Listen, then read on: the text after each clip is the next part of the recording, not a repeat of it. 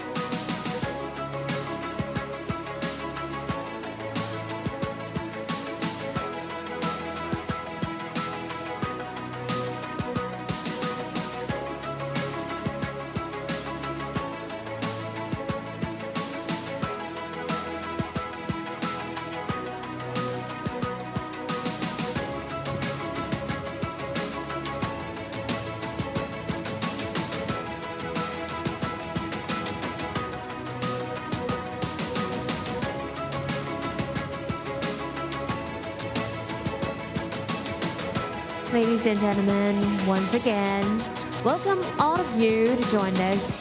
The opening ceremony will begin soon, and please be seated as soon as possible. Thank you very much.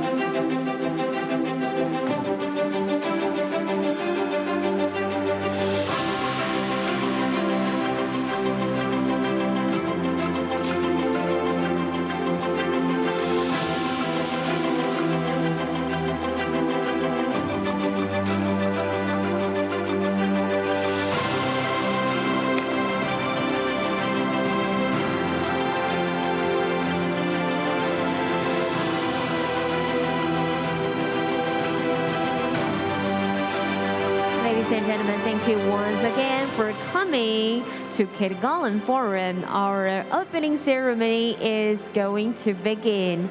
Please be seated. Thank you.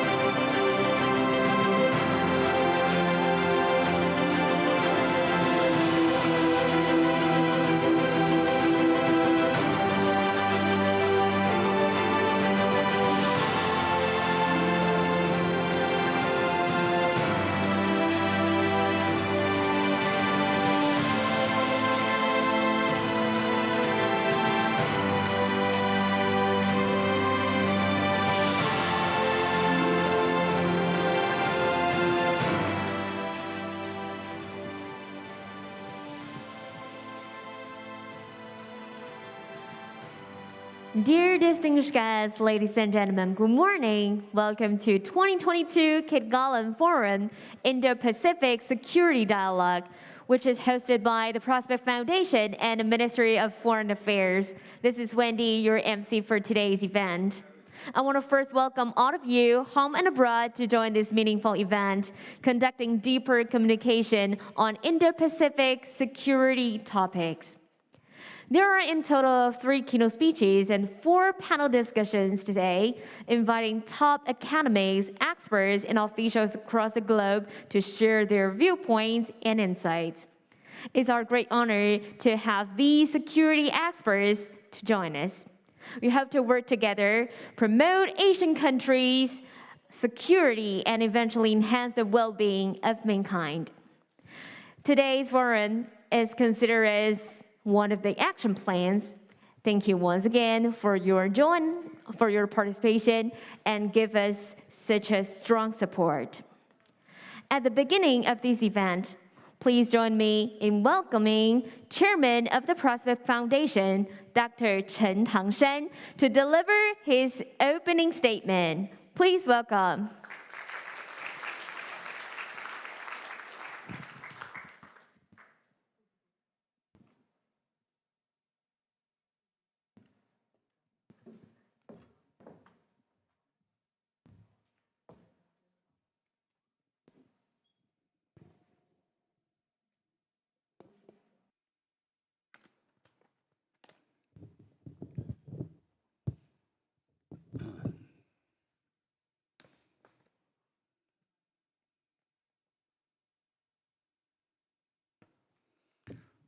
Good morning, everybody. My good friend, Deputy Foreign Minister, Ten Zongguang,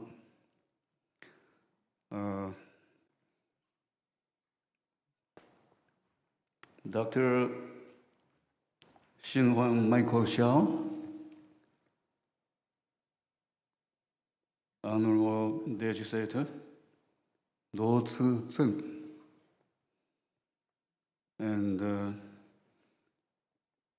Honorable Legislator He Zuwei, Honorable Representative Suzuki Keisuke, and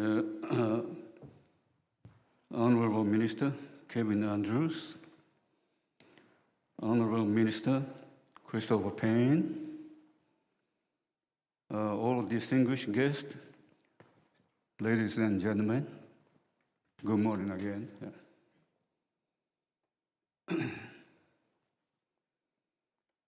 It is a tremendous pleasure that I welcome you all to this year's Ketagalan Forum, Indo-Pacific Security Dialogue.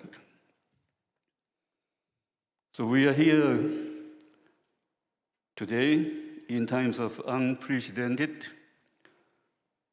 crisis. We understand in Europe, a dictatorship led by Vladimir Putin has done the unthinkable by launching a major war of aggression against its neighbor, Ukraine. The destruction wrought by the Russian military with total disregard for civilian life and infrastructure that brings back the memories of the World War II. The inability of the international community, moreover, to deter Russian aggression also puts into doubt by the very liberal order that has underpinned the international system since 1945. Now, closer to home, an increasingly assertive and confident China continues to expand its military and to challenge the existing order in the Indo-Pacific. Now, Xi Jinping's China, meanwhile, is becoming more repressive and more close to the norms and values that allow freedom to flourish.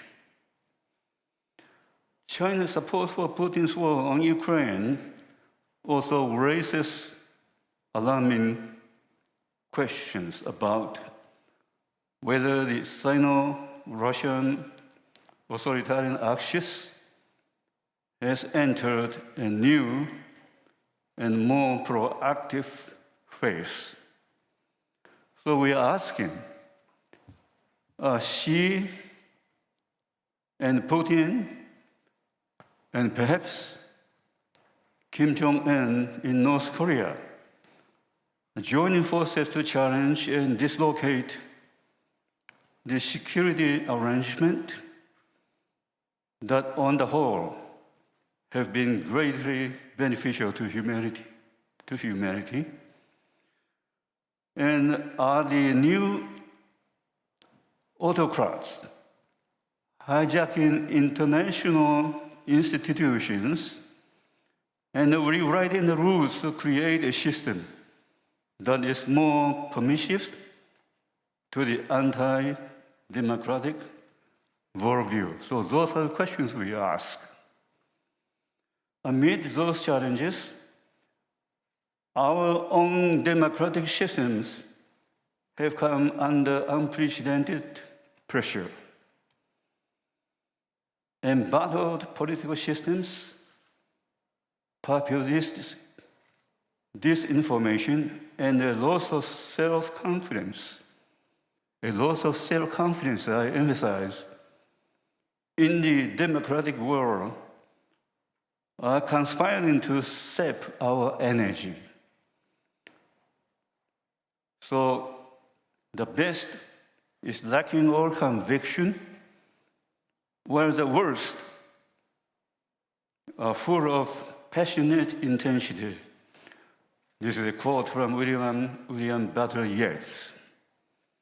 And yet, we cannot give up. We cannot give up. And in fact, many of us today continue to hold on to the belief that we can prevail against the forces of revisionism that seek to create a world in which we do not want to live.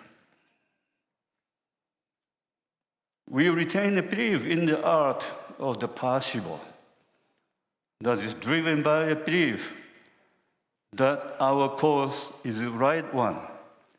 Our course is the right one. And it is the right one.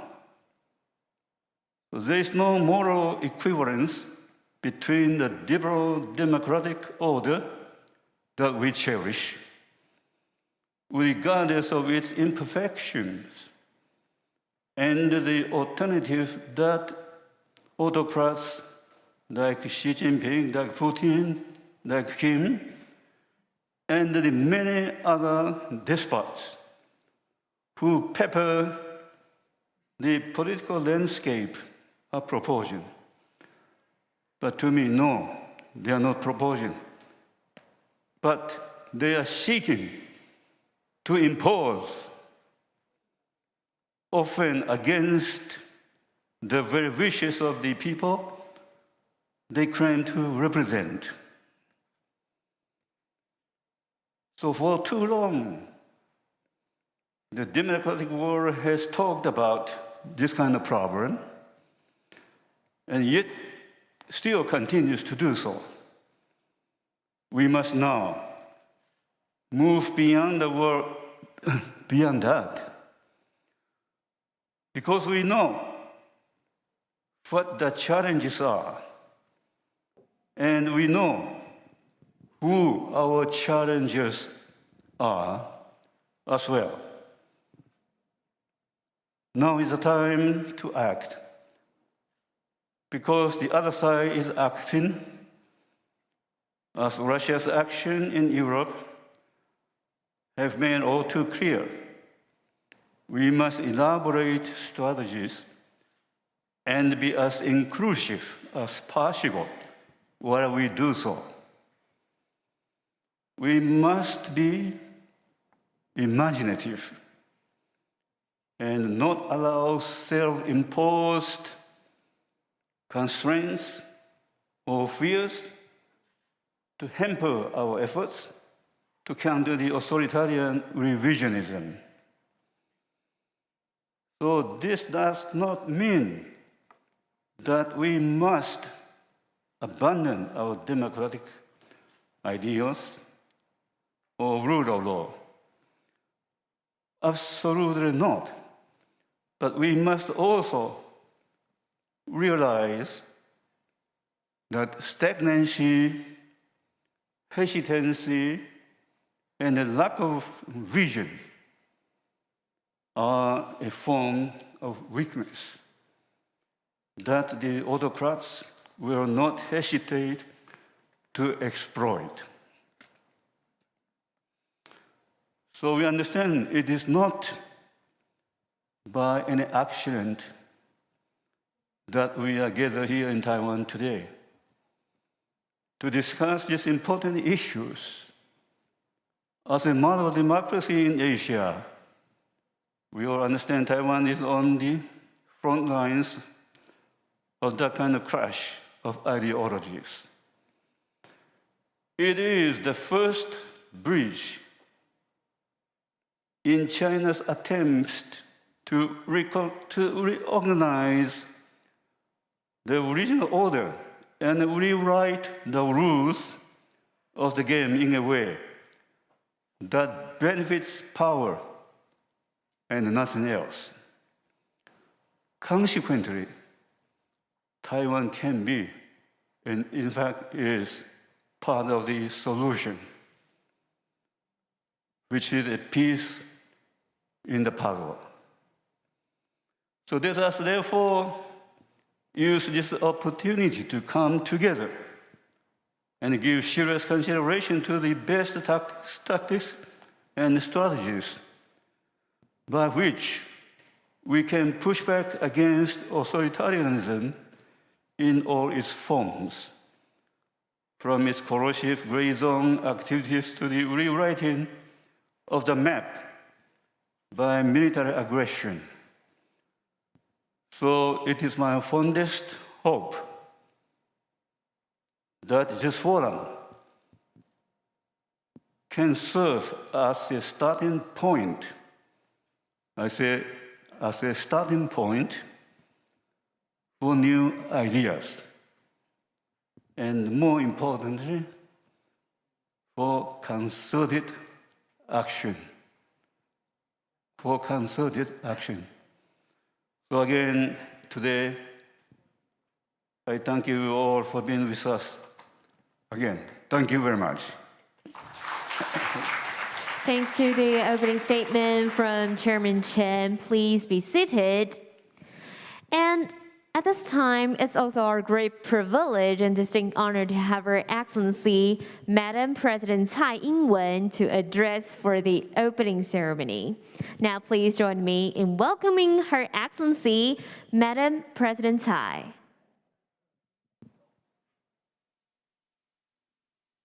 Prospect Foundation Chairman Mark Chentang-san, former President of Estonia Thomas Hendrik Ilves, former Foreign and Defense Minister of Japan Kono Taro, former U.S. Homeland Security Secretary Janet Napolitano, Foreign Minister Joseph Wu, Prospect Foundation President Lai Yizhong, distinguished officials and guests joining us from around the world, good morning.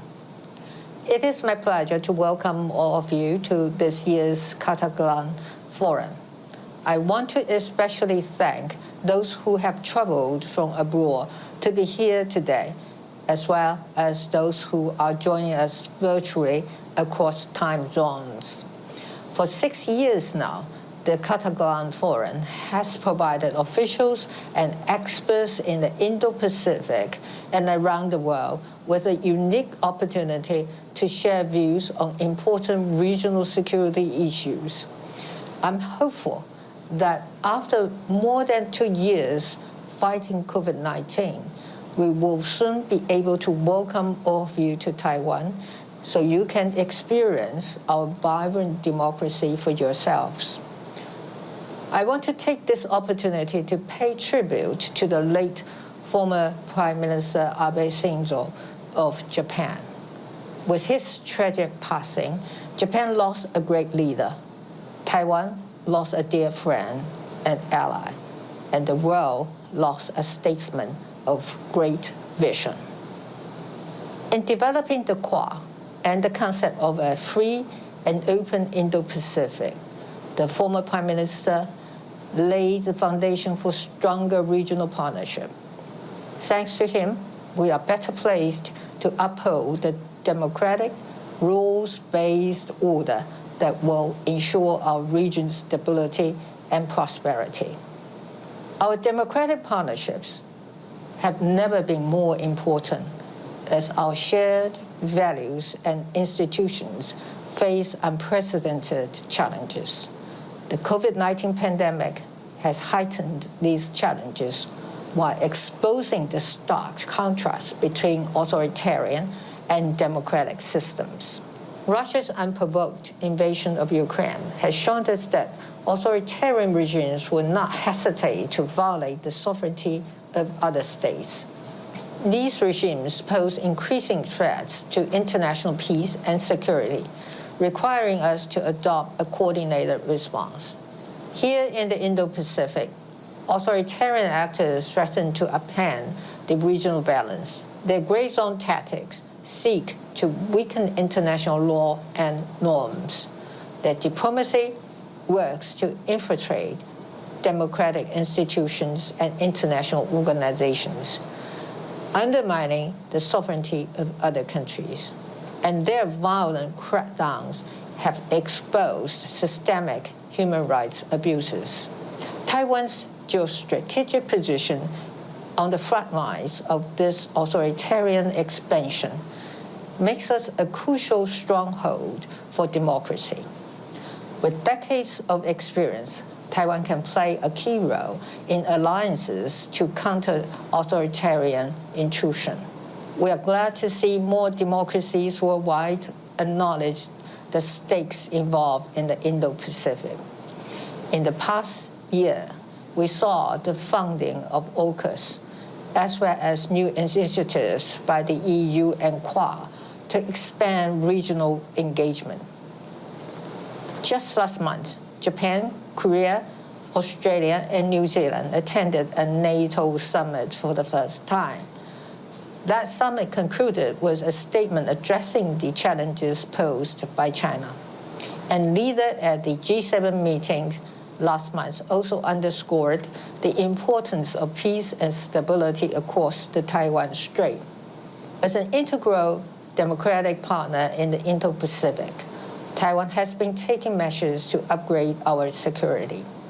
We have set up new facilities to advance domestic development of naval vessels.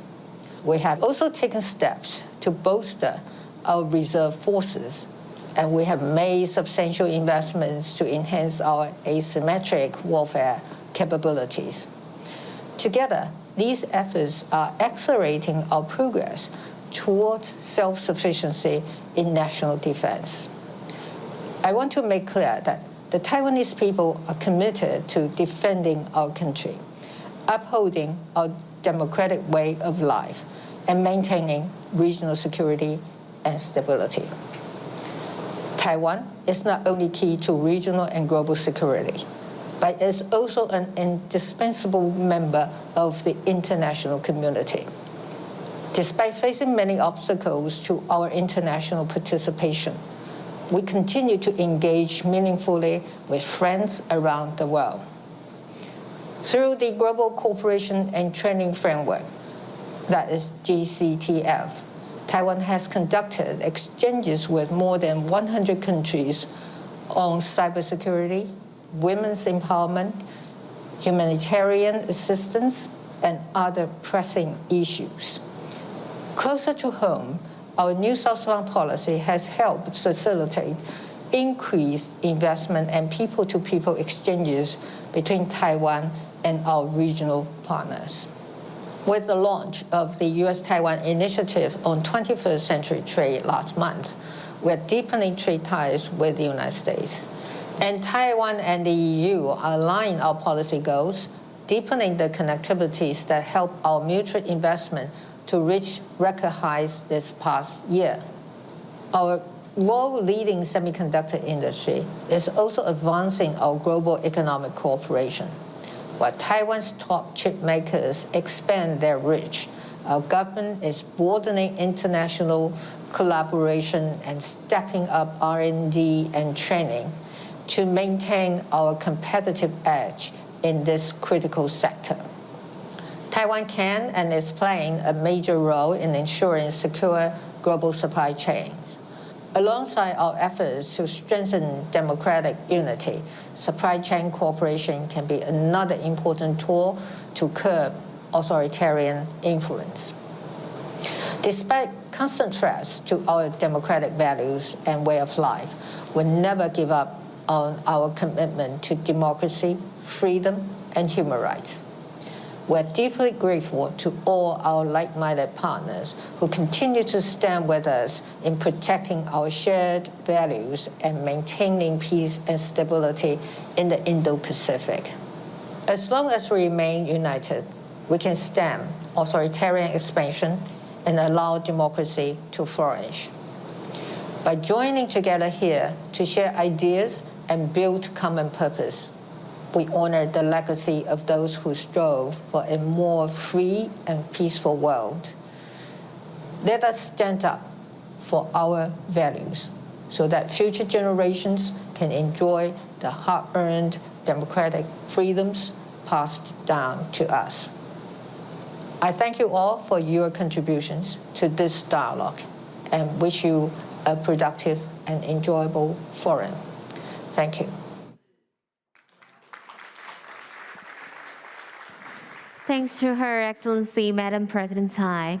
In following session, we'll have another distinguished guest from the Republic of Kosovo, former President Birger Patuli, to deliver his congratulatory message.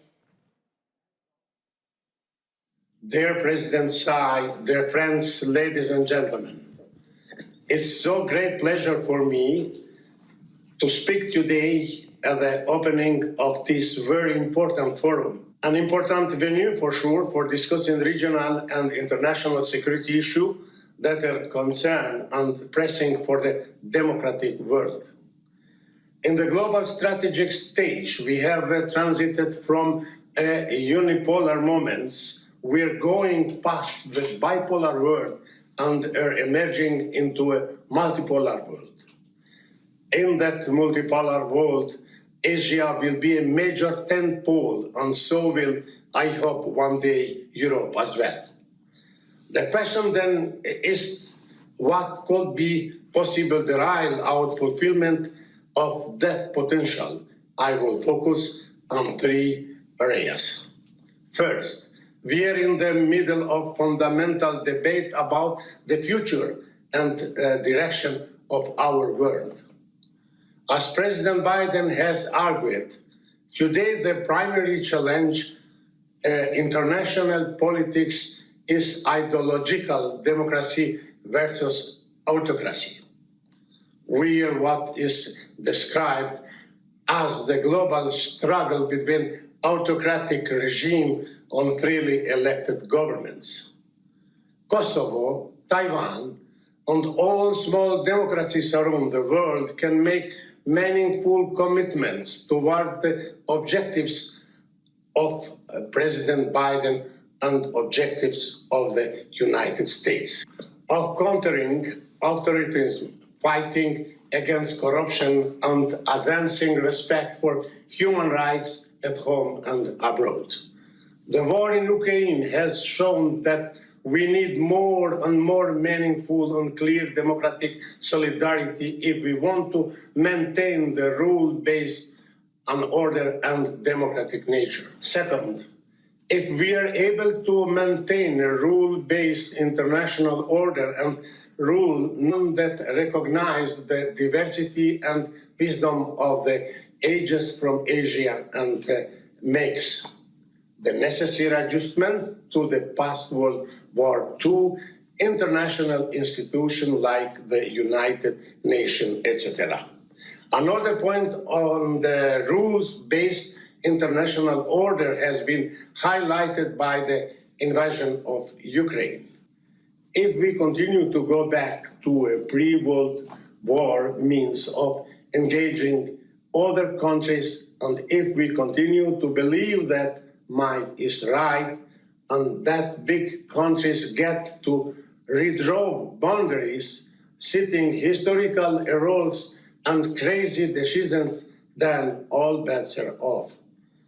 We do need a universally accepted rules-based world order in which all of us have a say, all of us, big or small, wealthy or not so wealthy, are equal, and that those superpowers will feel and will assess that it is in their own enlightened self-interest to restrain themselves and act in accordance with international law. The third prerequisite for us to fulfill our potential is in trade and investments. I am making the argument for greater economic integration between democracies so that our free market economy can develop further and respond to the needs of our people. So we don't leave gray zones that enter autocratic actors and use the economic sphere to influence the political direction of democracies. We all know about digitalization. We know that artificial intelligence is undergoing a revolution. We know that there are whole new professions being created. My point is the digital revolution is in fact a complete revamp of the means of production and of wealth generation for the future. This is another area which Taiwan has a natural lead.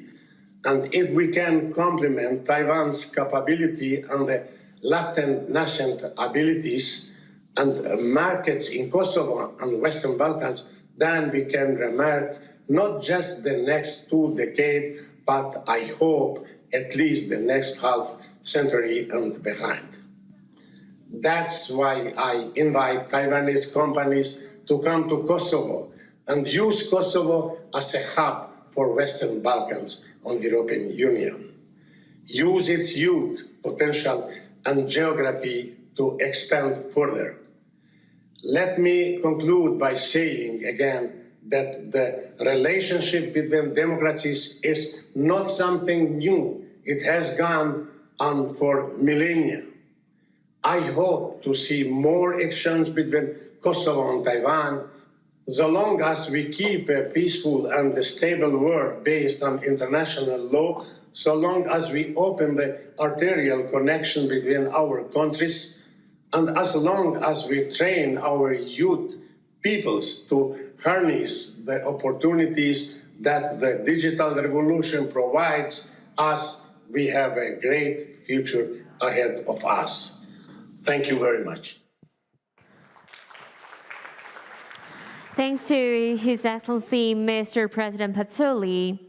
In following agenda, to start our meeting with keynote speech, it's our great honor to have Kono Taro-san, who is former Minister for Foreign Affairs and Minister of Defense, and also the member House of Representatives, Japan. But before we bring him to you, I would like to invite our moderator, Deputy Minister, Ministry of Foreign Affairs, Republic of China, Taiwan, Tian Zhongguang, to introduce the keynote speaker and the topic. Now, please join me once again in welcoming Deputy Minister Tian Zhongguang.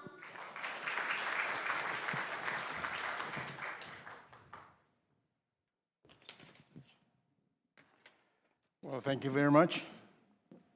Our host, Dr. Mark Cheng of Prospect Foundation, the invited foreign dignitaries, ambassadors and representatives of diplomatic corps, invited guests, friends online, and the press. Very good morning to you all. It is indeed my personal great honor and privilege to introduce the opening keynote speaker for this year's Ketagalan Forum, the Honorable Kono Taro, former Minister for Foreign Affairs and Minister of Defense of Japan. Mr. Kono had planned to pay the second visit to Taiwan today. However, he contracted COVID-19 2 weeks ago. Although he has a very mild symptoms, virtual visit is more suitable consideration the advice given by the doctor. I wish Mr. Kono a speedy recovery. Taiwan always welcomes you to visit at any time. Before I introduce Mr. Kono, on behalf of the Ministry of Foreign Affairs, I would like to express our profound sadness and deepest sympathies on the passing of former Prime Minister Shinzo Abe. The democracy community has lost a great leader, and Taiwan has lost a true friend. However, I'm certain that Taiwan and Japan will continue to deepen exchanges and cooperations going forward. Mr. Kono's address at the forum is a symbol of the enduring friendship between Taiwan and Japan. Mr. Kono graduated from Georgetown University with a bachelor degree in 1985, before working in Fuji Xerox and Nippon Tashi for several years. He first entered the Diet at the age of 33, winning a seat in the 41st House of Representatives election. Since then, he has been re-elected 8 times in a row.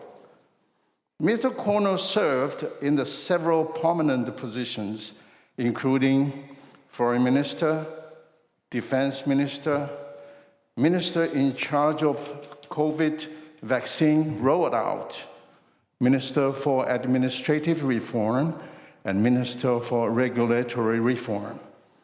His recent appointment as a chairperson for public relations at the Liberal Democratic Party draws on his high profile and experiences in promoting the LDP among the public. Mr. Kono is a true friend of Taiwan. He has spoken up for Taiwan on several occasions. When serving as a foreign minister, he voiced support for Taiwan's bid to attend the World Health Assembly. In December 2021, he said that Japan should work with the allies to send a signal to China that it would pay a high price if it tries to take over Taiwan by force, echoing remarks by the late Prime Minister Shinzo Abe. Taiwan's emergency is an emergency for Japan. After Russia invaded Ukraine this year, Mr. Kono attended that the Western world must further increase sanctions against Russia, since China may otherwise be encouraged to engage in military adventurism regarding Taiwan. During Mr. Kono's tenure as a minister in charge of COVID-19 vaccine rollout, Japan donated 4.2 million vaccines to Taiwan, more than any other country did. In return, Taiwan donated anti-pandemic supplies to Japan, creating a good cycle. Ladies and gentlemen, please join me in welcoming the forum's openings keynote speaker, the Honorable Kono Taro. After Mr. Kono's speaking, the floor will be open for a Q&A section. Thank you very much.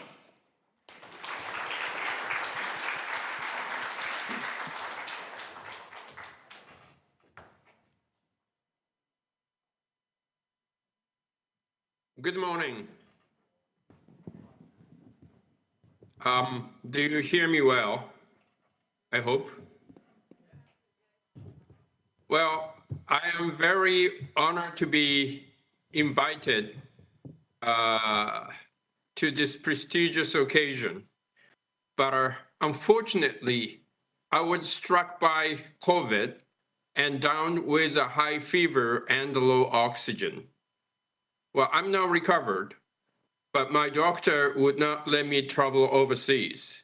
So my apologies for my online appearance today. I am now sitting in my office in LDP headquarters in Tokyo. Well, today, let me talk about the security situation in the region, which concerns both Japan and Taiwan. The year 2021 marked the 70th anniversary of the signing of the Security Treaty between Japan and the United States. As we celebrated this milestone in our long-standing friendship, the two nations reaffirmed that the Japan-US alliance is the cornerstone of peace and stability in Asia, and that our alliance is stronger, broader, and more essential today than ever. Established between two liberal democracies, the Japan-US alliance has achieved remarkable progress over the past 70 years through shared strategic interest and unwavering commitment to common values such as liberty, democracy, human rights, and the rule of law.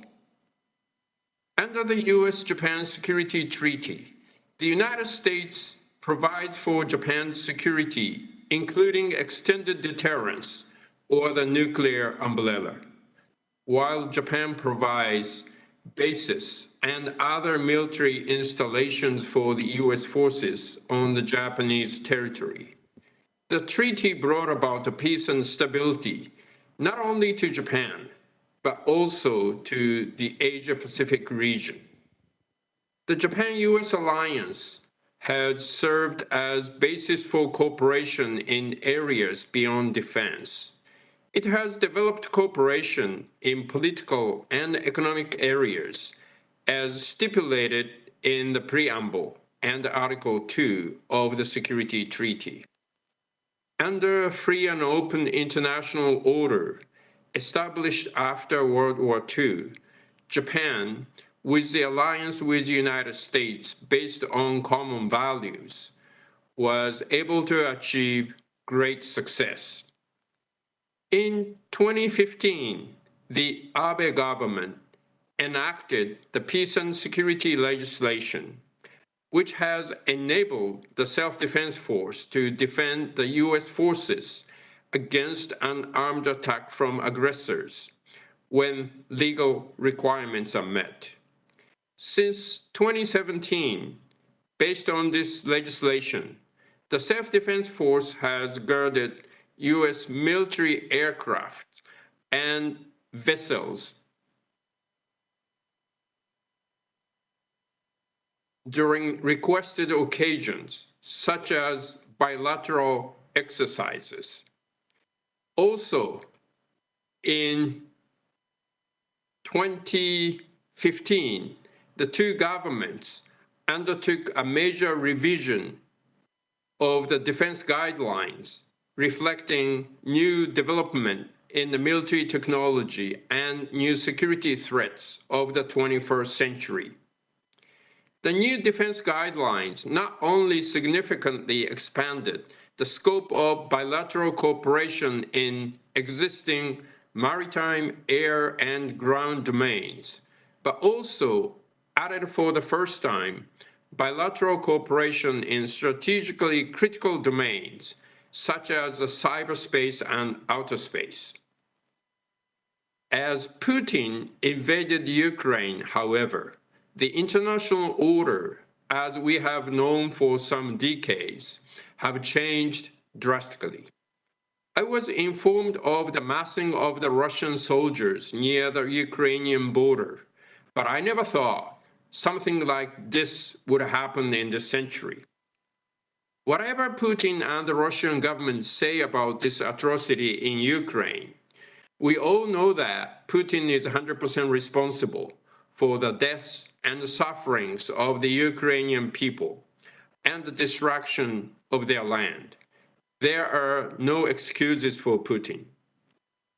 We need to stand united behind Ukraine against this brutal aggressor. If the global community let Putin go unpunished, it would send the wrong signal to dictatorships. They may think they can also get away unscathed and repeat such an atrocity. Then every country and everyone can become a victim. By invading Ukraine and threatening with nuclear weapons, Putin might have opened a new era of naked power play. Putin is threatening the global community with the use of nuclear weapons. Of course, we cannot accept the use or threat of nuclear weapons.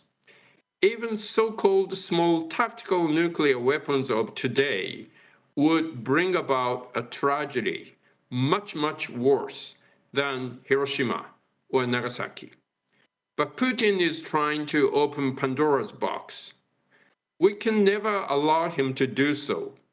Once a nuclear weapon is used, every state would want to have deterrence capability with their own nuclear weapons, and it would end the NPT regime. The Japanese government and the people of Japan are taking Putin's atrocity very seriously because we believe this will have very significant implications for the peace and security of Asia. How the international community reacts to Putin and how strongly we can unite behind Ukraine and sanction the Russian economy will become important message to those leaders in the region who do not hide their intentions to unilaterally change the status quo by force. During the Cold War, the United States provided security for Japan. The Soviet forces were to be taken care of by the United States. The economies of the Western world were growing fast and strong, whereas the Soviet and its satellite economies were isolated and lagging behind. So the West was able to contain the Soviet and its satellite countries. Now it is quite different.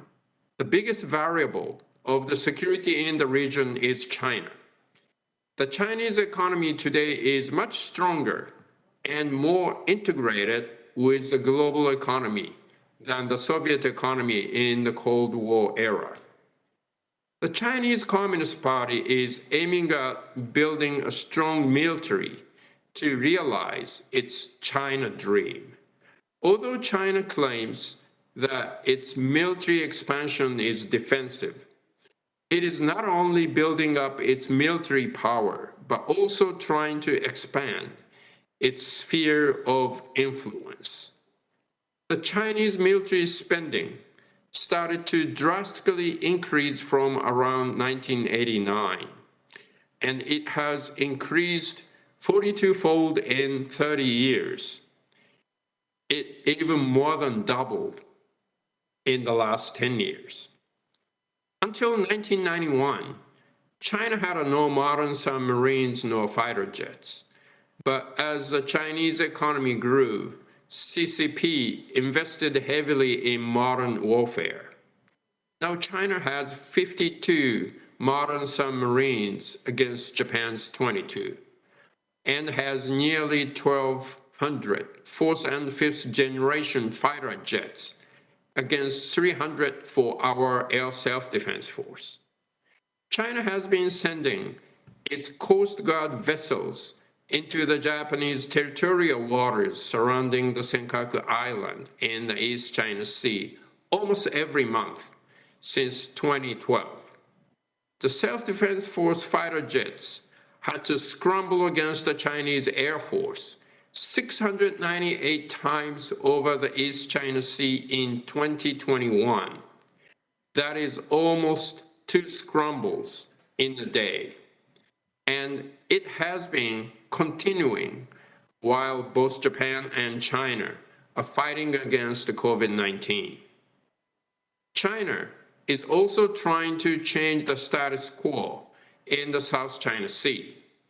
China has already militarized Paracel and Spratly Islands with construction of guns and batteries, 3,000-meter long runways, harbors, and radar facilities on them.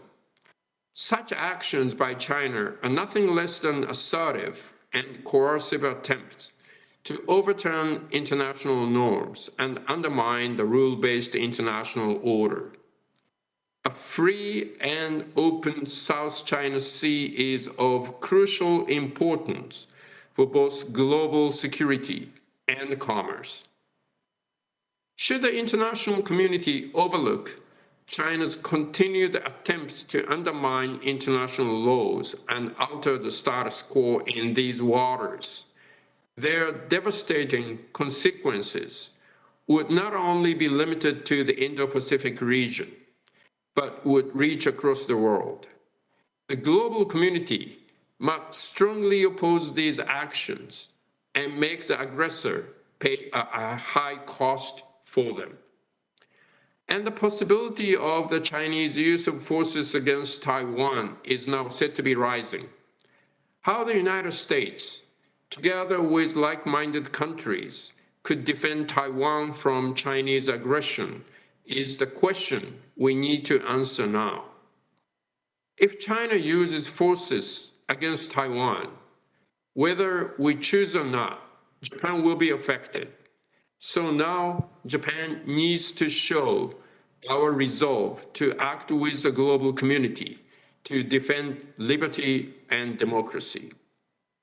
In a scenario presented by military analysts, Japan's self-defense force would provide defense for the US forces from attacks of Chinese ships and aircrafts. As the scenario goes, China may try to appeal that it would not attack Japan unless it provides support for the US forces. But if Japan did not do so, the Japan-US alliance would fall apart. But if China attacks the US forces in Japan and the self-defense forces with some Chinese missiles and its naval and air powers in case of the Taiwan invasion, or some attempts to unilaterally change the status quo in the East and South China Sea, the Japan-US response must be different. Some analysts say that self-defense force, together with US forces in Japan, need to attack command and control centers and radar sites to disable the missiles and runways of their bases to prevent further air attacks. With this in mind, those analysts say that Tokyo may need to discuss possible missile deployment with Washington. Should Tokyo deploy their own intermediate-range ballistic missiles, or should Tokyo let the US forces bring in the US missiles to their bases in Japan? If the US forces are to deploy their missiles in Japan, should the Japanese government also put its finger on the trigger, or should it have a veto? Our aim is not solely to expand our military capability. Even if we spend more money on arms, it is not easy to stop the Chinese military expansion. But if the United States and its allies could show determination, it will send a strong message to Beijing. Our goal is to show the resolve of our alliance to defend and protect our common values, such as liberty, democracy, human rights, and the rule of law, and to make China realize that a coercive annexation of Taiwan cannot be achieved within their acceptable cost and time frame. That is why we consider what is happening in Ukraine is not just a European affair, but it is related to the security of the Indo-Pacific. We also need to note that we may be entering an era of economic warfare. Instead of physically fighting to destroy the enemy forces, using economic sanctions to destroy the enemy economy. Ukraine has asked NATO to establish a no-fly zone, but NATO, afraid of a direct conflict with Russia, declined it.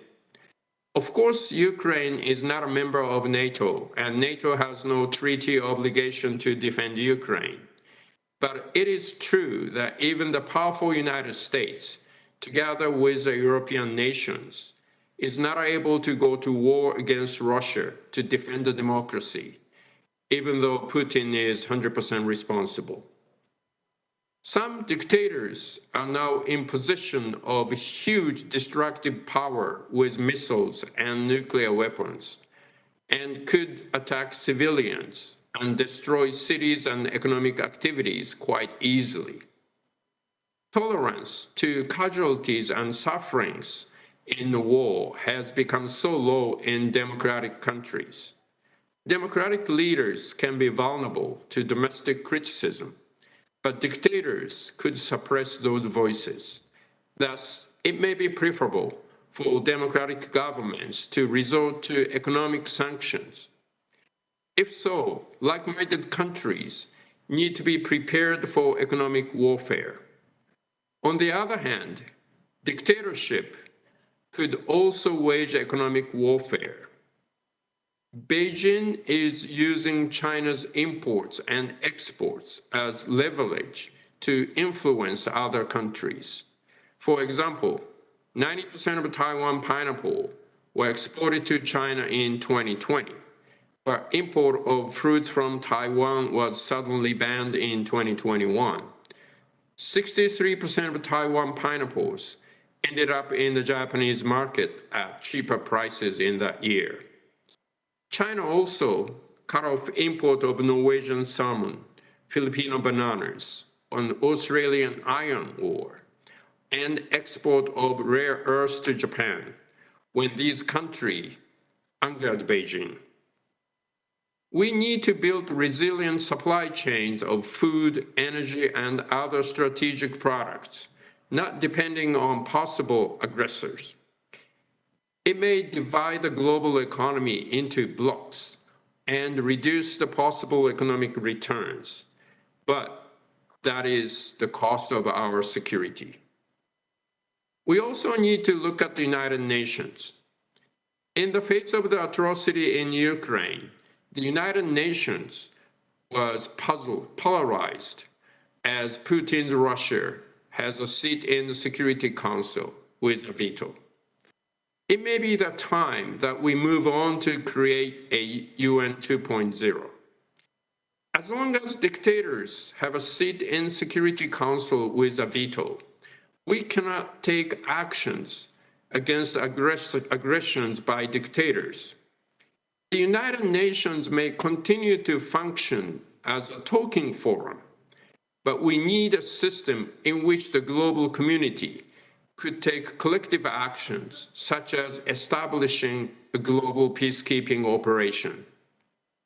They say it is even difficult to amend the UN Charter with the existing Security Council composition. Well, we need to learn from history. The United States, more than 200 years ago, could not amend its original constitution, the Articles of Confederation, because it was so rigid. So instead of amending it, they adopted a new United States Constitution and superseded the old Constitution.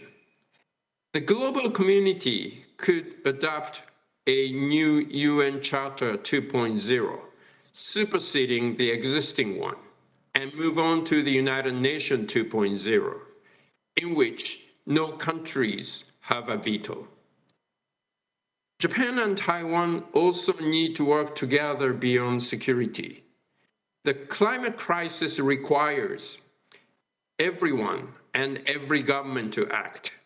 Japan was once the global leader in the field of solar and wind power, but the wrong government policies led the industry to decline.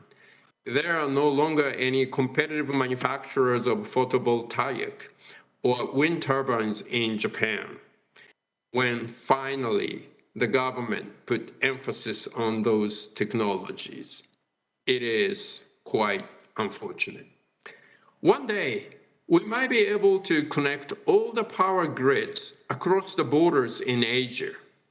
We could share the electricity from wind in Mongolia to water from Himalaya, from solar in Saudi Arabia to geothermal in Japan.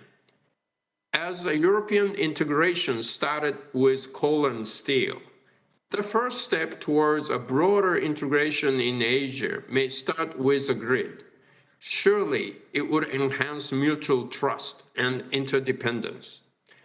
Unlike Europe, where peoples have common Christian backgrounds and fairly similar cultures, we have differences in many ways in Asia. But let us work together to make the 21st century truly the century of Asia. Thank you very much. And I'm very much looking forward to visiting Taiwan soon. Thank you very much. All right, many thanks to Kono Taro-san's valuable speech, and please stay online for our further Q&A session. And now let's invite Deputy Minister Tien once again for moderating this Q&A.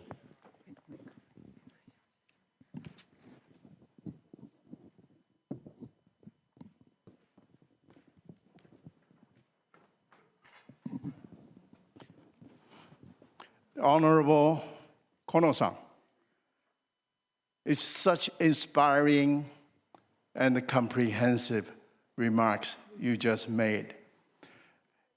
I can understand your vision. You have a great vision. You touched almost everything now happening in the world. Particularly, you gave some warnings to the world.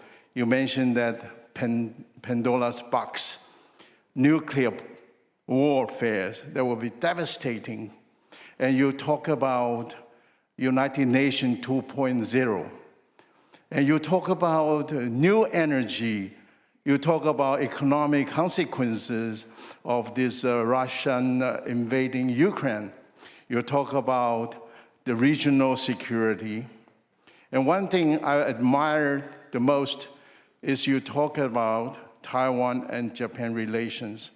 I have to echo to you, aside from that, Indo-Pacific, I understand, was initiated by the former Prime Minister Shinzo Abe. When he met with Modi 2016, he mentioned that free and open Indo-Pacific. And that connected to the United States, Australia, and Japan, and India. It laid a very sound foundation for the regional as well as the world security mechanism. I think not only me appreciate your talk just now, I think everybody on this site as well as the people online also being inspired. I'm sure there are so many questions or comments they would like to make. Now I think the floor is open. We don't have too much time, so everyone, if you have questions, best state your name and who you represent, and make the question short and sweet. Thank you. Anyone?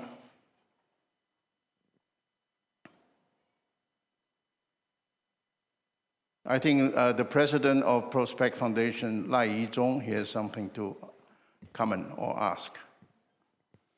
Yeah, thank you, Minister Kono, and really like to see you here, although that you are there, so wish you a speedy recovery. My name is Sichong, I'm president of Prospect Foundation. I'm supposed to welcome you here in person, but here I'd like to ask you a question in remote mode. We agree basically everything that what you said in your speech, which goes to a great detail regarding how not just about the threat, but also the solution that you want to provide, including United Nations reform, in which Taiwan is very interested in, and we also wanted to be able to obtain a seat at the table. But on the other hand, there's another thing about the energy security you mentioned, which is also very innovative and probably could serve as a solution for the regional issues. But here I'd like to ask about the development that 3 years ago the President Tsai asked how Taiwan and Japan, we could develop a security dialogue to strengthen the security cooperation between those two countries. As you mentioned, that the security threat to Taiwan is also a threat to Japan, and vice versa, especially the passing of the former Prime Minister Abe Shinzo. In Taiwan, we also developed the issue that if something happened in Japan, something that also happened in Taiwan. So that also brings the urgency about the strengthening and especially establishing the kind of security mechanism that we want to establish. And 3 years ago, advocated by President Tsai. And is there anything that we can actually do to make this realized? So that both Taiwan and Japan, I believe also we could establish on the foundation set up by the former Prime Minister Abe Shinzo. Thank you very much. Thank you, Dr. Lai. Minister Kono, please. Thank you. Thank you very much. Yes, East Asia is a very unstable situation right now. And unfortunately, in this region, we have no mechanism like NATO in Europe. So I've been talking to my friends in Europe and United States. Well, why don't you expand the NATO, not only to the Atlantic, but Pacific as well. Make NATO into a NATO or something. Or maybe we can expand AUKUS and let us in and make it JOCUS. We need some kind of mechanism among the like-minded countries in Asia so that we can defend our common values, such as democracy or rule of law or liberty and all those things. So we have been setting up Quad. There's AUKUS. There's some other mechanism. We'll probably need to create some kind of security arrangement. Plus, we need to build regional mechanisms such as TPP, Trans-Pacific Partnership. Former President Obama convinced Mr. Abe that we need some kind of regional mechanism, not just for trade, but for investment, labor, environment, whatnot. So Prime Minister Abe decided to bring Japan into TPP. And as we are signing, the United States left TPP. It was quite unfortunate. We are hoping that Taiwan would join TPP. It is a very good regional mechanism, and Taiwan should be part of it. And hopefully, one day, not in the distant future, the United States would realize the importance of it, and it will come back. Thank you. I think there can be a starting point like a Quad Plus. Maybe would be a starting point to talk about the regional security. Anyhow, Quad covers a large area in Asia. If we can have a Quad Plus, I think it probably can give some directions. And of course, CPTPP is very, very important. And we submitted, and we are working very hard trying to get it as soon as possible. And I want to take this opportunity to thank for Japan for your support. And I know everyone in Japan, they want Taiwan to be admitted as soon as possible. I hope Mr. Kono-san can push forward in Japan. Thank you. And some other questions, please? Yes, the lady on the back. Oh, the gentleman, sorry, right there. Thank you very much. Thanks very much for that really interesting speech, Minister Kono. I'm Will Glasgow from the Australian newspaper. I wanted to ask you about something that's been in the news a lot, the proposed trip or reported trip by US House Speaker Nancy Pelosi. Some people say that if the trip had happened in April, that would have been okay. And people say, including President Biden, they're concerned about the timing of the trip if it was to happen next week. President Biden said the US military is concerned. You said at the end of your speech you're really looking forward to visiting Taiwan. I wonder your thoughts as someone who has to think about the consequences of a visit. What do you think about this proposed trip? Would you like it to go ahead? And just tell us what you think. I don't have a particular opinion about anyone in any parliament traveling to anybody. It's totally up to them. And if Speaker Pelosi would like to come to Asia, I think it's our freedom to do so. Thank you. Any more questions? Yes, please.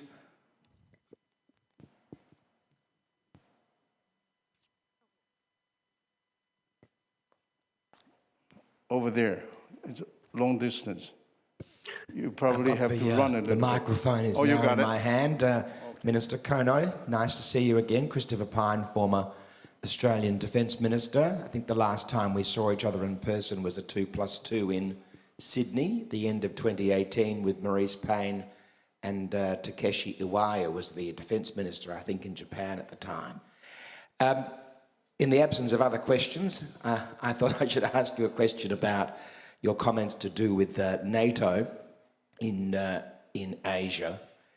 I note in the recent NATO meeting where Taiwan was present, for the first time NATO decided to, in their communique, indicate that China was a strategic threat to NATO and to their interests in Europe. And I wanted to know what you thought that meant practically in the Indo-Pacific and how we might be able to take advantage of that statement by the NATO countries. Thank you. Well, it is true that China is trying to change the status quo, and oftentimes with force. And countries like Japan, Australia, US, Europe, Canada, and other like-minded countries, I think we need to preserve our common values. And in order to do so, I think we need to get together. Well, of course, there's a Ukraine issue in Europe, but in Asia, there's a Chinese military expansion, which is also very, very threatening. So we need some kind of mechanism globally for the like-minded country to work together to secure our common values. And well, either we could set up similar organization in Asia, or if there's an existing organization, we can simply expand that to Indo-Pacific region. As for Taiwan, Taiwan plays a very key role as provider of semiconductor technology and product. So it directly affects the countries in NATO as well. So I wouldn't be surprised if NATO would start talking about the global issue as their own issue soon. So Japan, Australia, Republic of Korea, and other countries, we will definitely need to work with NATO for Asian issue, which is now becoming global issue as well. It's good to see you. Thank you very much. I think the time is running out. I want to thank each and every one. Particularly, I want to thank Kono-san. I see you fully recovered. So whenever you think you want to visit Taiwan, please do so. Let us know. We will be more than happy to see you here in Taiwan. Okay. Thank you very much. Thank you very much. Looking forward to it. Thank you. Now we have concluded. Okay, thank you very much. Thanks to Kono-san for the responses as well. And also thanks to Deputy Minister Tien. Please be seated. Now we would like to take a short break now, and our next session will begin at 10:30. So please be back before 10:30 so we can promptly start next agenda. Also, there are some refreshment and beverage out of this hall, so please feel free to enjoy it while social networking. Thank you and see you soon.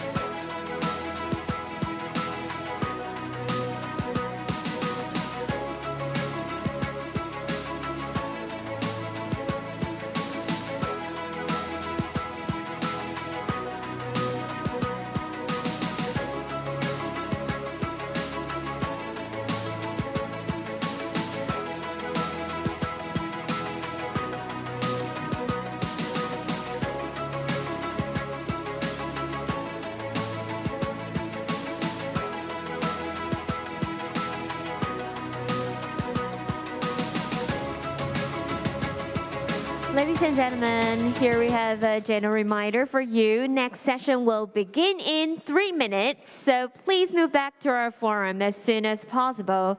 Thank you for your cooperation.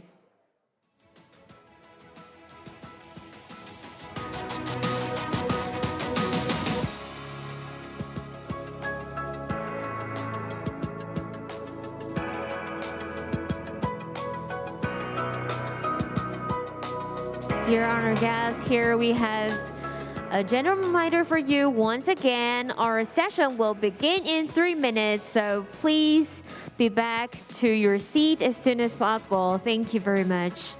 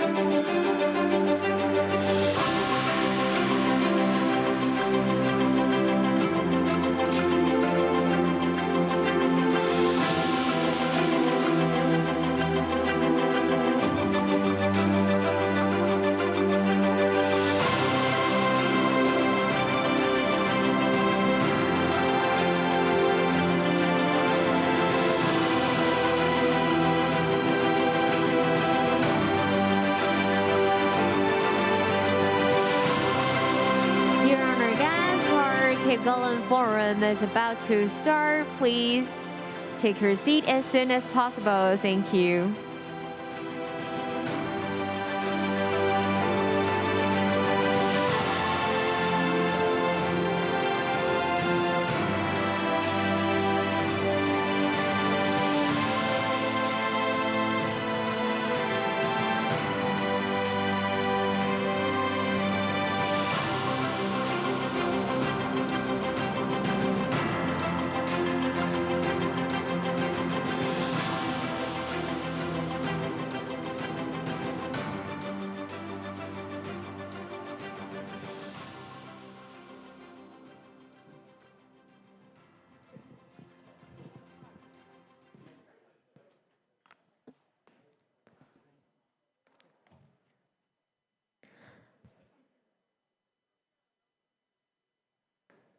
Ladies and gentlemen, welcome back to Ketagalan Forum.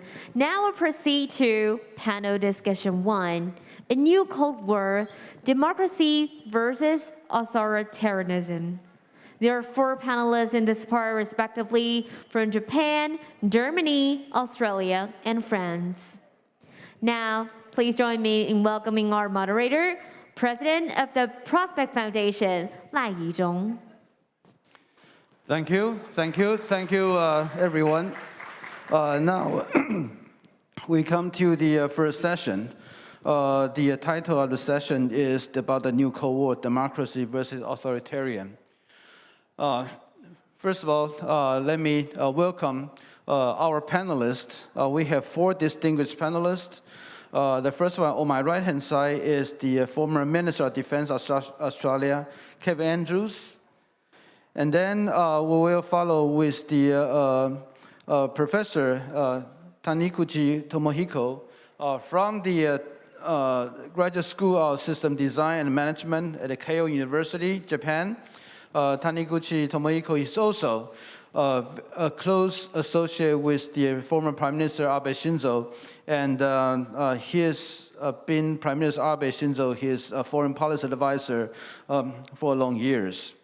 And then next, it will be followed by Dr. Heinrich Kraft, a seasoned German diplomat And now Professor Kraft is the professor and the director of the Center for Diplomacy, Udvarhely University in Budapest, in Hungary. And last but not the least, will be followed by a French professor, also a longtime friend of Taiwan, a longtime friend of myself, of course, Dr. Stefan Korkov. He is Associate Professor, Science for Lyon at the IEP Lyon, France. This session, titled The Cold War, Democracy versus Authoritarian. I believe that all of us know this year the war in Ukraine and the China-Russia cooperations, the kind of no-limit announcement in their common statement, mark a very different era of this world. Last year, when we talk about US-China competition, basically people are still thinking about how to manage competition so that it will be competition without catastrophes. But now, with the war, full-scale war on Ukraine by the Russia and the China-Russia axis that seems to be informing, we're actually believing, looking at the realization of the bloc-like power and the competitions, especially what we see along the line of the Euro-Asia land power centered around China-Russia, and now follow with their cooperation in Iran, and probably with North Korea and Pakistan. And then there is the Euro-Asia maritime power, in which led by United States, on the east side of the Eurasian continent. Outside of the Eurasian continent will be Japan, Australia, and then in the south side it will be the India, and also from the west side, you will see the whole Europe, centered around European Union, and crystallized through the NATO alliances. And the kind of the new blocalization of the competitions, although it signifies the kind of the geopolitical competition which people tended to look at through the paradigm in the past manifest by in the thesis of the Mackinder versus Nicholas Spickman. But on the other hand, it also represents the very real, the value competitions. So that, and we also noticed that this morning, in both President's high speech and also Kono Taro, a former foreign minister of Japan's speech, also indicated that the kind of the value differences and the competition right now, that is at the center of everything. And so that without further ado, let me introduce former Minister of Defense of Australia, Kevin Andrews, to give your thought about this issue. So Kevin, please. Mr. President, Excellencies, distinguished guests, dear friends, can I thank the Prospect Foundation and the Government of Taiwan for the opportunity to participate in this forum, and can I particularly acknowledge at the outset our dear friends from Japan and extend our condolences on the death of the late Prime Minister Abe. And can I acknowledge the very special relationship between Australia and Taiwan, not just an economic trading relationship, but a warm relationship between two peoples. Ladies and gentlemen, the world is involved in a new Cold War. This war was launched and is being prosecuted by the Chinese Communist regime under the leadership of President Xi Jinping. And Xi is adamant that this is a contest between authoritarianism and democracy. In November 2020, Xi told President-elect Biden that, and I quote, "Democracies cannot be sustained in the 21st century. Autocracies will run the world. Why? Things are changing so rapidly. Democracies require consensus, and it takes time, and you don't have time." Xi uses Cold War language to describe his objectives. In April 2021, the Chinese Communist Party's People's Daily newspaper highlighted a then newly published book, Questions and Answers on the Study of Xi Jinping Thought on Socialism with Chinese Characteristics for a New Era. This book is replete with Cold War rhetoric. The world is described as a field for competition between two ideologies and two social systems. History, it says, should be interpreted through the fundamental point of view of historical materialism, and truth will be found by applying Marxist tools. This truth being the truth of Marxism as formulated by Marx himself. And like Marx, she is convinced that communism will prevail. According to the Chinese leader, China is, and I quote, at the centre of the world stage, and the historical evolution and competition in the world between two ideologies is being solved in favour of Marx, unquote. He also accuses nations that promote democracy, human rights and the rule of law of causing wars, chaos and human displacement around the world. In a recently released readout of his remarks to a Politburo study session in February of this year, she asserted that some Western nations forcibly promote the concept and system of Western democracy and human rights, taking advantage of human rights issues to interfere in the internal affairs of other countries. And although she has referred to democracy, quote, with Chinese characteristics, he rejects the central tenets of it. Speaking last year, the chairman of the Standing Committee of the National People's Congress enunciated in detail what she had previously outlined. Mr. Lee listed 5 ideas that are rejected by the CCP, namely, and I quote, so-called constitutionalism, multi-party elections, the division of powers, the bicameral system, and the independence of the judiciary, unquote. What, I ask, remains of democracy after removal of these fundamental pillars? At the most basic level, the vast majority of the Chinese people have never had the opportunity to vote for their leadership under the CCP. The CCP also seeks to eliminate the very institutions that undergird democracy, free public discussion, and civil association.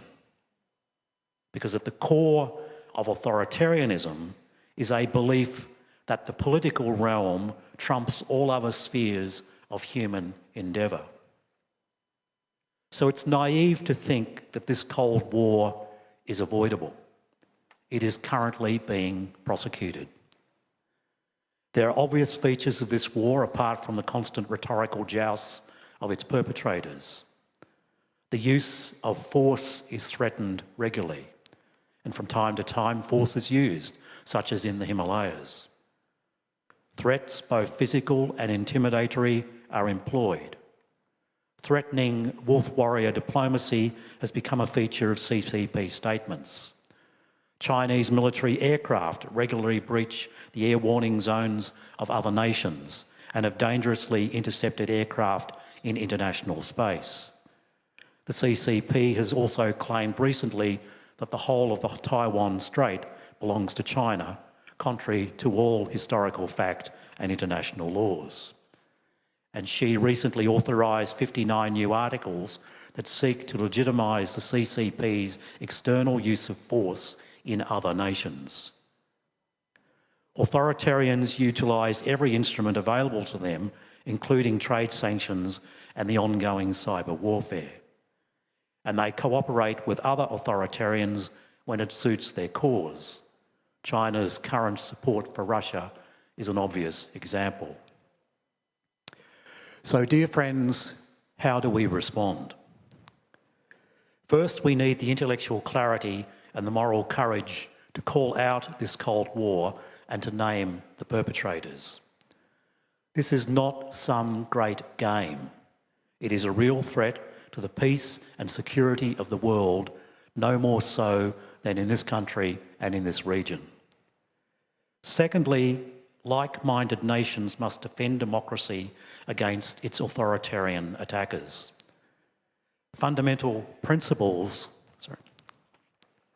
They must recognise that the authoritarian rulers of China will never willingly share power. They refute the practice in their own country and would do so abroad.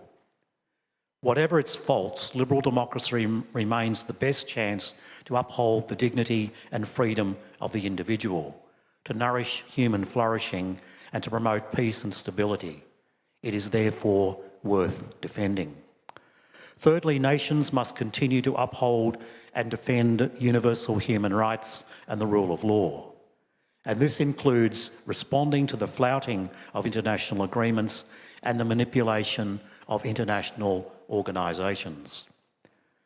Fourthly, like-minded nations must act in unison with other democratic nations and states against authoritarian regimes.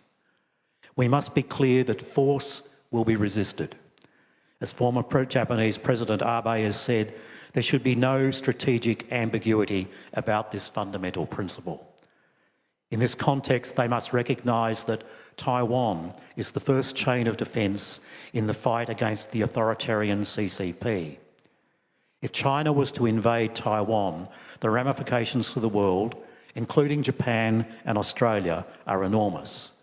It must be clear that any attempted invasion of Taiwan will be resisted militarily by allied nations. But more than strategic clarity, we need cooperative capability across a range of areas, starting with intelligence gathering and sharing and planning and interoperable exercises. That does not mean that democratic nations pursue war. To the contrary, our objective should be to maintain peace, but that will only be achieved through strength and deterrence, not appeasement. And fifthly, they should identify and warn susceptible nations of the dangers of colonisation by authoritarian states and support them in resistance to this assault on their freedoms. Finally, in my necessarily incomplete list, they must match Chinese propaganda both in their own countries and elsewhere with a spirited defence of democracy and freedom. What the CCP fears most is the fate of the Soviet Union, which fell ultimately not from external force, but from an unquenchable desire for freedom by many of its own people. In this context, we should never underestimate the power of the human spirit. Contrary to what Mr. Xi says, there are many good reasons to believe that his assertion that authoritarianism will prevail is incorrect, that in fact democracy will prevail in the 21st century, but it will not be without a struggle. As an opponent of authoritarianism in the past, Václav Havel once said, "The only struggle that is lost is the one that we have given up on." Dear friends, this is a struggle that all believers in human dignity, individual freedom and democracy must engage in. Thank you. Thank you, Minister Kevin Andrews. What you said is actually very clear. And also you touch upon a very interesting issue about how clear it has to be in terms of defending Taiwan. I think that begs another round of discussions. So next, I'd like to invite Professor Taniguchi Tomihiko, Professor, Graduate School of System Design and Management at Keio University, also a very good friend of mine, and Taiwan Prospect Foundation. So, Professor Taniguchi Tomihiko, the floor is yours. Thank you, President Lai. And it's an honor and a pleasure to meet you, albeit online.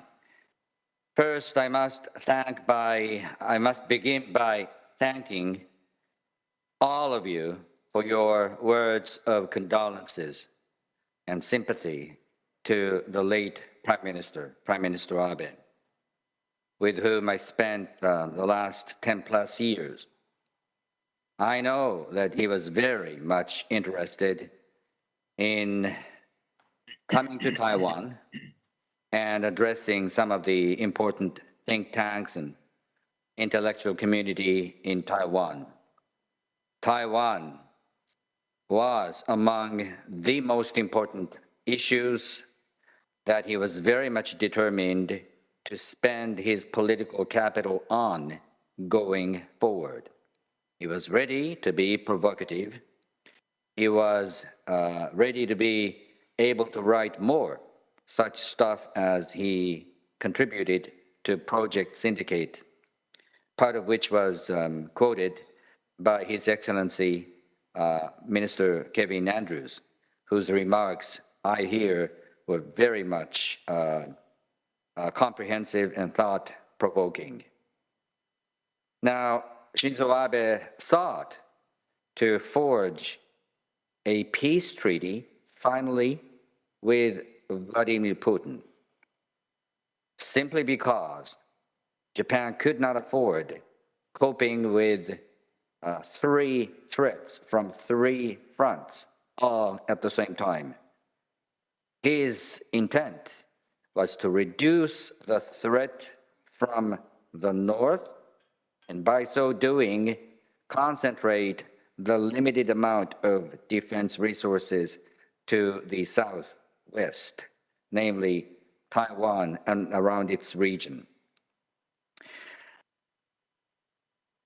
He ultimately ended up unable to complete the peace treaty because, at the end of the day, Vladimir Putin was among very few in Russia who was interested in striking a deal with the Japanese. And to the surprise of many in Tokyo, Vladimir Putin was not necessarily a quintessential dictator, but more an organization, institution man. Anyhow, Japan-Russia relationships have come a full circle. And as a result, this country, unlike any other big nation among OECD nations, is faced with 3 militarist nuclear powers, none of which has exercised anything akin to open democracy, namely Russia, North Korea, China. With that in mind, my remarks would be rather short. The late Prime Minister Abe Shinzo hoisted a banner of freedom, democracy, human rights, and the rule of law, highly aware that China suffers from chronic shortages of ideas and ideals that inspire, intrigue, and motivate humans, who by nature seek no oppression, no suppression, but more freedom. To fill the big void that is the absence of universally accepted values, Beijing must always resort to sheer power of coercion, backed by its economic predominance and its growing military arsenal. The next 5 years, ladies and gentlemen, for that matter, will be the most crucial period in which Japan, the United States, Australia, India, Taiwan, and other freedom-loving nations should join forces together, both militarily and politically. The Chinese propaganda machine will concentrate its power to manipulate the upcoming Taiwanese presidential election due in 2024. 3 years after that, in 2027, Xi Jinping's credentials as the supreme leader will be severely examined, while the PLA, People's Liberation Army, celebrating its centenary. Mr. Xi would be keener than ever before to somehow annex Taiwan for the fulfillment of his version of China dream. Taiwan should seek to join as many international fora as possible with the help and support from Japan, the United States, etc. Taiwan, being a non-state state and non-member of the United States, could expect much reduced help from the rest of the world, many countries of which fear China's nuclear power and economic retaliations. It boils down, therefore, to Japan and the United States that could act to protect Taiwan. I should elaborately be provocative in calling the Taiwanese leaders, both in and out of government, to not abandon, but at least shelve their long-standing claim over the Senkakus. For, without doubt, the issue is a handy tool Beijing could use as a wedge that divides the two great democratic nations of Japan and Taiwan apart. Thank you very much. Thank you, Professor Taniguchi Tomohiko, about your description regarding how the democracy work together. And I think that your last suggestions, which in various occasions you also mentioned in different forums, I believe that has been loud and clear and has been discussed, or they're taking some positions by this government. So next, I'd like to invite Dr. Heinrich Kraft from Germany, but right now he's residing in Hungary as a professor of the Diplomacy out of the University in Indo-Pacific. So, Dr. Kraft, the floor is yours. Dear President Lai, thank you very much for your kind words and for your invitation to your prestigious forum. I'm very privileged to participate in your panel, speaking after Minister Andrews and, of course, my longtime friend, Professor Taniguchi, whom I know since I served at our embassy in Tokyo some 30 years ago. Well, I'm very privileged to give you a European, especially a German view on the topic of our panel, A New Cold War, Democracy versus Authoritarianism. With Russia's attack on Ukraine, a new Cold War, which was building up between authoritarian and democratic countries over the past years, this new Cold War has turned into a first hot war. Putin has turned his country into a more and more authoritarian regime. Some already call it a full-fledged dictatorship. The authoritarian Russia has launched a large-scale attack on Ukraine, a country which had opted for turning itself into a liberal democracy. Russian Foreign Minister Sergei Lavrov has openly stated just 2 days ago, Russia wants regime change in Kiev. Russia wants to unseat democratically elected President Zelensky and his government and to do away with liberal democracy there. Russia pretends to fight NATO, pretends to fight the US in Ukraine, but it's not NATO. It's not the US Putin fears most. It's freedom and democracy itself he fears. And it's the strong resolve, the strong willingness of the Ukrainian people to preserve their freedom, their democracy, and their sovereignty, which motivates them to stand up against a militarily much superior enemy. Today, authoritarian rule is challenging democracy as dominant model on the global scale.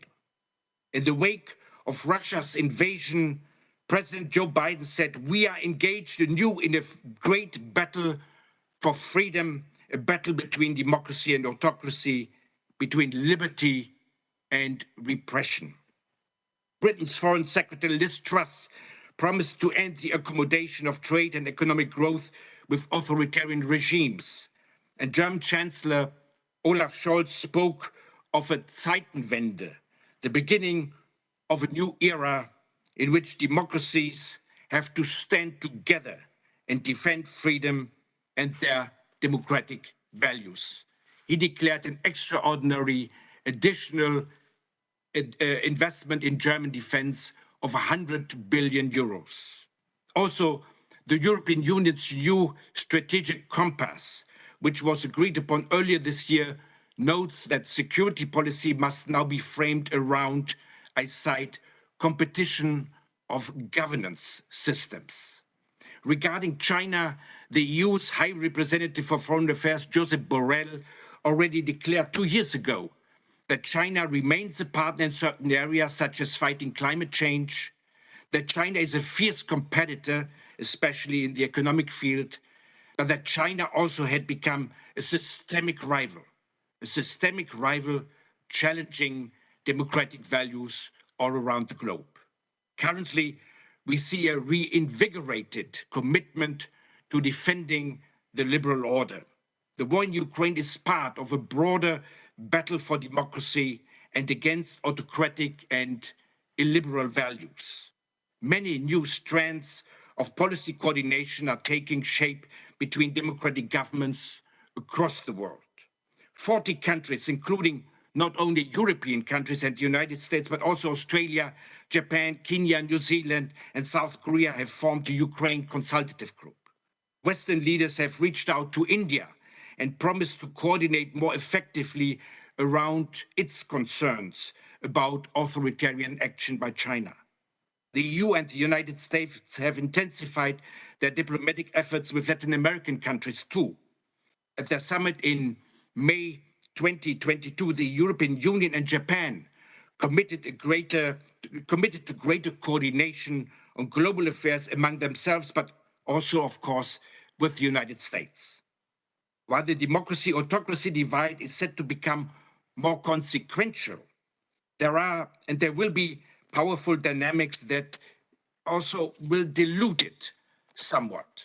We see on one side this new idealistic commitment to democracy, but the new context is pushing at least some Western states and other democracies also towards greater pragmatism. In Europe, we have seen discussions about how to drive a wedge between Russia and China. Some even dream of China as a possible broker of a ceasefire, if not a peace agreement between Russia and Ukraine. I think this is not very realistic, given that China is even supporting Russia's war against Ukraine. India and South Korea abstained in the United Nations resolution on the invasion. Among the governments that refused to condemn Russia were many that only 2 months earlier had participated in the US-led Summit for Democracy and pledged more coordination between democracies. The 141 states that voted to condemn Russia in the United Nations included also many non-democracies. Not all democracies lined up against Russia, and not all autocracies lined up behind it. Rather than two homogeneous blocks of democracies and autocracies facing off against each other, international politics will look more like a messy set of overlapping centers of power and shifting alliances. Even if it does not become the dominant driver of international relations, as some think, the democracy-autocracy divide, at least in my eyes, will assume a higher profile as a result of the war in Ukraine. And this momentum should be maintained to make our democracies more resilient at home and to support struggling democracies abroad and strengthen democratic movements where they are under pressure. From Ukraine to the Solomon Islands, Russia and China are using force and varying methods of subversion to co-opt, to supplant, to hollow out democratically elected governments to serve their own interests. By equipping authoritarian leaders with the technology, the expertise, and also with funds to suppress dissent and extend their rule in exchange for favorable UN votes, access to natural resources, or other concessions, Moscow and Beijing are both supporting authoritarian expansion. Moscow and Beijing use economic coercion, they use election interference and opaque deal-making with more expensive and more aggressive moves to shape critical domains from internet freedom to the basic tenets of sovereignty. This is creating an environment that is fundamentally hostile to democratic values. President Biden has said that we are now finally waking up to the challenge posed by transnational authoritarianism. European leaders have come to similar conclusions. The democratic world is more dedicated than since a long time to defend democracies and democratic values and push back authoritarianism. Defending democracy is critical to building a free, a secure, a prosperous world. We must now pursue policies that strengthen and empower fledgling democratic institutions and deter our adversaries from their campaigns of malign foreign influence. According to Freedom House, only 2 in 10 people live in free countries. Taiwanese and Germans can be happy to belong to this shrinking group of countries. For democracies, it is more important than ever to support each other against this growing threat of authoritarianism and, as we have seen in Eastern Europe, large-scale military aggression. That's why Germany and other European countries are standing up against the Russian aggression, and we are supporting Ukrainians who are defending their freedom and their democracy. And that's also why Germany, France, and others, and the European Union as a whole, are seeking to strengthen our ties, including in the security area, with the democracies around the globe, including in the Indo-Pacific. Thank you very much for your attention. Thank you, Professor Kraft, for your remarks. And I particularly liked what you said regarding the need for the closer cooperation between the democracy and also the delusion about trying to drive the wedge between Russia and China, which I believe this is very, very true and should drive many of the policy issues that we design for both Russia and China. Now, next, I'd like to invite my good friend, Dr. Stefan Kokrov from France to give us your thought. Thank you.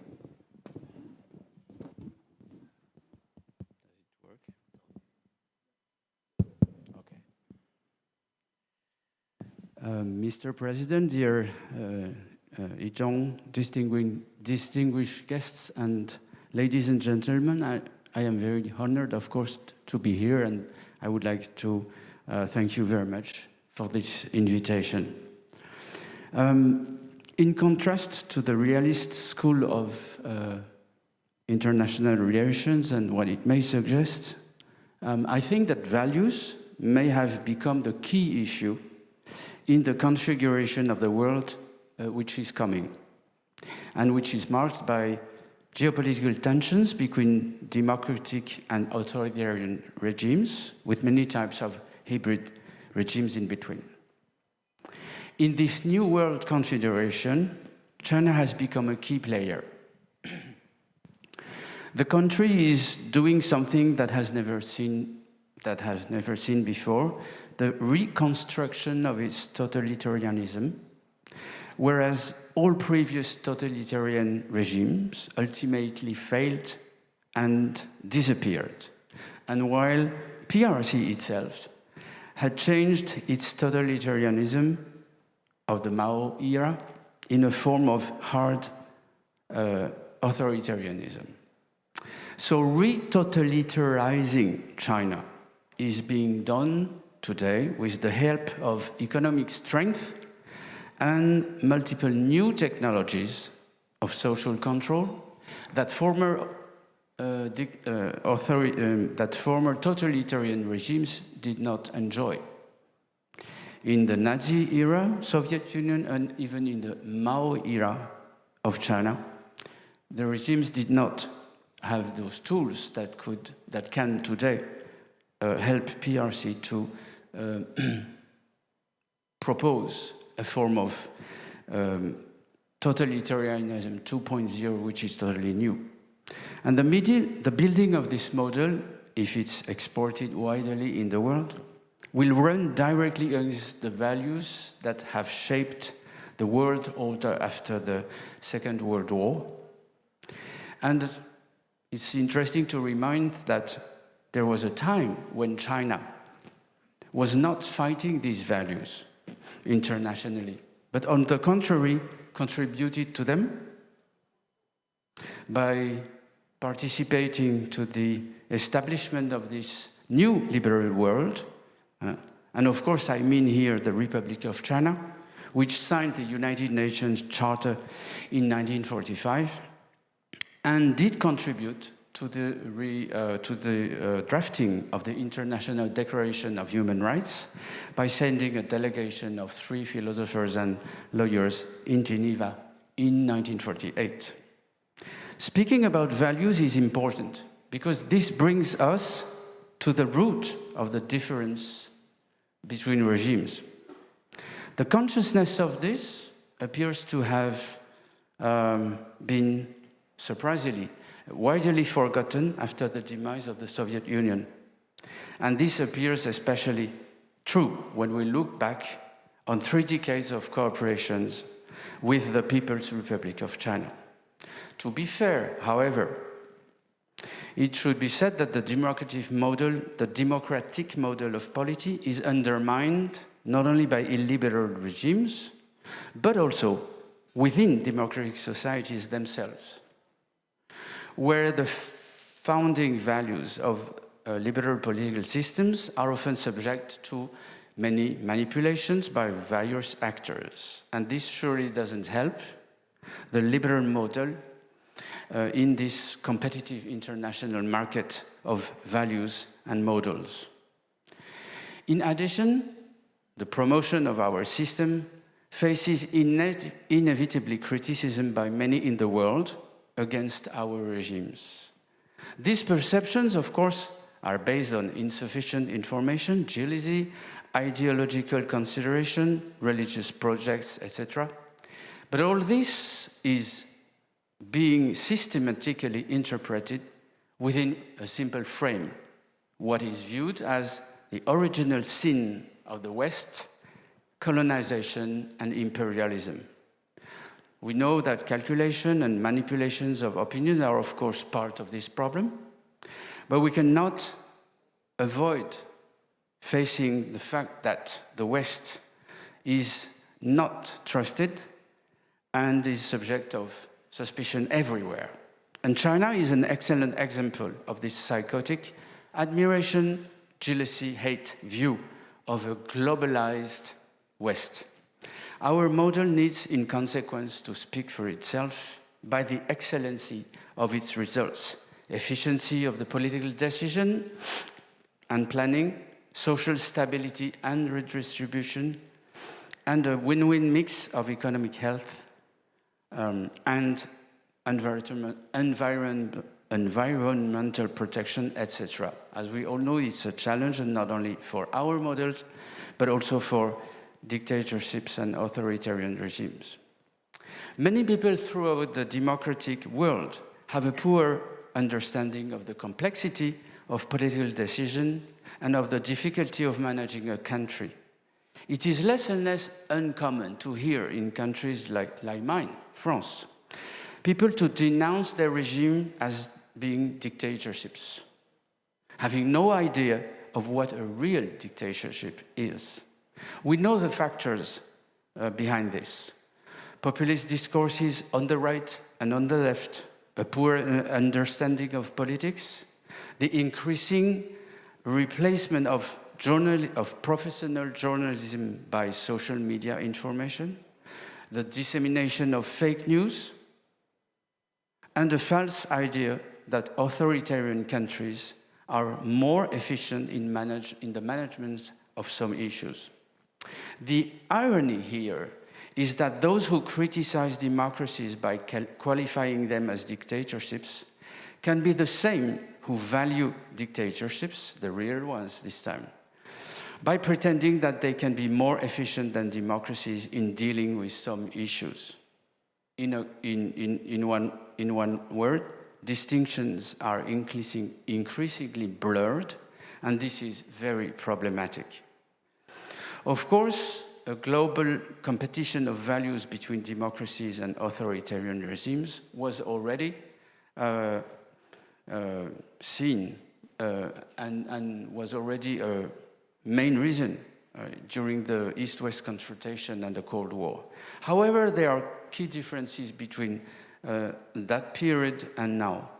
First, ideologies count less in alignment on one or on the other side, and paradoxically, this will not help democracy to progress in the world.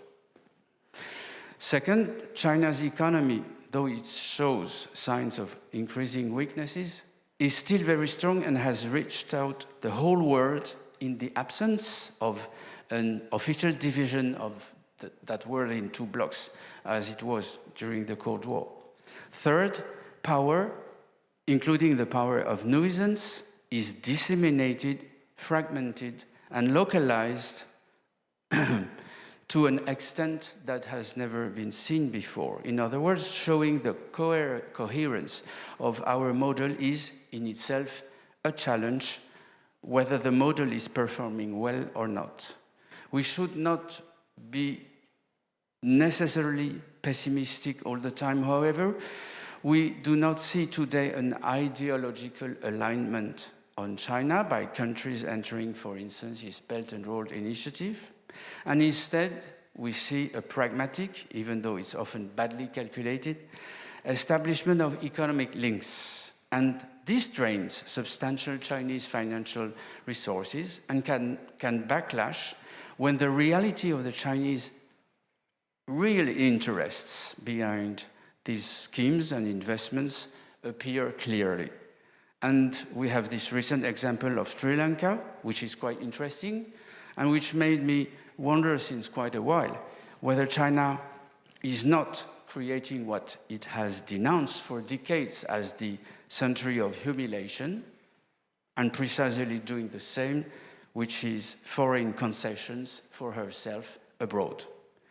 With such a challenge, our regimes, if they want to survive, are forced, and partially by this challenge of non-democratic regimes, to make progress and to become both representative and participative, and to be excellent on every issue, having to be a model. And Taiwan, from this point of view, is doing, I think, pretty well. So we need to find a way to promote democracy as being efficient, but without appearing to be proselytizing due to this image of the West that I just described. So Europe and the United States are strongly resented in the world for the colonial past of the one and the status of superpower of the other. Of course, there are other democratic countries that doesn't count in this scheme of having a colonial past or having a status of superpower today. And I have in mind Canada or Australia. But anyway, these countries will necessarily be associated to the West in this global scheme of a simple scheme of a West against the rest. So we must absolutely rely, if we want to help democracy shine, on non-European, non-American democratic countries. That is why Taiwan is absolutely key for the defense of democracy. We know that Taiwan, of course, is a pivot in this Indo-Pacific balance as the first target of China. And it's an undeniable fact. But my modest contribution to this debate is to remind that this undeniable fact is still denied and still avoided by many in the world. And so if we can just show to the world that we need to rely on non-European or non-American countries to show that democracy is efficient and is a good model for the world, then Taiwan can play this role because the Taiwanese democracy is indeed very vibrant, and that could help legislators around the world to pressure executive powers to make courageous decisions and to see clearly that Taiwan is a geopolitical boundary for democracy today. Thank you very much. Thank you, Professor Stefan Cockcroft. Especially at the end that you talk about how the Taiwan, I think also the Japan and Korea as well, prove to that the democracy is not just a Western value, it crosses the cultural boundaries. It's not like what Xi Jinping said, that democracy is the cultural bias institutions. It's actually a universal, it has a universal appeal based on universal values. And then we'd like to go to our Q&A, but basic conversation sessions. I think all of you, talk about the strengthening of the cooperation of democracy, vitally important right now. And in Taiwan, we also watch the development of the war in Ukraine very, very constantly. Of course, we tried everything so that the war in Ukraine would not lead to directly that Taiwan be the next. And as the president said this morning, the reason why she cannot be here today with us in person is that she's riding with our Navy outside to demonstrate about the importance of the strengthening Taiwan's national defense. So we are doing our part on this. But then, as the war in Ukraine started to reach the current stalemate, and people are expecting that could be, we are looking at the longer term of the war in Ukraine. And we started to see some of the issue about the sustainability and the resilience of the support from the Western democracy for the Ukraine. Because right now, people started to experience the rising energy crisis, the food issues, and also started to question about how the democracy should be bound together. Would the society be able to sustain the kind of needing sacrifices to continue the struggle for the Ukraine to resist the Russian and even to push back about Russian aggressions? So the question I'd like to present to all of you is that with the current issue like this, how the democracy is able to actually work together facing the current crisis in terms of the economy that has been, there's a tremendous cost among the general public within a democracy about how to continue support and build up our own resilience to continue our way of life in support of the struggle for the Ukraine. Because the way it play out also have a tremendous implication for Taiwan as well. So I'd like to present this question to all of you. Can I first ask the Minister, Andrew, to answer, and then followed by the Professor Taniguchi, and then Professor Kraft, and also my good friend Stefan. Thank you. A couple of reflections, Mr. Chair. The first is an historical truism, and that is that wars are much more easy to begin than they are to conclude.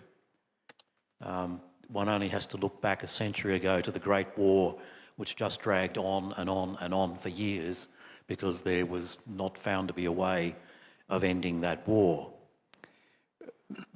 The purpose of a war is usually to obtain victory or to be in a sufficiently strong position to sue for peace. And the problem in the Ukraine is that neither are happening at the present time. And to be frank, I don't think we know what the outcome will be. It's still, I think, in the offing.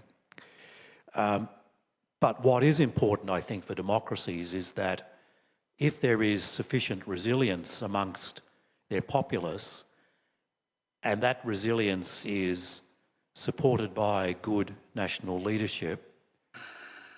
And that national leadership, in turn, has the support of other democracies around the world in terms of actual military capabilities, then democracies can succeed against authoritarian regimes. It's widely said that President Putin believed that he could march his tank columns into Ukraine and it would all be over within a week. Here we are many, many months later when that's not the case. But it may well have been so had not other countries, perhaps a little reluctantly at first, but I think with increasing clarity, have been willing to support militarily with equipment and other means the fight by the Ukrainians against Russia. Thank you. And then Professor Taniguchi, would you like to respond? Right. First and foremost, we must lose no confidence in our democratic systems. 16 days ago, Shinzo Abe had to die an unnecessary death. Since that time, national elections took place peacefully for the nation's upper chamber, and there is no actually prospect of Japan going something like undemocratic. Democratic institutions take generations, not even years, but generations to mature, but once mature, they don't go away. In contrast, if you put yourself into the shoes of Xi Jinping, would you be able to feel that your country, your status would be predictable and secure? I don't think so. Further, let me just introduce something that I did recently. That's a very quick search using newspaper database, one of the biggest databases called Nexus Uni. And I was curious because I have seen fewer still coverage, fewer still articles covering One Belt, One Road, OBOR. So I chose years such as 2015, 16, 17, up till 2021 and 2022, and I put a simple search term of One Belt, One Road. And that keyword draw 8,300 articles in 2015, 9,869 articles 2016, 10,000 plus for 3 consecutive years of 2017, 18, 2019. However, in 2020, the key term of One Belt, One Road only 3,175 articles. Last year, 2021, the same, 3,300. And this year would be something like also 3,400. What happened between 2029 and 2020? G7 nations gathered and proposed something called quality investment. Well, I must say humbly that the concept was led by the late Prime Minister Shinzo Abe himself also at the occasion of G7 summit meetings that Japanese government hosted in 2016. Now, the Chinese themselves don't speak much about OBOR anymore. I think this is a clear indication that if you succeed in putting together your democratic forces and intellectual capital, you could push back some of those concepts and ideas that China, in a very much unilateral and neo-imperialistic way, has pushed toward some of those developing nations. Someone mentioned Sri Lanka. Sri Lanka would be remembered as a classic example of a failure that was caused by the country succumbing pretty much into the course that China urged them to take. Yeah, that's it. Thank you, Professor Tomohiko, for your remarks. Now, next, I'd like to invite Professor Kraft, if you'd like to say something. Thank you. Yes, thank you, President Lai. Well, I totally agree with the assessment of Minister Andrews. We have to prepare for a long war in Ukraine. It's not visible how and when this war can end. So resilience of support for Ukraine, for Ukrainian democracy is crucial. Well, everybody knows that Germany was over-dependent on Russian gas, and everybody agrees that this was a mistake.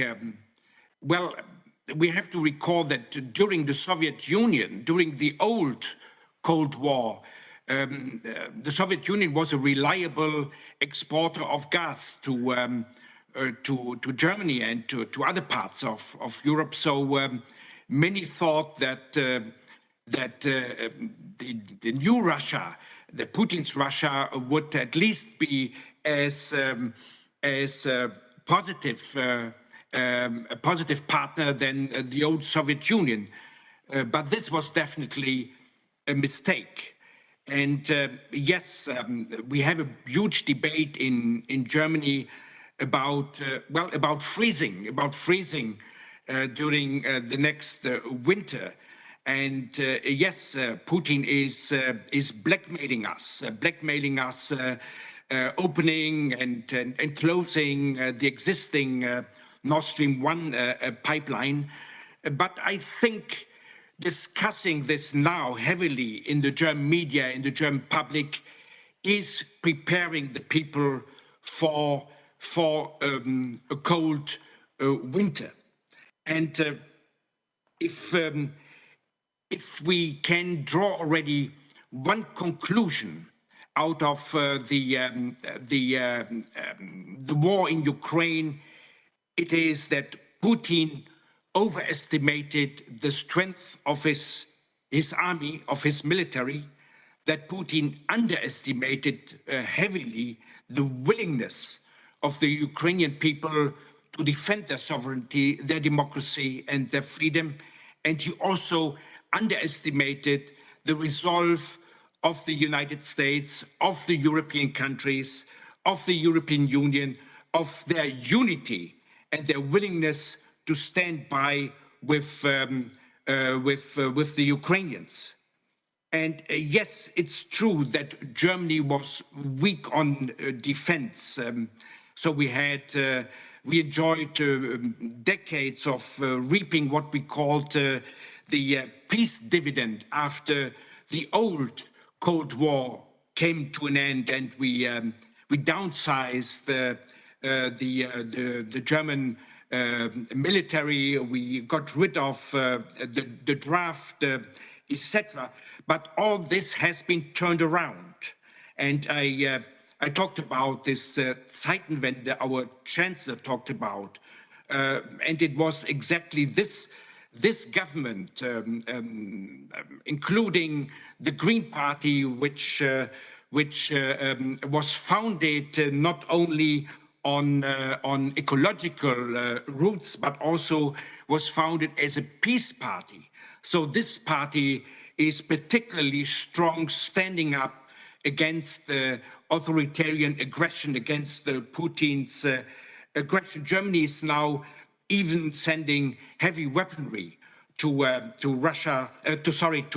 Ukraine to fight Russian aggression, including howitzers and tanks. And if somebody would have mentioned this some 6 months ago, everybody would have said, this is impossible. And this shows the resolve of Germany, shows the resolve of Europeans to stand up against authoritarian aggression in Europe.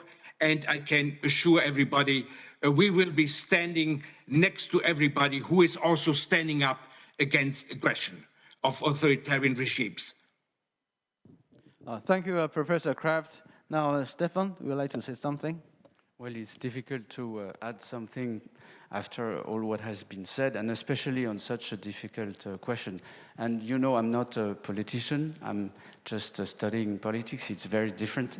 So I'm not in a position to say something about this, but I would like to add just a few ideas.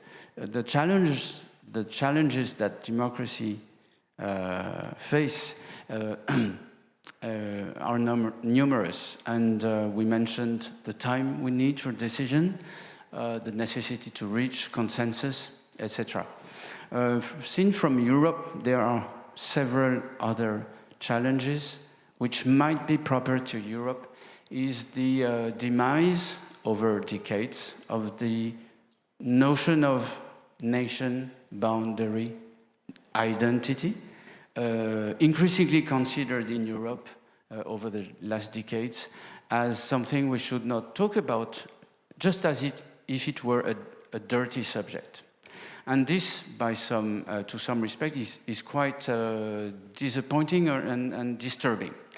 And what I see is that the shock, the brutal shock of this attack of Ukraine has restarted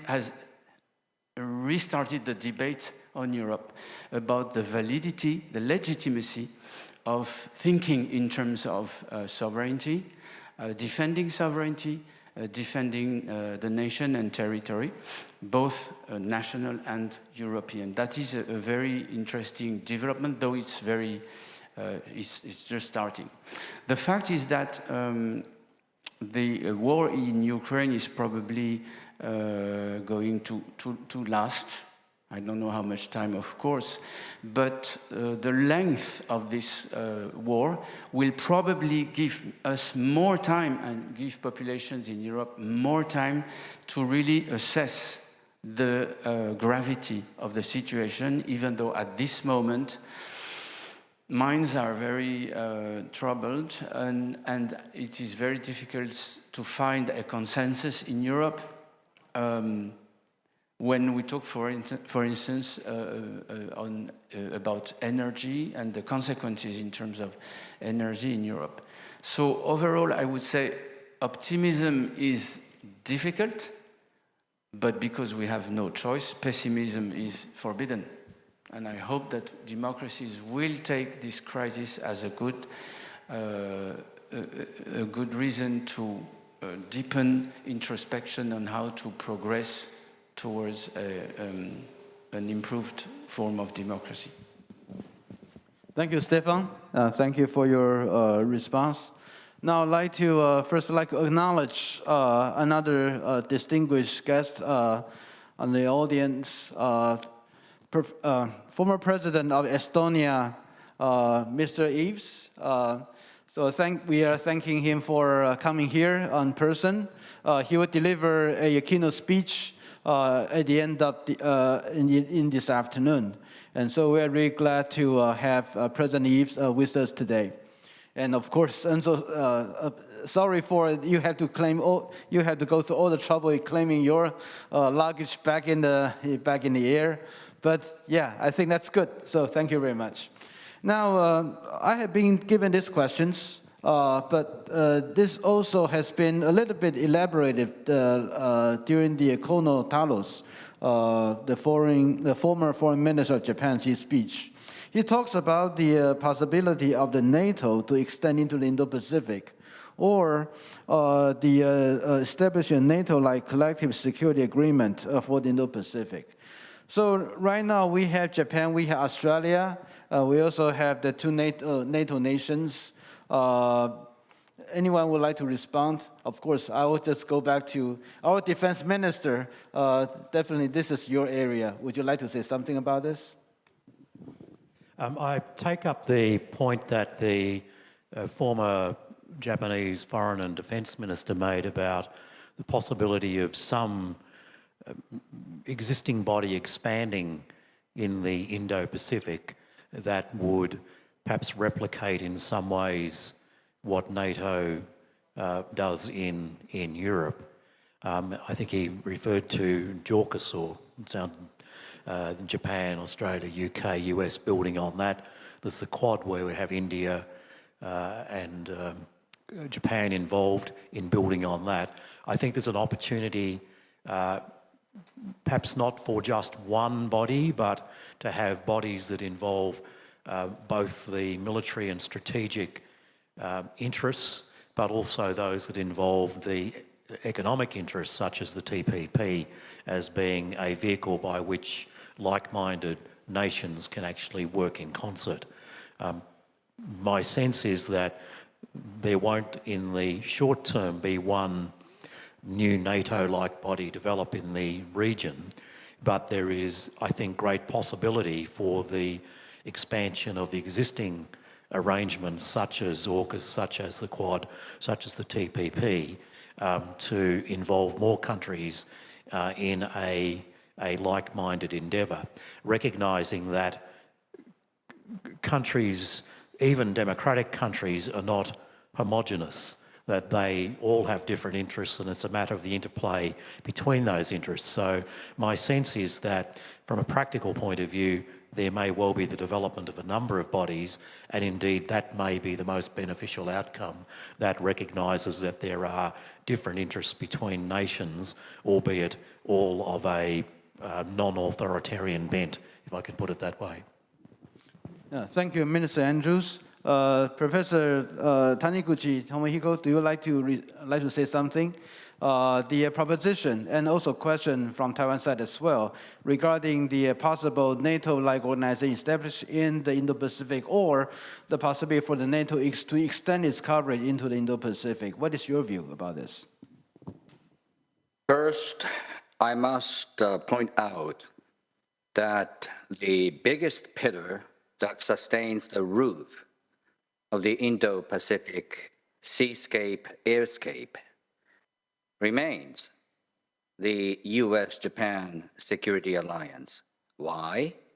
Because Japan has continued to provide the United States with the biggest possible footprint of the US military. Put differently, if Washington, D.C. loses Tokyo, the United States should lose almost everything in this part of the world. That strength of bilateral ties sets this region apart from Europe, and especially pertinent to Taiwan. As I mentioned in my opening remarks, Taiwan is a non-state state, non-member of the United Nations. Ukraine was a full-fledged member of the sovereign system in the world and a full-fledged member of the United Nations. Still, because Ukraine failed to earn membership of NATO, the NATO forces could not have provided security coverage to Ukraine. That's the case. Even if NATO-like institution existed in this part of the world, you could not expect that that institution should come to rescue Taiwan. It boils down, once again, to the strength of the US-Japan relationship. And that does not exclude the contributions to be made by Australia, and I gather there's a stronger will and resolve among Australian defense planners of making interventions in the Taiwan contingencies. So my point is the crisis scenario around Taiwan is so acute that we don't have luxury to talk about building multilateral institutions from scratch or waiting for an extended period for the existing institutions such as NATO to extend its arms to this part of the world. However, Australia, Japan, South Korea, and some others are already partners of NATO. There must be much, much more exchanges of intelligence, military technologies between and among NATO nations and countries such as Australia and Japan. I, for one, advocate that AUKUS should include Japan, because Japan and Australia have never been closer as they are now, and Britain has come to show its willingness by dispatching the newly commissioned aircraft carrier with its battle force to this part of the world. AUKUS can be developed to include some others, like Japan. Now, that's just about it. We envy very much the cohesiveness of NATO, but NATO has its historical context, which is very much different from what you have in this part of the world. Again, East Asian situation is potentially very much dangerous. You get Russia, North Korea, China. All those three nations are lining up to counter the existing regime. So relevant powers such as Australia, Japan, the United States must consolidate their capacities, their capabilities, and their knowledge. That's much, much more urgent. Thank you, Professor Taniguchi and Tomeko, for your remarks in which you believe that the existing organization, the U.S.-Japan alliance, is critical to Taiwan defense, and should we wanted to extend it and have a better coverage about the Indo-Pacific security in general, probably from the AUKUS to extend it so that have a JACUS and probably with other nations, you think that will be the way forward. So thank you very much. Professor Kraft from Germany, you're a part of the NATO. What do you think about those questions? Well, I will be very brief as a European observer of your region, but I think we can underline the US is crucial. The US is crucial for the security of Asian democracies, but the US is also crucial for European democracies. And Putin takes NATO seriously because of the US. Think that the US would have downgraded their commitment to Europe in a way which was feared by Europeans when at the time President Obama talked about the pivot to Asia and Trump talking about NATO being obsolete. Many Europeans feared that the US would abandon us, and thanks God the US didn't, and that's why we have this cohesiveness. Professor Taniguchi talked about within NATO. And this cohesiveness, this unity is crucial. And that's why Putin is now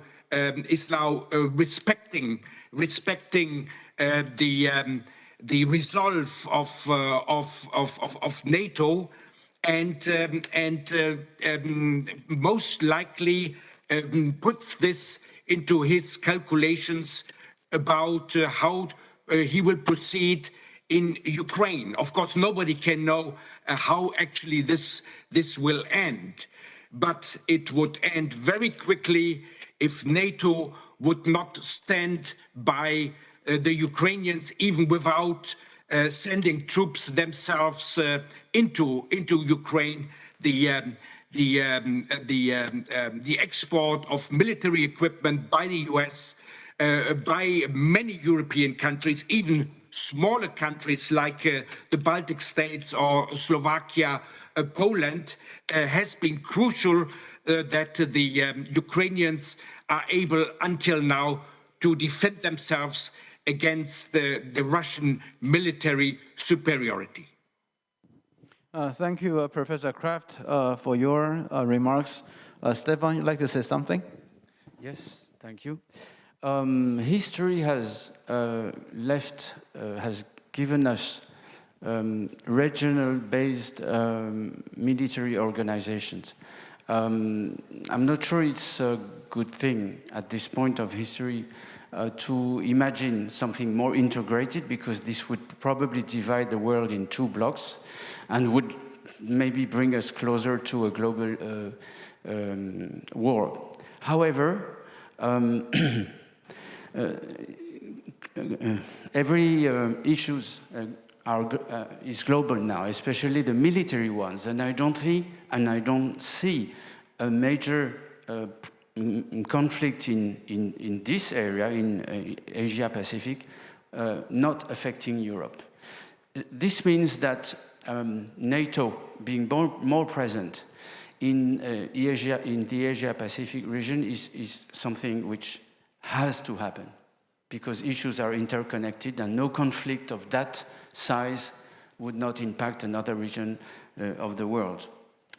Also, the fact that Taiwan, which is not a non-state state, I think, but really a sovereign state, the reason that Taiwan cannot or could not easily be included formally or officially in that kind of in the existing schemes in Asia, it's probably because of the risk of a preemptive action of China if that was to happen. This makes it all even more important for other existing military alliances to be involved in the security of the region and the security of Taiwan in particular. So I think it's something which has to happen, and it is concretely starting to happen. Thank you, Professor Stefan, for your remarks. And I think that right now, of course, the NATO-like discussions, in which, of course, Taiwan probably will be long shot for Taiwan to even have any relevance with the NATO. But I think the discussion raised interest in Taiwan and also in Japan is that the need for a particular security address situation organization like this to address the threat from not just about China, because there are also the Russian element in it. When we are designing the possible war on Taiwan by China, and after the war in Ukraine and the kind of the China-Russia cooperation, some of us started to realize that probably we need to address the Russians as another possible actor, even though not actor, but at least an enabler as well. So that element is something that we never encountered before, and right now started to become a new reality that we have to address. So the outlook is not very promising, but we do know that the democracy cooperation is the element for this. And how to cooperate, include Taiwan in this scheme, is something that everyone is thinking about how to get that. Not only it could strengthen the morale within the society for the defense of democracy, but also it will encourage the kind of effort for building the resilience in order for this struggle to continue. Now, I've been reminded that we have to adjourn at these sessions because we have another very exciting session to come up. It will be all congressmen coming out, so that I have to right now announce the conclusion of the session. And let's thanks for all the panelists, whether they are in person here at the scene or they are joining us remote online from Japan and from Hungary. Let's give them a big round of applause. Thank you very much. All right, thanks to Dr. Lai for moderating this session. Also, thanks to all the panelists for your valuable comments. And now we'll proceed to next panel discussion 2, Taiwan, U.S., Japan Parliamentary Dialogue.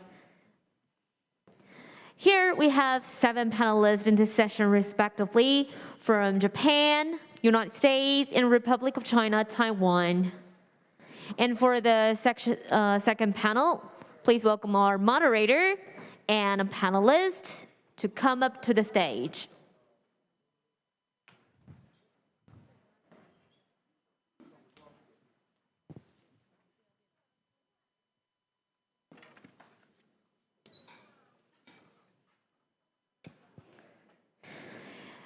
Here we have moderator, Taiwan Asia Exchange Foundation, Republic of China, Taiwan, Chairman Xiao Xinhuang.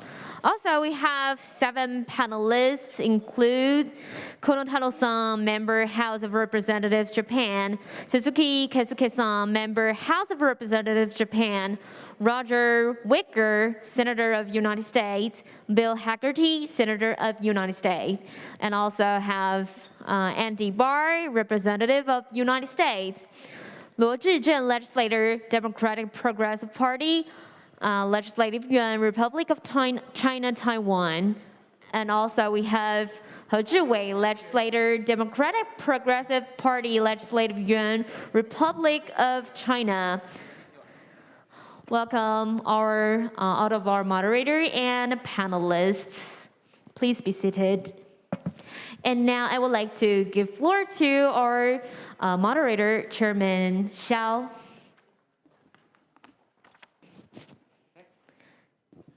Thank you, please. Good morning, welcome to the second session. And the second session, as you can see from the board, will be very crowded and exciting. Promise to be exciting panel, as we will have the Taiwan, Japan, U.S. parliamentarian dialogue. Such dialogue, I think, to me, is actually as a critical triangular dialogue. Has long been Taiwan, U.S. and Japan has long established a security link, even though it's not in formality.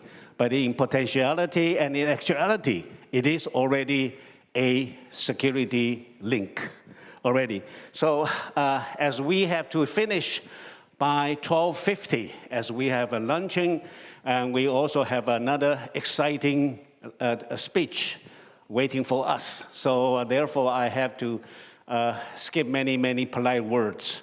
So let's get into it. We have 3 distinguished panelists on site. We have another 4 distinguished panelists online. Let me introduce them according to the calendar, according to the order of the presentation. The first is Representative Taro Kono-san, and he is a member of the House of Representatives of Japan. Due to he was infected, unfortunately, before he was ready to come, infected by COVID-19, so he cannot make it, but he will stay online with us through during the session. And the second speaker is on site. Next to me, Mr. Keisuke Suzuki. Good morning. Okay. Keisuke Suzuki, thank you. Thank you. And he was here for the open parliament, as I can see. At that time, he was online. So this time, very happy to see him on site, inside. Now, the 3 U.S. representatives cannot make it because now it's in the session in the U.S. Congress and the Senator. The first is Senator Roger Wicker, and he has prepared a pre-recorded presentation. The second from U.S. is Senator Bill Haggerty from Tennessee. Mr. Wicker was from Missouri. The third representative is a Congressman, Andy Barr, and he's a congressman from Kentucky. And we have two here from Taiwan. The first is legislator Luo Zhizheng over there. He is academic turned politics. And both ways, he has done a good job. And second is a legislator. Oh, by the way, Luo Zhizheng is from New Taipei City. And the second is the legislator He Zhiwei over there. And he's from Taipei, So without further ado, let's get on it. And let's welcome first, Kono-san. You have how many minutes? 5 minutes, I think. Yeah, 5 minutes to speak. So please, Kono-san, the floor is yours. Thank you. Well, good afternoon. Thank you very much, and I apologize. I'm not able to come in person because of the COVID, but I'm very happy to participate this forum online. Well, I spoke in the morning for extensive time, so I'll be very limited this round. Well, Japan-US-Taiwan relationship is very important for Indo-Pacific, especially the democratic regime in the region. I think we need to continue working together to protect our common values. Well, I think the world is being divided into democratic camp and other dictatorship, not only the political, but economic as well. And I think the regime with common value need to sit down, and we need to create some kind of mechanism in Asia to protect our common values. So Japan-US Security Treaty, Japan-US Alliance is the cornerstone of peace and security in Asia. And Taiwan is now becoming a very strong economic power with its industries. So Japan, US, Taiwan, Republic of Korea, Australia, New Zealand, plus some ASEAN countries. I think we need to sit down together and create a new regional mechanism. TPP is one for economy, and also looking at COVID-19 and monkeypox lately, I think we need another regional mechanism for global health.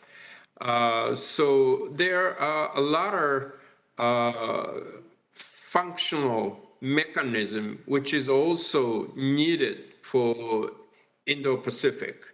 And I think three of us need to sit down and continue to work together for the future of the Indo-Pacific. So I will stop here. Thank you very much. Thank you very much. Thank you for your very important message that we have to sit down and talk about it, and how to establish a real mechanism or mechanisms to further to strengthen our security link on many, many grounds. Let me add that just a few words, a line of Mr. Kono-san's very impressive career in Japan. He was a Minister of Foreign Affairs, and he was also a Minister of Defense. Now he's a representative of House, representative in Japan. So the second speaker is Suzuki-san.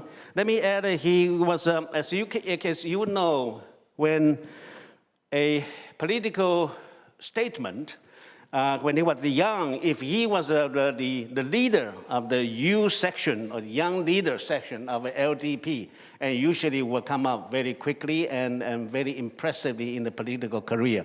Now, Mr. Suzuki-san is exactly that. and he was a director of a Treasury and the Finance Division, LDP, and state member of Foreign Affairs, and also head, as I mentioned, Youth Division, LDP.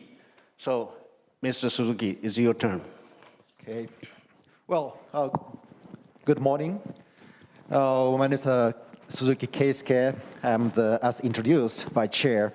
I'm a fifth-term elected member of parliament in Japan. And I'm very happy to come back to this Taipei city.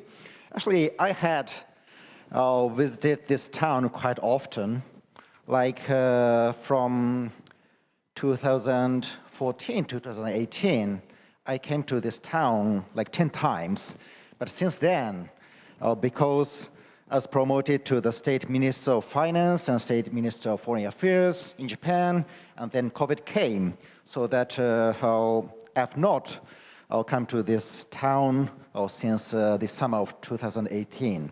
So I'm very happy to go back to this city.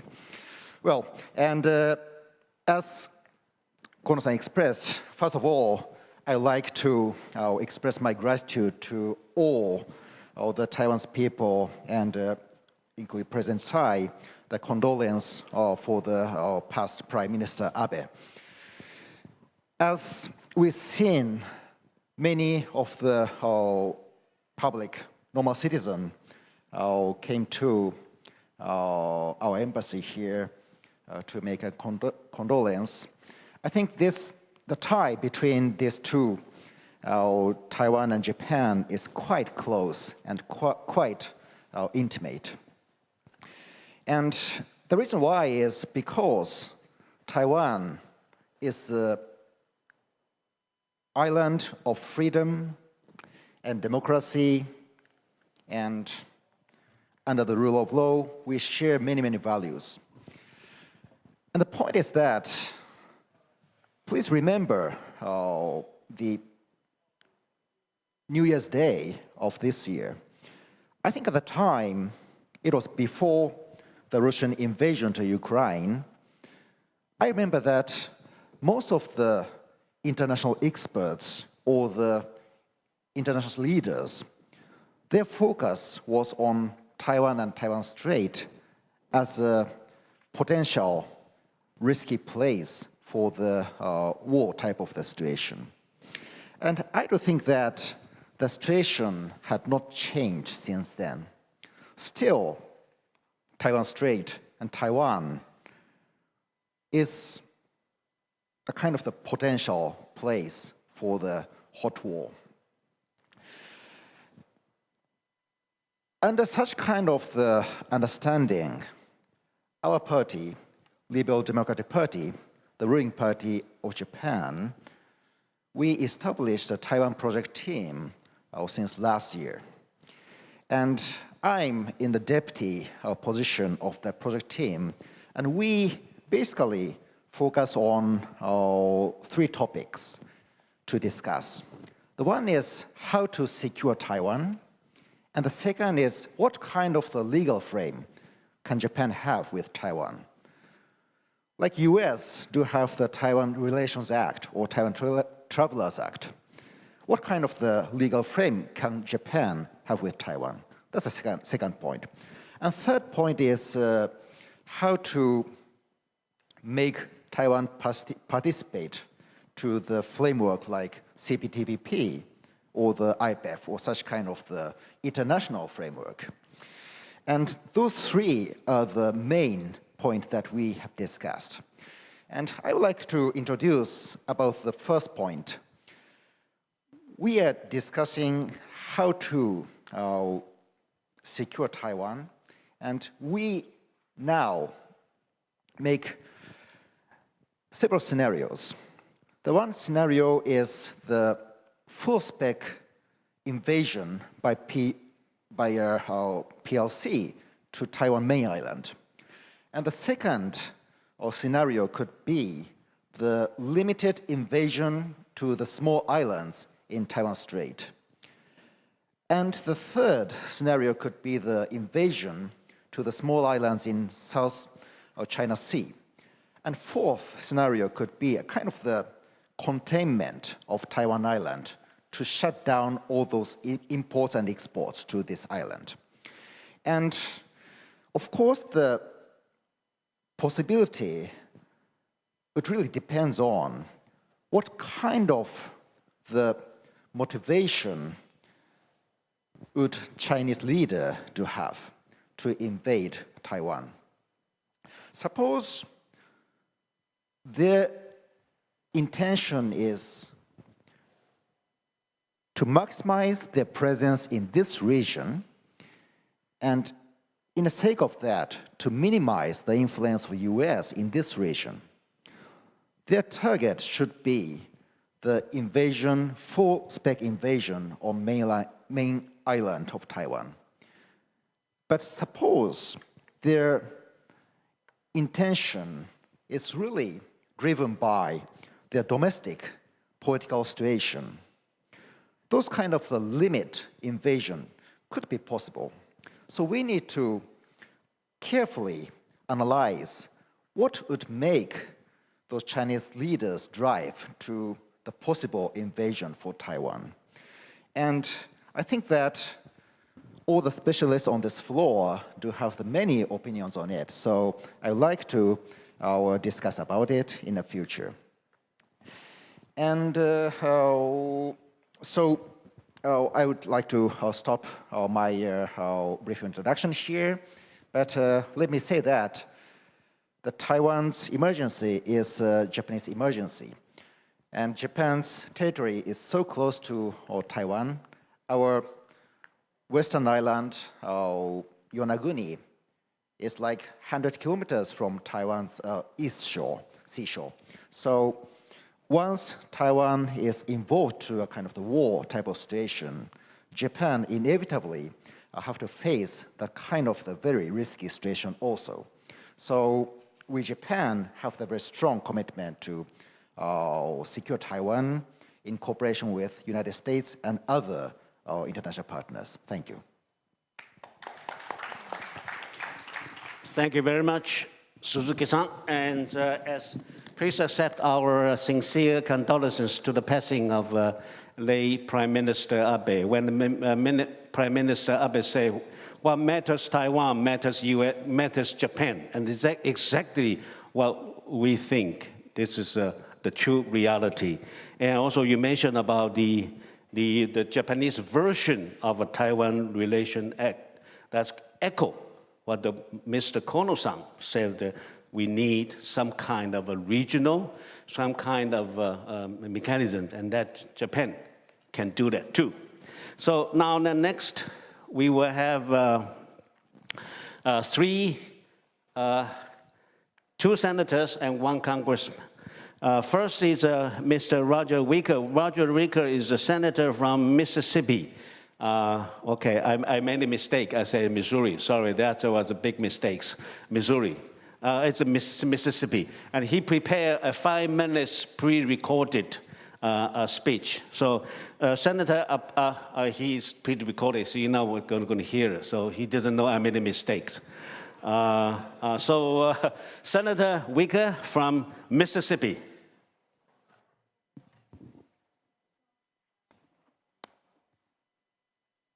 Hello, I'm U.S. Senator Roger Wicker from Mississippi. It is an honor to address the esteemed guests of this year's Ketagalan Forum. I trust you will find the panel discussions enlightening and constructive as we continue to work to build a safer, freer, and more prosperous Indo-Pacific region. The work we have ahead is substantial, and challenges loom large. These are the most dangerous times we have seen in a generation. China has continued its massive military buildup. Last year, we were all surprised by their successful test of a hypersonic ballistic missile. More recently, China launched its third aircraft carrier as part of its effort to dominate the South Pacific. Meanwhile, Chinese fighter jets continue to harass Taiwanese airspace. As the CCP approaches this year's Party Congress, Xi Jinping is brutally consolidating his rule. The Chinese state is increasingly asserting a totalitarian vision as it stifles democracy in Hong Kong and continues carrying out genocide against the Uyghurs. Beijing has invested significantly in military technology and conducted an international bullying campaign off its shores. Most dangerously, this vision is putting Taiwan, a free and democratic nation, in the crosshairs. It seems that Xi views Taiwan's very existence as a threat to his dictatorship. Taiwan is a living, breathing democracy, and proof that such a democracy can take root and thrive in a Chinese Confucian culture. Taiwan's economic and technological engine is the envy of the CCP. And when dictators make bold threats, we should pay attention to them. When Xi tells the world time and time again that he wants to reunify Taiwan with the mainland by force if necessary, we have no alternative but to take that seriously and to begin the hard work of deterrence. As a member of the U.S. Senate Armed Services Committee, I am working to ensure our own national defense investments match President Biden's rhetoric when it comes to defending our ally, Taiwan. President Biden has said on multiple occasions that we should come to the defense of Taiwan in the case of a Chinese invasion. I wholeheartedly agree. If there is any hope of deterring war with China and protecting our Taiwanese friends, we will need strategic clarity. Strong rhetoric, however, will do only so much. As former U.S. President Ronald Reagan would say, we need to pursue a policy of peace through strength. That means pursuing the most significant defense buildup both in America and across the free world that we have seen in decades. We will need a Navy fleet that can outmatch China's growing naval power in the Pacific. Taiwan will need an arsenal of missile, satellite, and cyber capabilities that they can use to their asymmetric advantage, much like our Ukraine friends have done against their Russian invaders, to great effect. We will need a major increase in funding for the Pacific Deterrence Initiative, which brings together multiple military bases and systems to help us deny China its strategic aims. And we will need state-of-the-art communications assets to make sure Taiwan is both hardened against Chinese intimidation today and fully able to broadcast their story to the world tomorrow. All these resources will undoubtedly require a boost in overall American defense spending, which Congress has made progress on in recent years. But we will also need strong military capabilities from our Pacific allies, Japan, Taiwan, South Korea, Australia, and others will need to think boldly and creatively about how they can rearm and boost their own military readiness. We are already making progress through security partnerships, such as the Quad, AUKUS, and other arrangements, but we need to expand our capabilities even faster and at scale. A coalition of like-minded, freedom-loving nations with superior fighting force would surely place a massive roadblock in front of Chairman Xi's ambitions. This is not about going to war. It is about pursuing realistic and effective deterrence so that war is avoided. George Washington was correct when he said, to be prepared for war is one of the most effective means of preserving peace. As you engage in critical conversations in the coming days, I would simply urge all of us to prioritize effective deterrence as we work to build a more secure future in the Indo-Pacific. Thank you very much. Thank you, Senator Wicker. And he phrased very nicely to advocate for the strategic clarity is not to for war, it's to prevent the war. I think that's very important. So next is Senator Hagerty from Tennessee, and he prepared 4 minutes pre-recorded speech. Friends and colleagues from Japan and Taiwan, it's an honor and a privilege to speak to you today at the Ketagalan Forum. I'm also delighted to be joined by my fellow colleague, Senator Roger Wicker. I'd like to start by acknowledging the tragic passing of a true statesman, a tireless champion of democratic values, and the most consequential prime minister in modern Japanese history, my friend Shinzo Abe.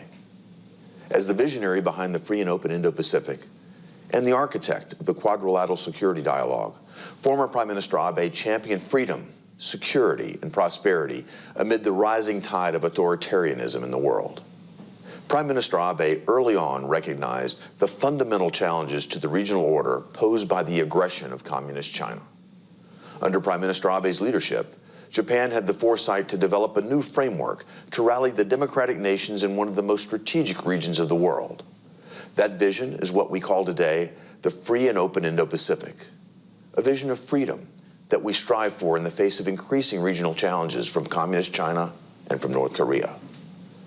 The United States and Taiwan lost one of its greatest allies with the assassination of Prime Minister Abe. But his leadership laid a lasting foundation for us to partner for decades to come in promoting freedom, prosperity, and security around the world as we oppose authoritarianism and tyranny at every turn. It's incumbent on all of us to carry that torch and to stand shoulder to shoulder in addressing common security concerns in the Indo-Pacific. Prime Minister Abe relentlessly pursued the denuclearization of North Korea by standing alongside the United States in the global maximum pressure campaign to cut off revenue to North Korea's unlawful nuclear weapons program. This work will endure. As Senator, I'll continue to honor Prime Minister Abe's vision as I prioritize the objective of complete, verified, irreversible denuclearization of North Korea. And I'll continue my work to rally Congress and the international community to implement maximum pressure against North Korea. I most recently saw Prime Minister Abe in April, when I led the first congressional delegation to visit Japan since the coronavirus pandemic began. While in Japan, Senators Cardin and Cornyn and I also met with Prime Minister Kishida and his cabinet members and other parliamentarians. As a result of these highly insightful meetings, we saw several opportunities to advance Indo-Pacific security interests. First, the United States should warmly welcome Japan's proactive leadership in response to international crises as we look for new ways to enhance our interoperability and our effectiveness in the region. Second, the United States must look for new ways to work with Japan as Japan significantly bolsters its defensive capabilities.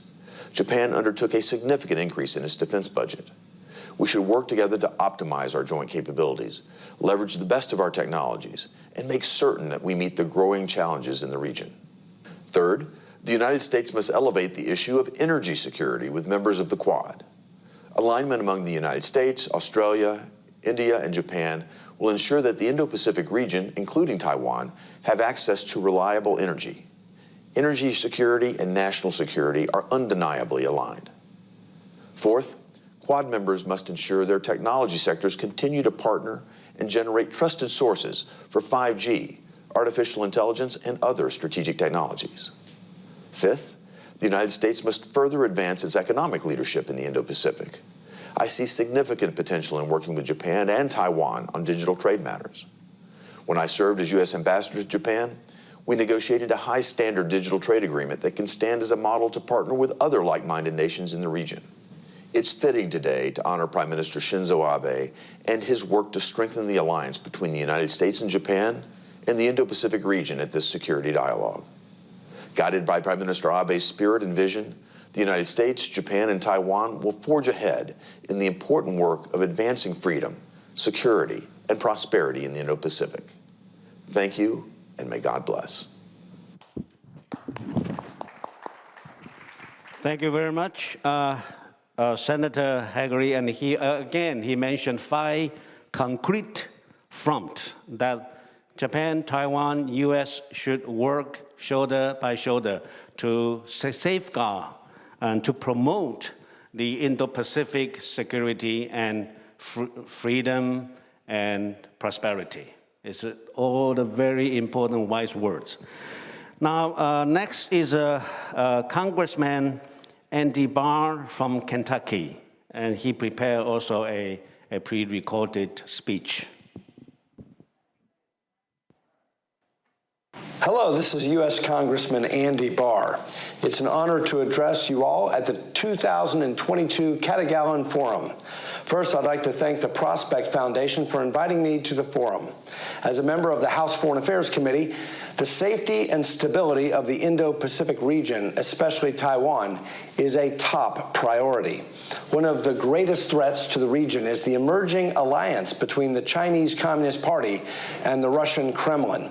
In early February, before Russia's illegal invasion of Ukraine, Xi Jinping and Vladimir Putin declared a joint statement that China and Russia's alliance has no limits. Since then, China has remained silent on Russia's war crimes in Ukraine and even abstained from a United Nations resolution condemning the invasion. Instead, the CCP rewarded Russia's war crimes by striking a massive deal to import natural gas from a Russian gas company called Gazprom. It's time for the United States to fully expose the CCP and Russia's unholy alliance for the world. That's why I introduced the Assessing Xi's Interference and Subversion, or Axis Act, requiring the U.S. State Department to submit ongoing reports to Congress on the CCP's support for Russia before and since the invasion of Ukraine. This week, my legislation passed the U.S. House of Representatives with broad bipartisan support. I'll keep working to push this bill across the finish line and enact it into law.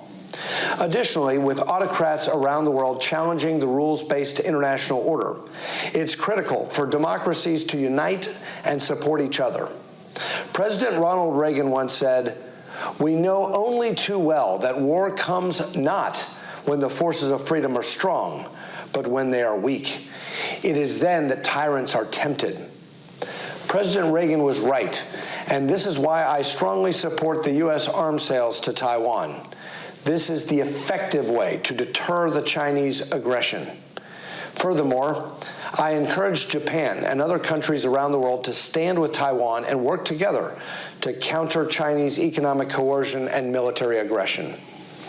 In my role on the Foreign Affairs Committee, I'm committed to strengthening our special partnership, and I appreciate the opportunity to participate in today's event. God bless Taiwan. God bless the people of Taiwan, and God bless the United States of America.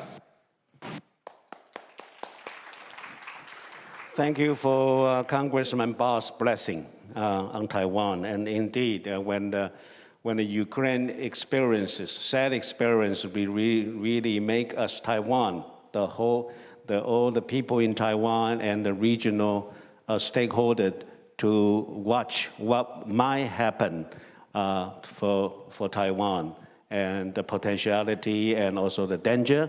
And also he mentioned about the democracies should work together at this critical moment. And this is the critical moment where we can see the test between the war, the battle between democracies and dictatorships. So very important, and the security can only be guaranteed when democracy prevails. Okay, now let's turn to the local parliamentarian. First, let me invite legislator Law. Thank you very much. Thank you very much, Professor Shah. Let me start by expressing my gratitude to the organizer, Prospect Foundation, for organizing this very important and timely event, and for inviting me again to participate in this important dialogue. And I think as a member and chairman of the Foreign Affairs and National Defense Committee, I feel very honored to engage in dialogues with my colleagues from Japan and the US. Especially a lot of things have happened in the past few years in the region. And before we talk about the rise of China and the challenges and threats we are facing as a result of the rise of China, I think it's very important for us to understand the very nature of our relationship with China. That's very important. Because it's not just a competition between two powers. It's a competition or even a war between autocracy and democracy. And that's the very nature of our relationship with China. So the rise of China not only poses a threat to our power status, but more importantly, the rise of China also poses a challenge to our way of lives. And that is very important. And I think a lot of things I'm going to make, a lot of arguments that I'm going to make today are all well-known or even agreed to by this well-informed audience. But still, I think it's very important for us, for me to mention a couple of things that deserve more attention. That is, in addition to the traditional military threat that China poses to us, I think political threat is also very important. In other words, China's influence operations, China's political challenges to our democracies is one of the areas that deserve a lot of attention. Because that's the things that are happening every day. These kind of threats and challenges are taking place every day. Taiwan is standing at the forefront of two opposing camps, the democratic camp and the authoritarian one. The threats and challenges that Taiwan encountered may take place in other countries in the future. As a matter of fact, some are already happening in Western democracies. And these are things that Taiwan can share with our like-minded countries. But more importantly, we can also learn from other democracies when it comes to how to cope with these kind of political challenges posed by China. So my argument is very clear and simple. In the face of a rising China, Taiwan and other democracies are facing a whole range of similar and common challenges.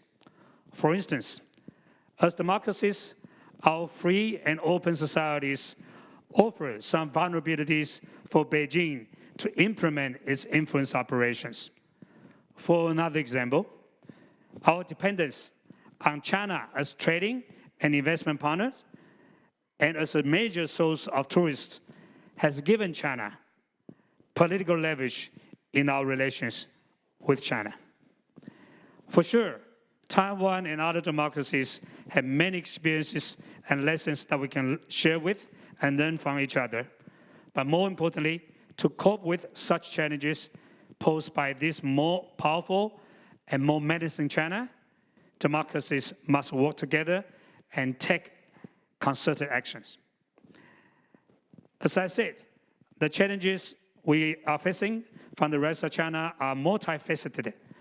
So what should be our strategy to counter China's threat?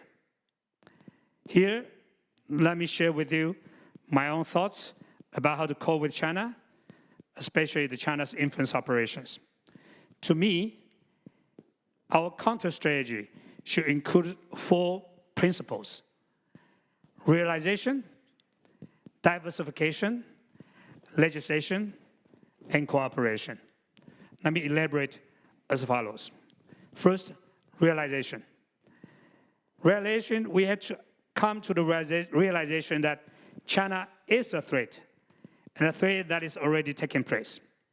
In addition, we must understand that in the past, it was a misconception that engaging with China could change China. From China's experiences and Xi Jinping's example, we understand that we cannot change China.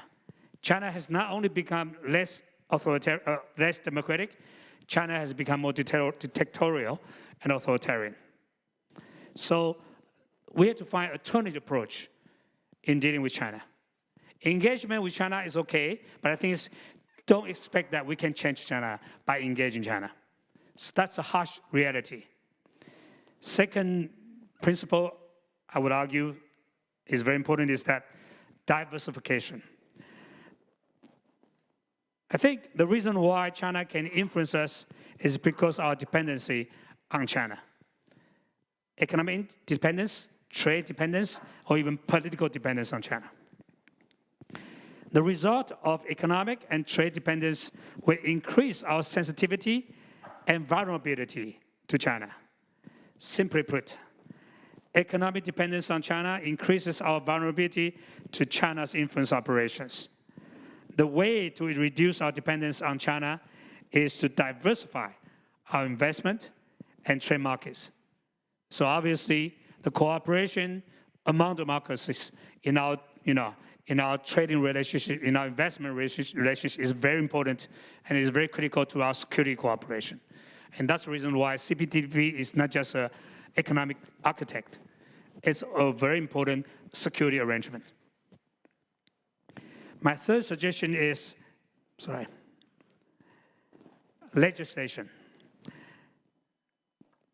As a member of a parliament, I think it's very difficult always to balance security and, and democracy.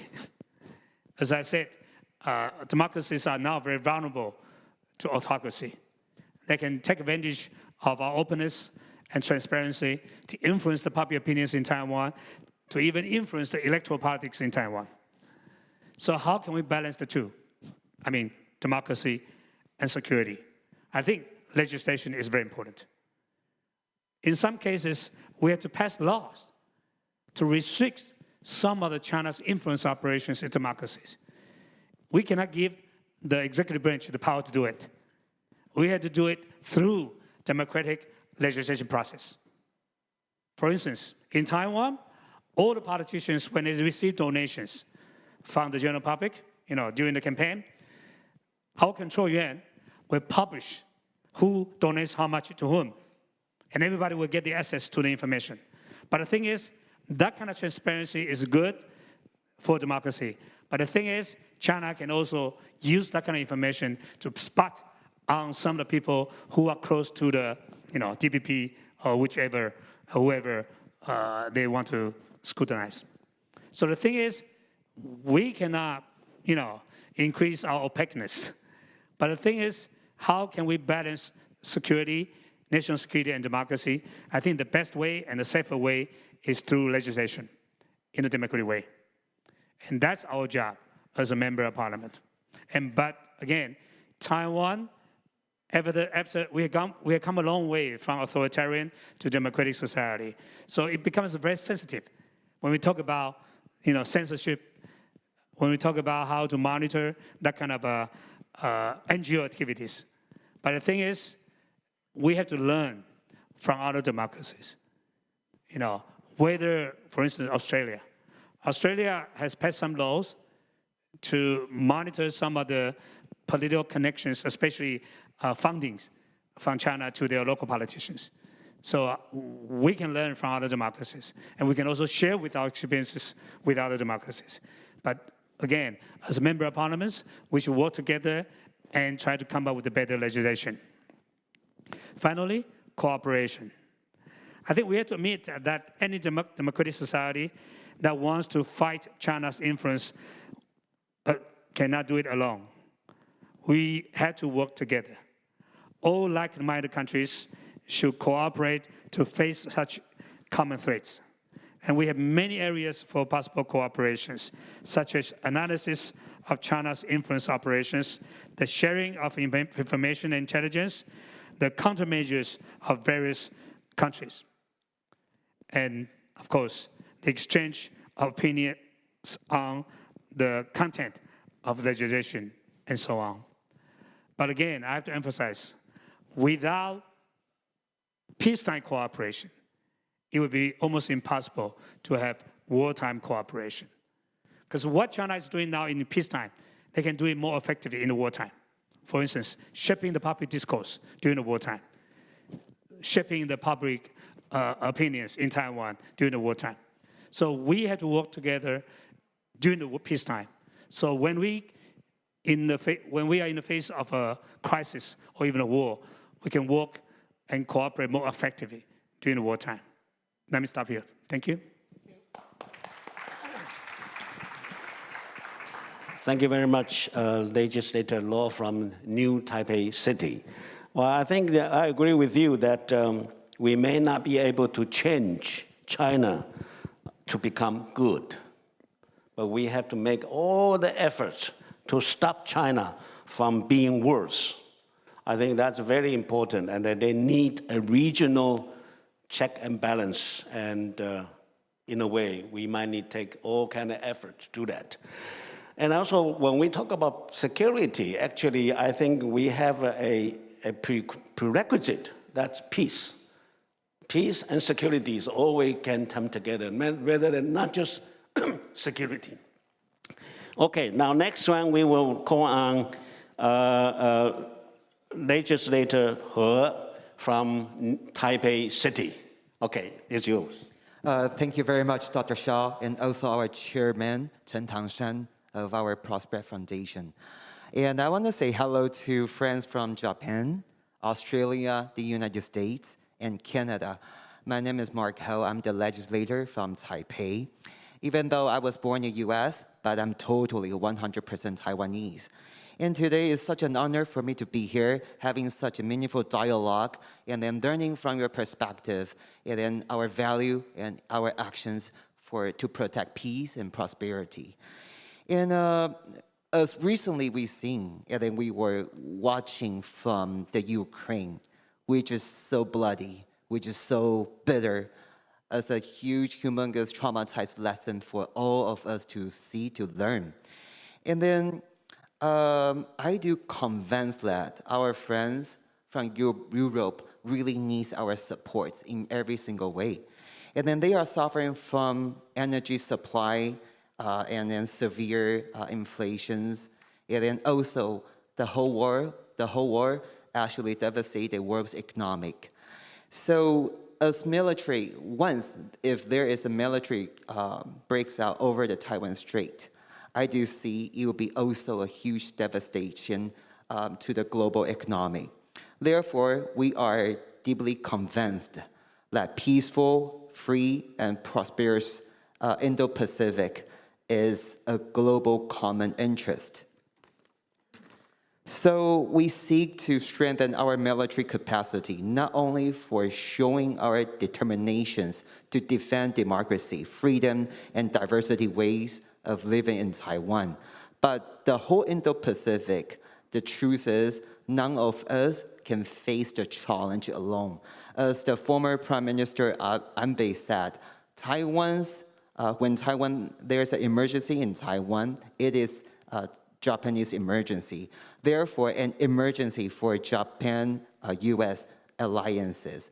To face the challenge, it is crucial, important that we cooperate close together. So in order to reach this objective, I believe that by offering Taiwan an increasing meaningful cooperation with multilateral security organizations such as Quad, NATO, could provide an actual assistance to all the members to reach the goals. And then I have three facts to share with everybody here. First, Taiwanese people has better understanding about PLA and CCP's development. Since we share the same language and similar culture with China, so we do know China better. And second of all, with thousands of radars watching mainland China 24/7, we are able to consistently collect activity information from PLA, and which serve as precious military assets for all countries in the region. And the third, for decades, the CCP's coercions, Taiwan has lack of channel to challenge military information, exchange military information, intelligence, and experiences with our allies. So I'm here to propose, in the future, Japan, the US, and all the democracy countries, we should exchange more infos and more intels. And then lastly, as so much I said, I still have a message to China. I'm deeply convinced that communication is equally important as deterrence. So to maintain peace, it's important for all the democracy countries as well as for China. I do see in the future, if China still wants to keep their GDP or their stabilities, war is not an option. In Taiwan, in Japan, and Australia, and the US, we are here to guard the peace. And lastly, I'm truly appreciate this opportunity for me to join this panel. May all of us work closer even more to build a peaceful, free, and prosperous Indo-Pacific. Thank you very much. Thank you. Thank you, Legislator Hall. I think it's very true that the Taiwanese people, 23 million, need to be more alert about the potential threat facing in the face of China's aggression. There's no doubt about it. If there is any illusion that China is a peace-loving country, that is a fallacy. Okay, that's very important. Maybe you can do more in the legislative year and to push more military budget and more advanced weapon and also the military institutionalization in the restructuring. Okay, since time is precious, now we have actually, let's pursue the Q&A. Actually, we received a question.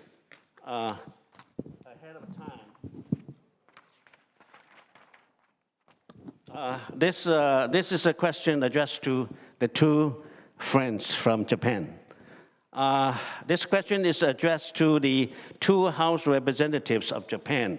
We now see several countries viewing their own one China policy. As members of the House, would you be willing to assist the Cabinet and urge the executive branch to review your administration's one China policy?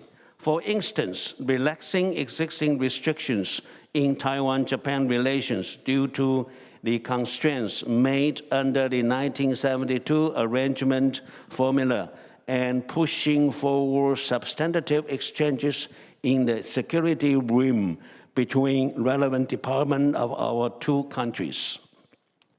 If the answer is positive, what are the specific actions that Japanese and Taiwanese executive branches can undertake?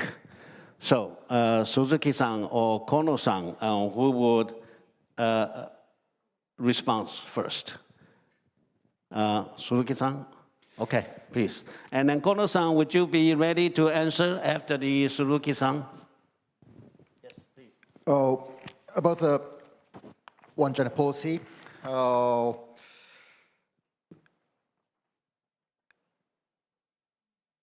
to revise that kind of the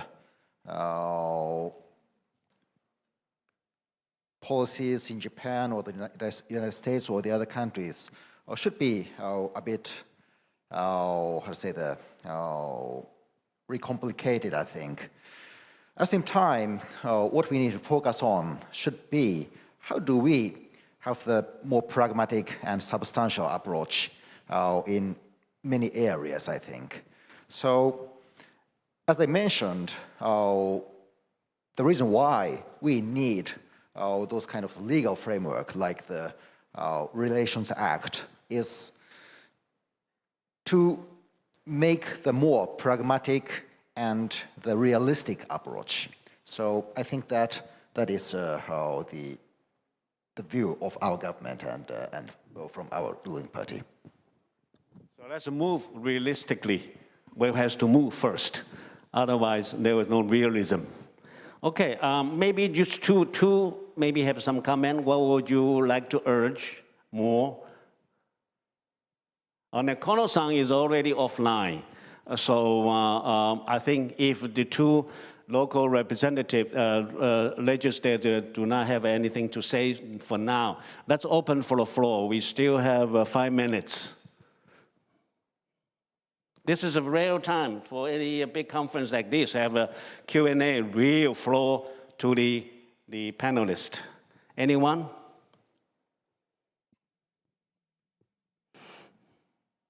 Anyone? Silence? That means everybody's happy and happy with the session. Okay, now let's one over one hand, please. Make it short so we can hear the responses clearly. Thank you for the opportunity to pose a question to this distinguished panel. My name is Marcin Jerzewski and I am the head of Taiwan office of the European Values Center for Security Policy. I am interested in your takes on institutionalization of parliamentary exchanges. So, as we know, parliamentary diplomacy And this kind of exchange is susceptible to electoral volatility. So how can we ensure that parliamentary frameworks that embrace Taiwan can be sustainable despite electoral competition and transfers of powers in the respective countries that participate in those frameworks? Thank you. Who do you address to? It's an open question. So okay, open question and open to the three of you. Would you like to make very short answer, response? Okay. The LOI is in recess right now, but a lot of my colleagues now are traveling to a lot of European countries to exchange their views with their colleagues in other countries. So these kind of parliamentary exchanges are very important. But in addition to making friends, more importantly, I think it's very important to talk about issues. So to have that kind of focused discussions or focused exchange of views is very important. So especially we are all democracies. So when we talk about how to pass the legislation in dealing with that kind of challenges we are facing, I think it will be very more provocative and interesting to engage in that kind of dialogues. So I agree with you that it's very important to have more institutionalized dialogues, but the issue areas that we can engage dialogues are more important than the format of a dialogue. Thank you.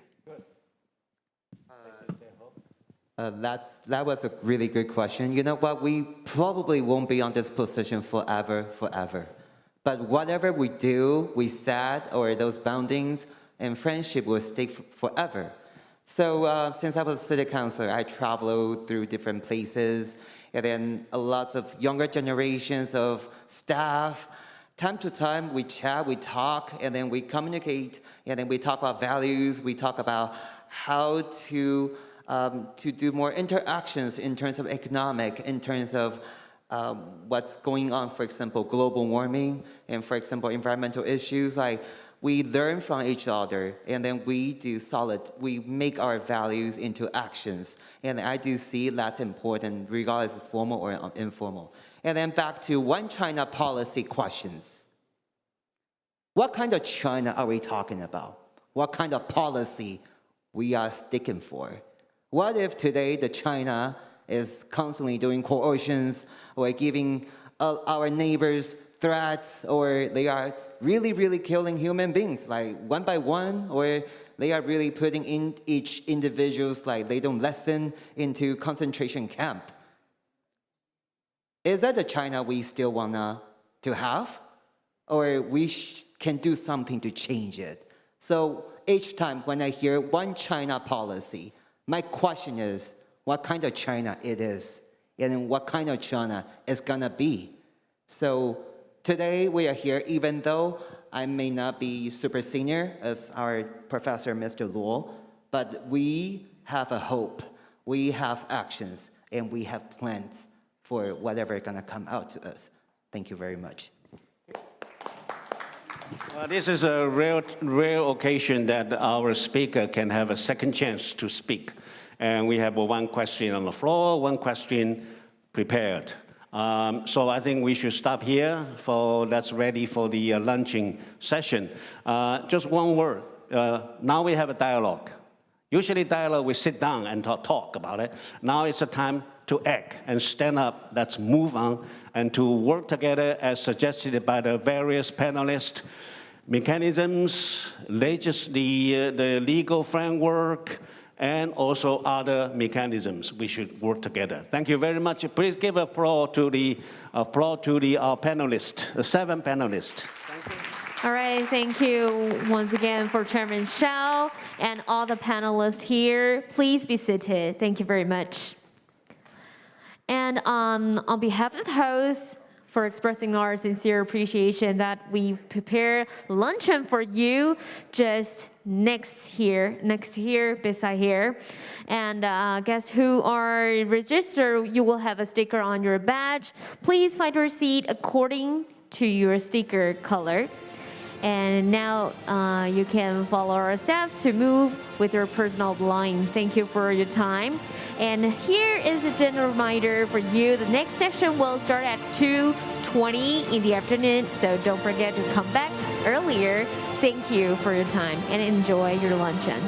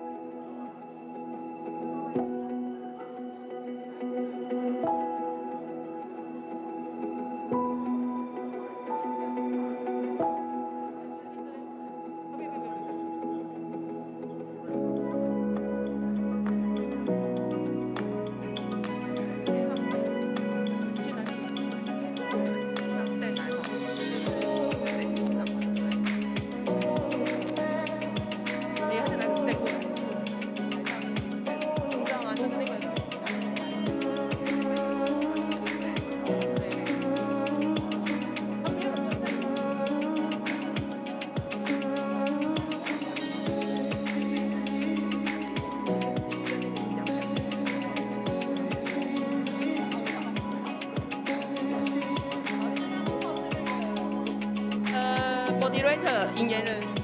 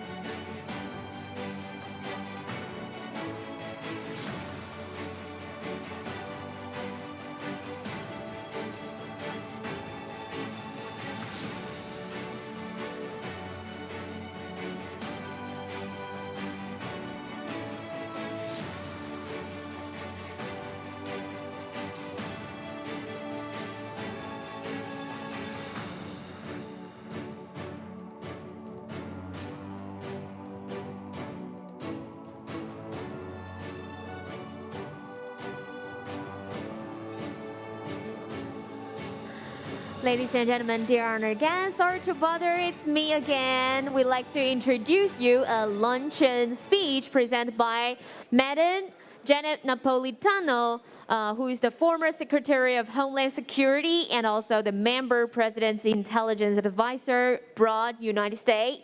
But before we bring her to you now, I would like to invite Deputy Minister of MOFA, Zheng Haoren, to introduce the speaker and topic for us. Now, please welcome.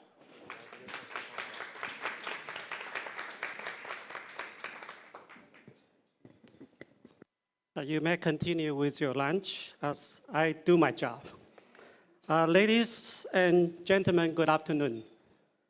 It is my distinct pleasure to introduce one of our keynote speakers to this year's Ketagalan Forum, the Honorable Janet Napolitano, former U.S. Secretary of Homeland Security, a member of the Parliament of the President Intelligence Advisory Board, and Professor of Public Policy and Director of the Center for Security in Politics at UC Berkeley.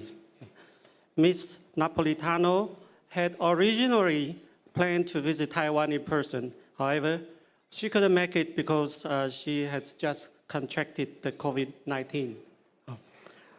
Despite not participating physically, she has been developing connections with Taiwan for a long time. As I'm very sure that she will have the opportunity to visit Taiwan to learn more about our vibrant democracy in the near future. I wish Ms. Napolitano a speedy recovery, and Taiwan always welcome you anytime. Ms. Napolitano was the first female U.S. Secretary of Homeland Security and the longest-serving incumbent to date.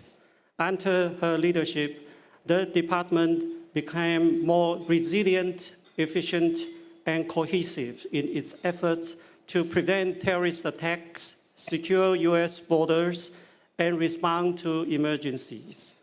Furthermore, in 2012, Ms. Napolitano announced that Taiwan will be the 37th country to be included in the U.S. visa waiver program.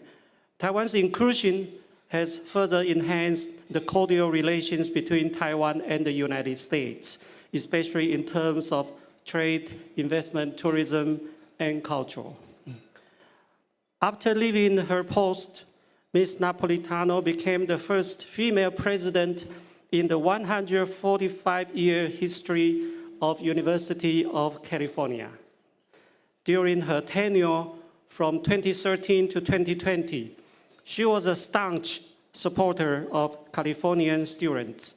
She worked to stabilize in-state tuition, gave more support to undocumented students, launched an initiative to help students access nutritious food, and established reforms to tackle campus sexual harassment and assault. She also campaigned for clean energy, initiating a plan to realize 100% carbon neutrality across all campuses and university medical centers by 2025. Ms. Napolitano is currently Professor of Public Policy and Director for Center of Security in Politics at UC Berkeley. With the launch of Taiwan-US Education Initiative in December 2020, both sides have drawn on the achievements of recent years to deepen cooperation in international education. And I am confident with Ms. Napolitano's dedication, we will be able to further enhance and expand existing programs between Taiwan and the United States. Furthermore, in May this year, Ms. Napolitano was also appointed to the President's Intelligence Advisory Board. And in this role, she provides President Biden with advice on the effectiveness of the intelligence community. Prior to the positions I just mentioned, Ms. Napolitano served as governor of Arizona from 2010 1903 to 2009. As Attorney General of Arizona from 1999 to 2003, and as U.S. Attorney for the District of Arizona from 1993 to 1997. Ladies and gentlemen, please join me in welcoming the Honorable Jeanette Napolitano. Thank you.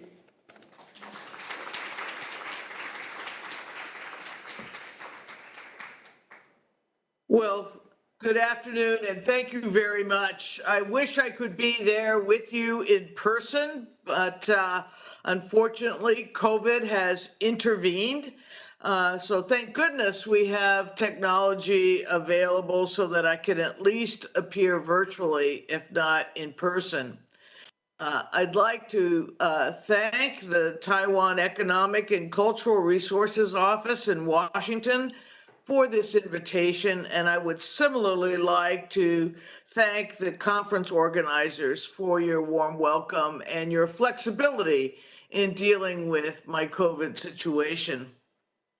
As was mentioned, my name is Janet Napolitano, and I am currently a resident of Berkeley, California, commonly considered the birthplace of the free speech movement in the United States, and home of America's finest public research university, the University of California at Berkeley.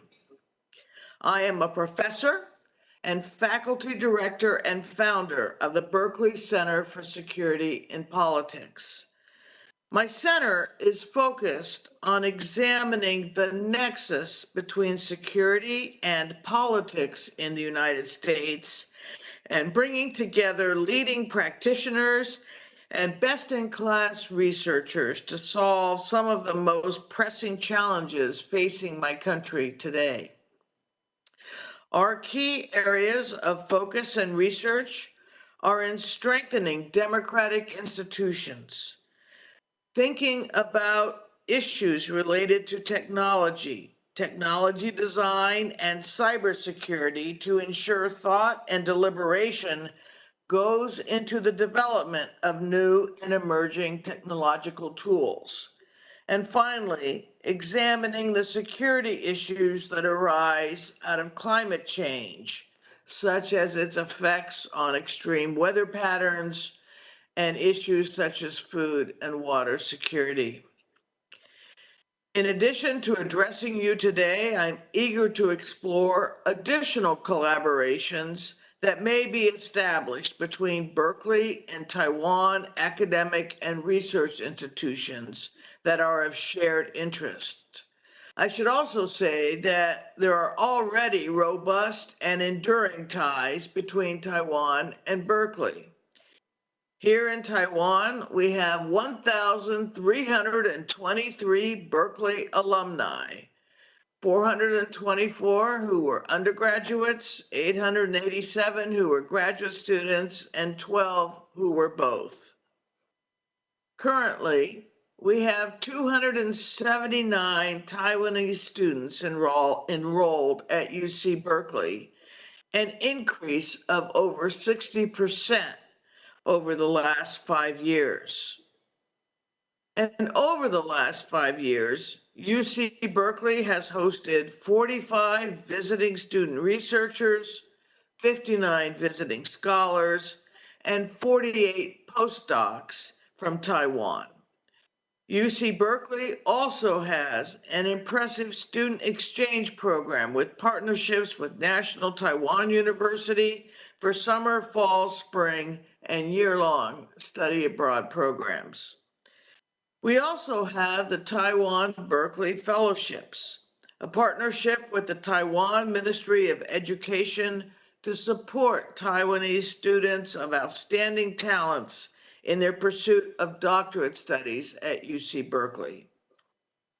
In addition, we have the U.S.-Taiwan Next Generation Working Group, an in-depth training program for scholars and policymakers with an interest in U.S.-Taiwan relations who show promise as future experts on foreign affairs in relation to Taiwan. Berkeley Berkeley and Taiwan work closely together on industry-sponsored research and innovation and entrepreneurship with partnerships like the Industrial Technology Research Institute and the Taiwan Semiconductor Manufacturing Company, each with over 15 research projects in partnership with Berkeley to date. Another important Berkeley research partnership with Taiwan is the Berkeley Taiwan Health Innovation Accelerator. This program is a partnership between Berkeley School of Public Health, UC Berkeley-based Business Accelerator Skydeck, and the Ministry of Science and Technology and the National Council of Taiwan. The program connects representatives from Taiwanese medical technology startups with Bay Area health system leaders, pharmaceutical representatives, experts in regulatory and reimbursement strategies, and life science investors. The program provides mentorship and coaching and helps Taiwan startups expand their networks and their impact by connecting with Berkeley and Silicon Valley leaders. It's a perfect example of how we can help each other succeed and make a difference in an important shared industry. Now, prior to founding the Center for Security and Politics at Berkeley, I spent 7 years as president of the University of California System, which features 10 Research One academic institutions, including UC Berkeley, UCLA, UC San Diego, UC Davis, and 6 other world-class universities. And as mentioned, I also served as the 3rd United States Secretary of Homeland Security in the administration of President Barack Obama for 5 years. The Department of Homeland Security, also known as DHS, is a sprawling enterprise of more than 250,000 employees and another roughly 150,000 contractors. When I was at its helm, it had a budget of more than $50 billion annually and spanned the globe with offices and operations in more than 120 countries. DHS is an all-hazards organization built to protect the United States against all threats to the homeland, whether by human beings, by acts of God, in cyberspace, and across all critical infrastructure sectors. DHS runs and protects all U.S. ports of entry, land, sea, and air, as well as the border between ports of entry. It patrols the littoral waterways of the country, protects the President of the United States and visiting international heads of state, and manages border security, immigration enforcement, and aviation security. DHS is also missioned to facilitate lawful trade and travel, to welcome new immigrants and new Americans to our country, as well as to collect vital revenue for the United States through customs duties. The Department of Homeland Security is the youngest and the 3rd largest department of the United States government. It was formed in the aftermath of the attacks of 9/11, out of the belief that our government would have been better prepared to connect the dots and prevent those attacks if disparate elements of the government were connected and collected under one roof. Now, when the average person thinks about Homeland Security or outside the United States, Interior Ministries, they don't automatically think international. These are Homeland Security and Interior Ministries, after all. But in reality, no national government can operate best practice domestic security operations without being international and working closely with international partners. So much of what protecting a homeland or the interior of a country, it's all about begins abroad in partnerships with other interior ministries, allies, friends, and partners. This is true for the United States. It is true for Taiwan, and it is true for every leader wishing to deliver to their citizens the highest level of freedom, safety, and security. This is precisely why DHS is in 120 countries. It is why a modern and free state must partner with friends and allies for its own protection. And it is why, in a quickly evolving world, we must be, to quote the motto of the United States Coast Guard, semper paratus, always prepared.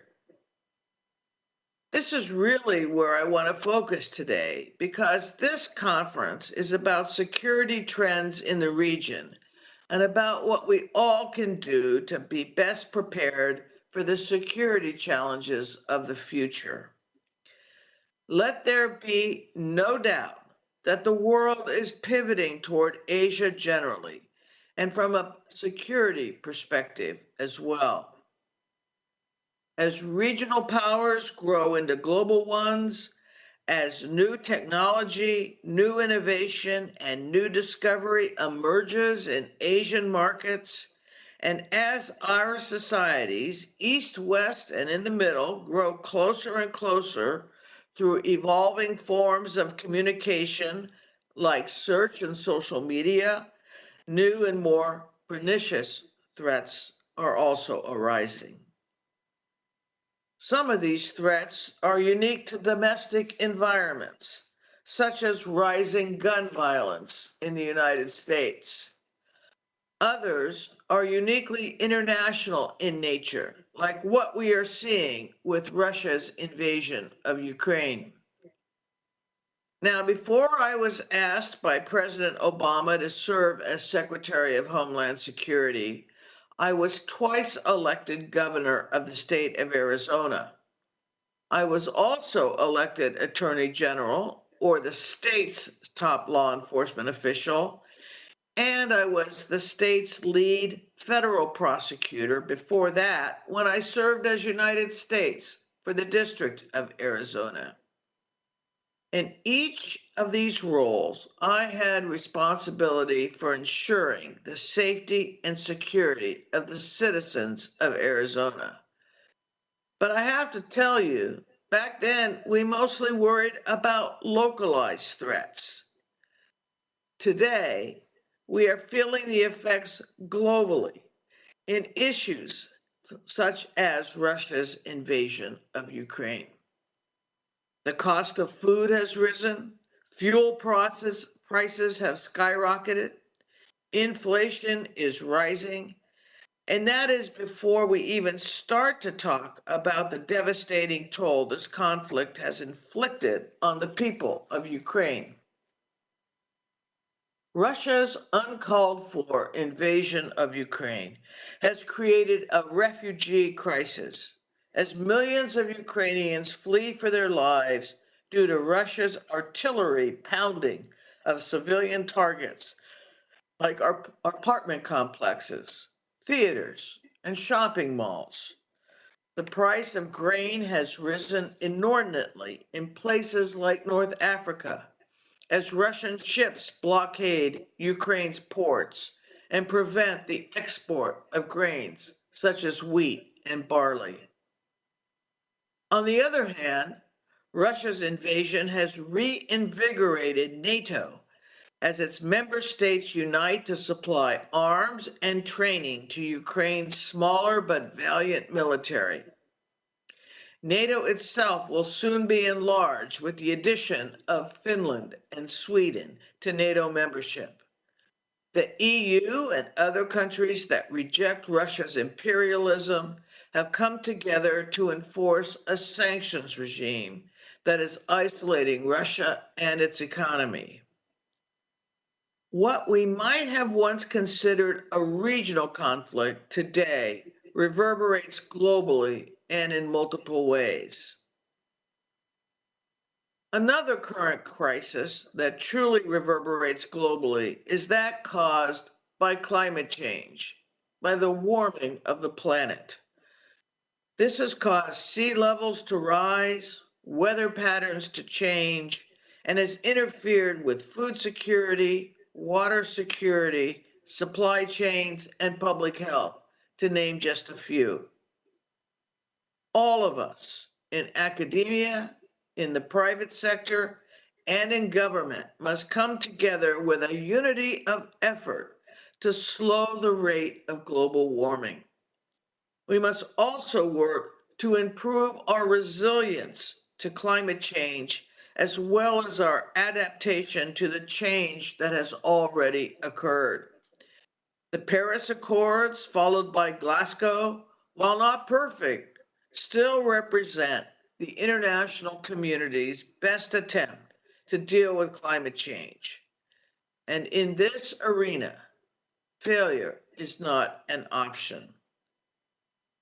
The globalization and interconnectedness of the threat environment is what all countries now have to think about in the context of security preparation and preparedness.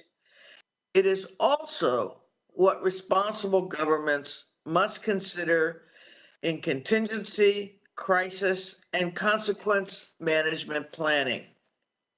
How can we make our homelands, our interior security systems, our market protections, our supply chain, and our defensive capacities more robust, more resilient, and best postured to recover from critical incidents?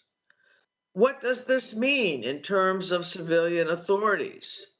How well prepared are we to collect and resource domestic security requirements to protect our people against all threats, whether foreign or domestic?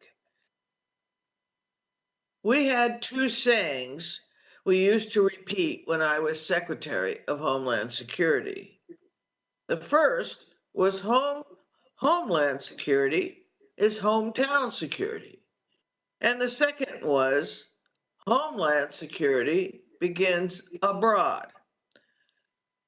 I'm no English professor, but I do recognize the juxtaposition of these two phrases, and I believe them both to be true. If our hometowns are not resilient and postured to be prepared for all hazards, our citizens won't be and won't feel safe. And what does this mean? It means preparation and hard work. It means securing supply chains now so they aren't interrupted in the future. This can be accomplished through global partnership that give us earlier looks into the global distribution of goods, and by deploying new technologies that enable security officials to track and anticipate the movement of goods while verifying and validating the cargoes itself. There are remarkable new commercially available products that enable us to literally know everything about a supply chain, and all responsible governments should avail themselves of these tools to stay ahead of supply chain disruptions and delays. It means digging deep on cyber defenses and cybersecurity so that should a network be penetrated, it can be resolved and restored quickly. Cyber threats are on the rise globally, and that is particularly true in the Asia-Pacific region.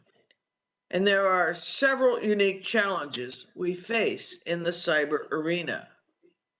First is simply keeping pace with technology development itself. As new tools become available to establish verifiable cyber defenses, new approaches to counter them evolve just as quickly. So next is the fact that there really isn't any international framework that defines lanes in the road for how a cyber attack is treated in warfare or in law. This is something we struggled with when I was secretary, and it hasn't changed much in the decades since then. In this context, responsible nations are left to build cyber defenses, knowing that they must be constantly evolving and that an attack may not be recognized as such under international standards, to the degree that any international standards even exist. Security officials responsible for cybersecurity, therefore, must be both entrepreneurial in establishing defenses as well as constantly evolutionary. We all know there is no single bullet cyber defense, but by mixing and matching tools and approaches, we can lead adversaries off course and thereby protect our networks. This, of course, ties directly into the need to secure critical infrastructure, rails, grids, chemical facilities, power plants, energy production capacity, and aviation. Yes, fences, gates, guns, and guards secure critical infrastructure, but in today's wired environment, those physical security features are no longer sufficient. Network vulnerabilities must be addressed first today in precisely the manner we must as it relates to cybersecurity. Advanced intelligence is critical to this fight. Knowing what your own vulnerabilities may be and bolstering them in advance of an attack. A companion to critical infrastructure protection is the need for all nations to secure their own borders, ports, and perimeters. In the United States, border and perimeter security can be controversial and is politically charged. But I have always believed that every nation has a sovereign right and responsibility to secure its borders. And while this may be controversial to some, there has always only been one prudent way to accomplish this task, through a blend of manpower, of technology, and physical infrastructure.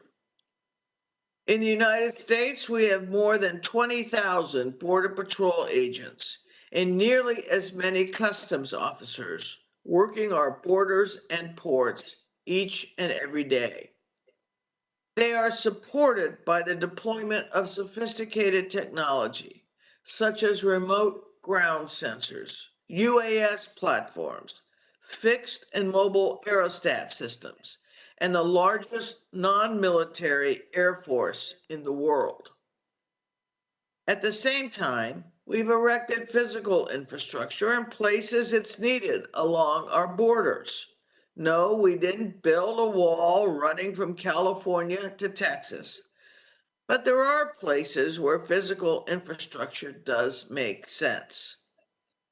This blended approach, boots on the ground, technology, and physical infrastructure, works for the United States and works for other countries as well. None of the things I've mentioned can be done without the help of the public. As our most ready censor, in a way, that's the public itself. That's why we created a program called See Something, Say Something, to enlist communities in the mission, thereby truly making Homeland Security hometown security. Our citizens, through this campaign, were encouraged to report suspicious activity as they saw it. And it was an incredible success in helping to thwart a number of incidents that may have become worse had the public not forewarned public safety officials. That is a great example of a campaign of homeland security in our hometowns. Now, what did I mean about homeland security also beginning abroad? Well, that takes me back to where I began. Partnerships with friends and allies and working offshore to ensure onshore safety and security. One of the most effective tools against all threats is knowing that they exist before they know you do. People often tell me that being an interior minister or a homeland security secretary is the most thankless job in government because you get all the blame when something goes wrong and none of the credit when everything goes right. I don't know if that's true. I certainly love my time as secretary. But what I can tell you is that most threats in society today are averted before they can be realized. The best example of this is the Transportation Security Administration, TSA, an agency that was created in the United States in the wake of 9/11. I know no one likes going through airport screening, but exactly 0 passenger planes have been successfully weaponized since 9/11 to take down a building.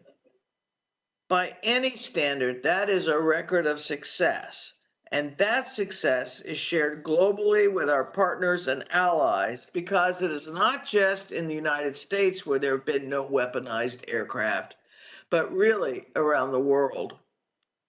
And that's because the aviation security community has learned to effectively share information and avert crises before they occur. Identifying threats and sharing them with global partners is the name of the game. When I was secretary, we negotiated a series of agreements to share passenger name record information that enabled us to check passengers and travelers against known security risks. That kind of international information sharing resounds to everyone's benefit. In contrast, however, some kinds of information gathering can be pernicious. And I can give you an example from academia to underscore the point.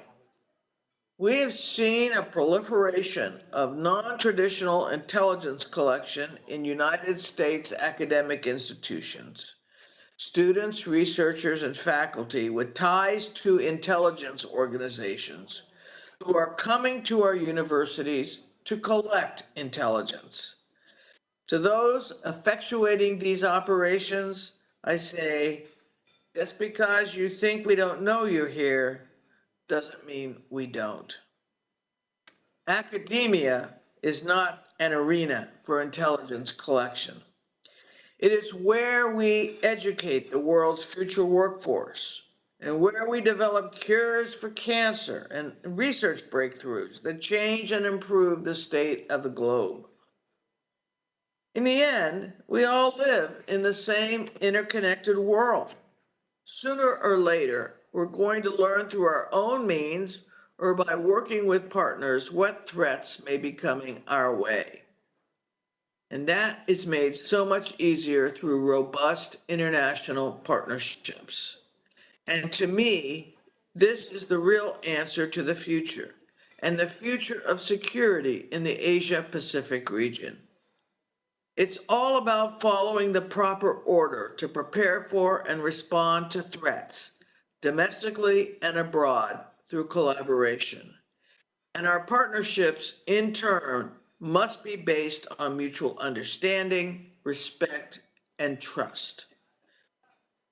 Now, before I conclude my remarks, I would be remiss if I didn't quickly say I was proud as Secretary of Homeland Security to preside over the first expansion of the visa waiver program in many years when we admitted Taiwan as a participant.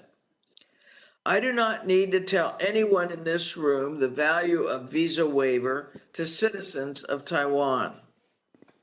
visa waiver exemplifies that kind of partnership that I just described, an agreement based on mutual understanding and of trust.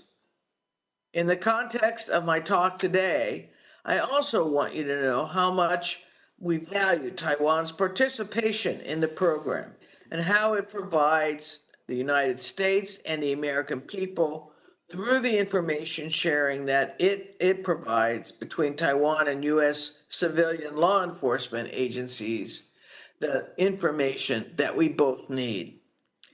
This duality of value is the hallmark of strength through shared values and partnerships. Nothing can be, nor should be, unilateral.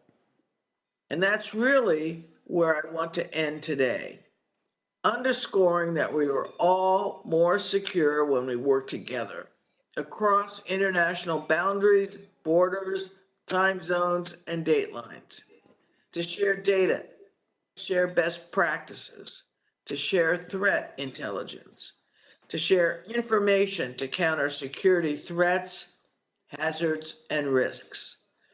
The more we can do that as partners, the more secure the Asia-Pacific region will be, as well as the rest of the world. It's been my honor to be able to be with you today, albeit virtually. Thank you so much for inviting me to speak. Thank you. All right.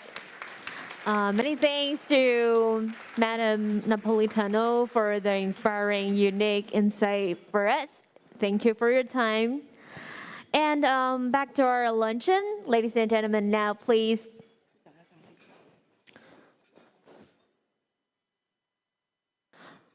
Now please welcome Deputy Minister Zeng once again for moderating this session.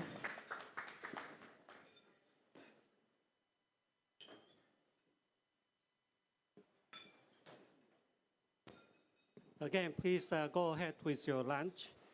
I want to appreciate Ms. Napolitano for your very interesting and very detailed account of the Homeland Security Department. Actually, I recall when the department was established after September 11th incident, I was working in our office in Washington, D.C. And I wonder how much of what you say was true when it was just established. When you say that Homeland Security is equal to hometown security. At that time, when United States was the target of international terrorists, that kind of sense of community in the world as a whole probably is not as strong as it is today. I think that's a very interesting difference. You also talk about Homeland Security starts from abroad by partnership with our friends. This is so true today. And I think this is also very important for Taiwan as we reach out to make more friends.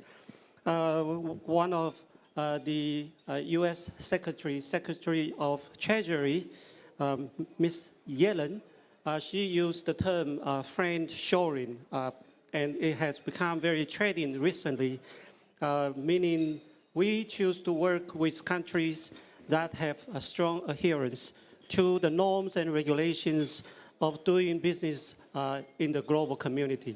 I think that is also reflecting the value of Homeland Security today.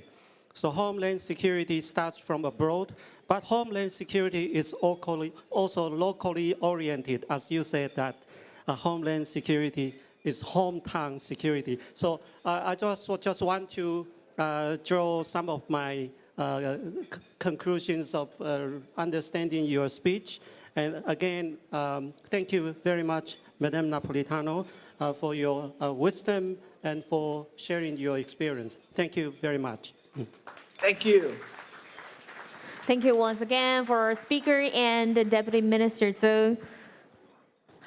Please have a seat. And back to our lunch, ladies and gentlemen. Now, please keep enjoying your meal and enjoy the social networking on table. Just a gentle reminder for you that our next session will start at 2:20. So please be aware of the time. Thank you.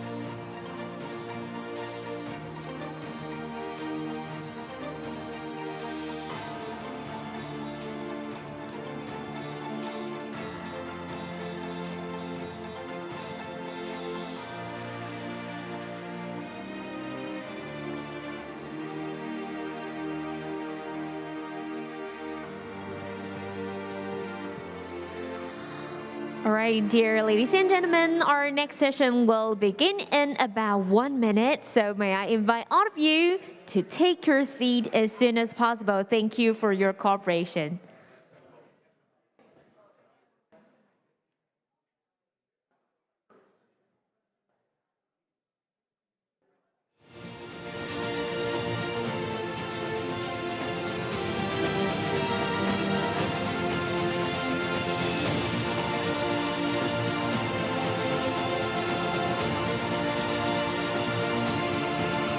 Our second half, Ketagalan Forum is about to start. So ladies and gentlemen, may I invite all of you once again, please be seated as soon as possible. Thank you.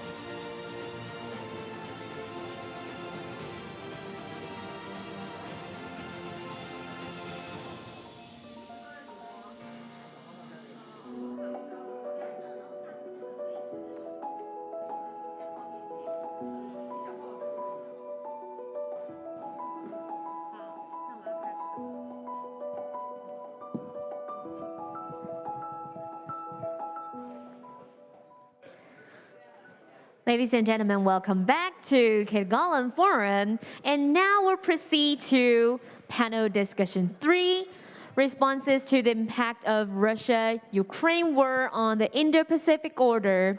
And there are 5 panelists in this session, respectively, from United States, Japan, Australia, UK, and India.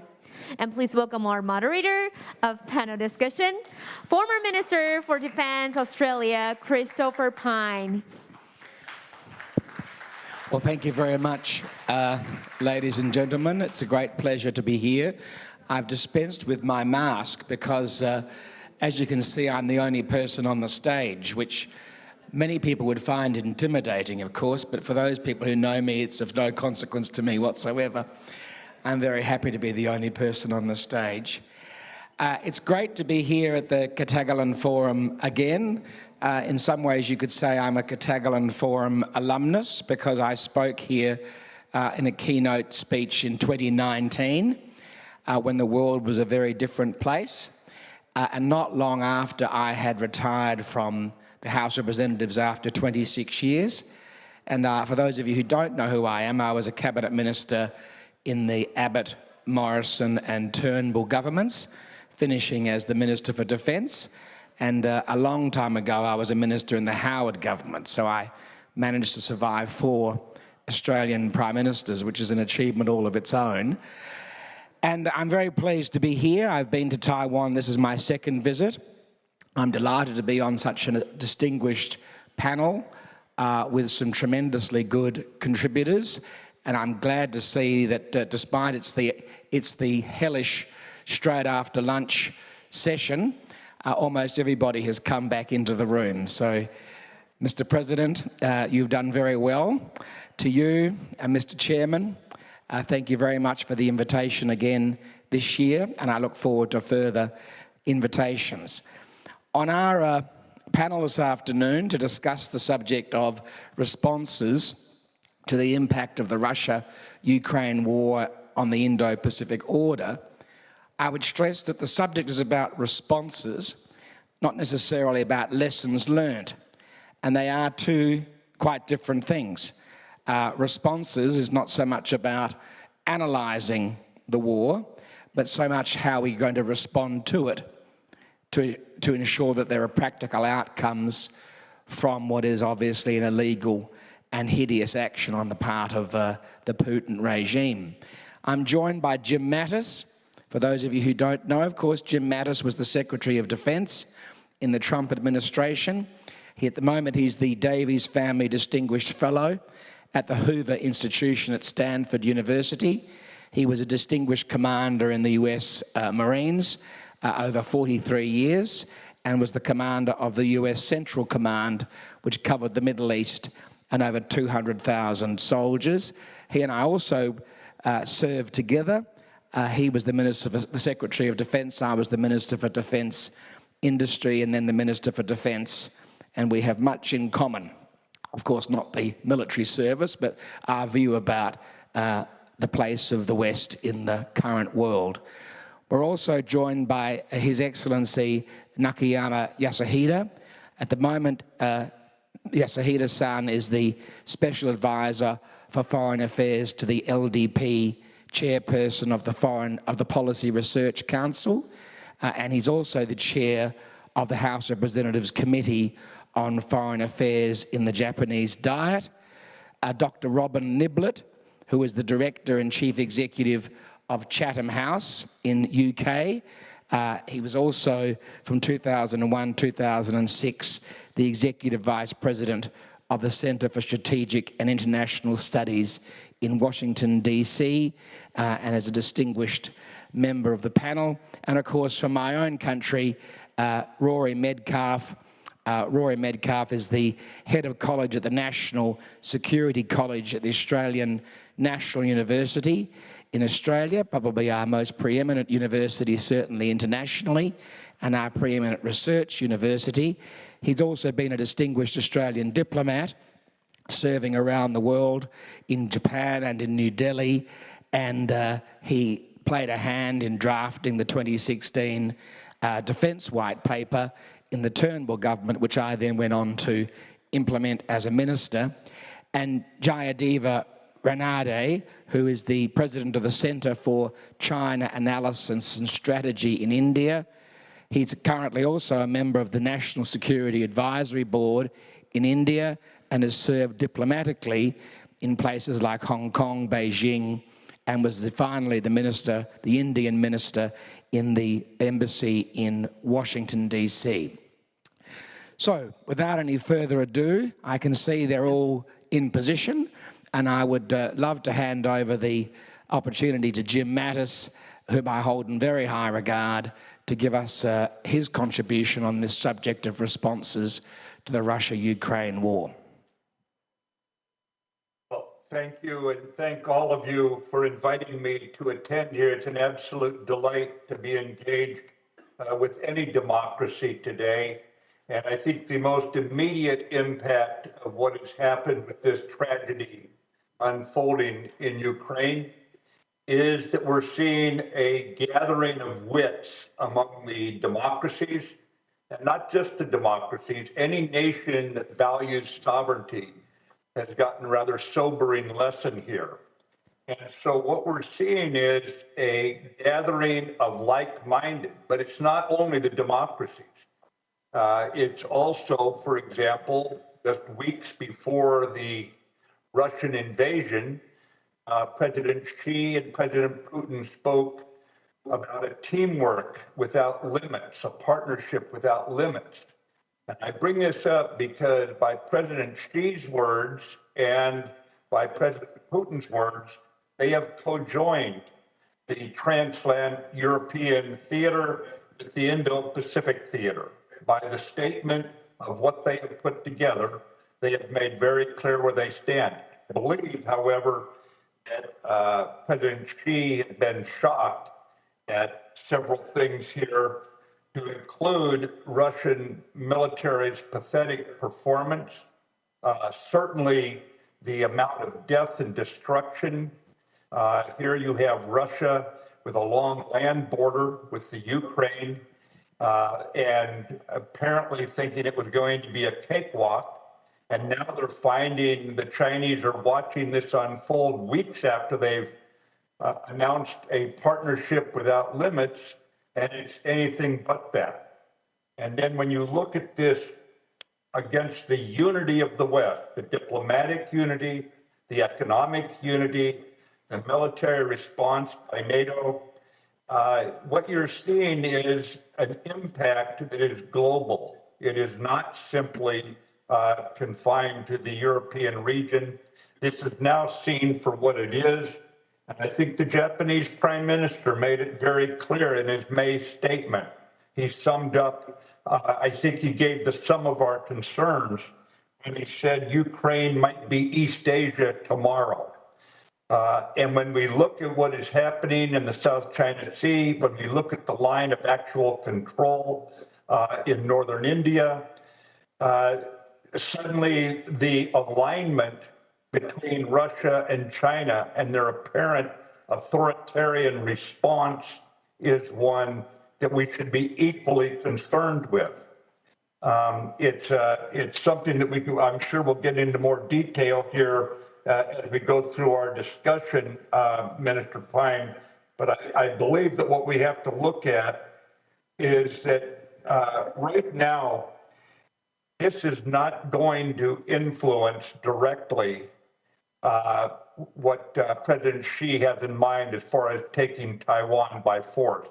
I think it will impact him severely about how and when to take such a step.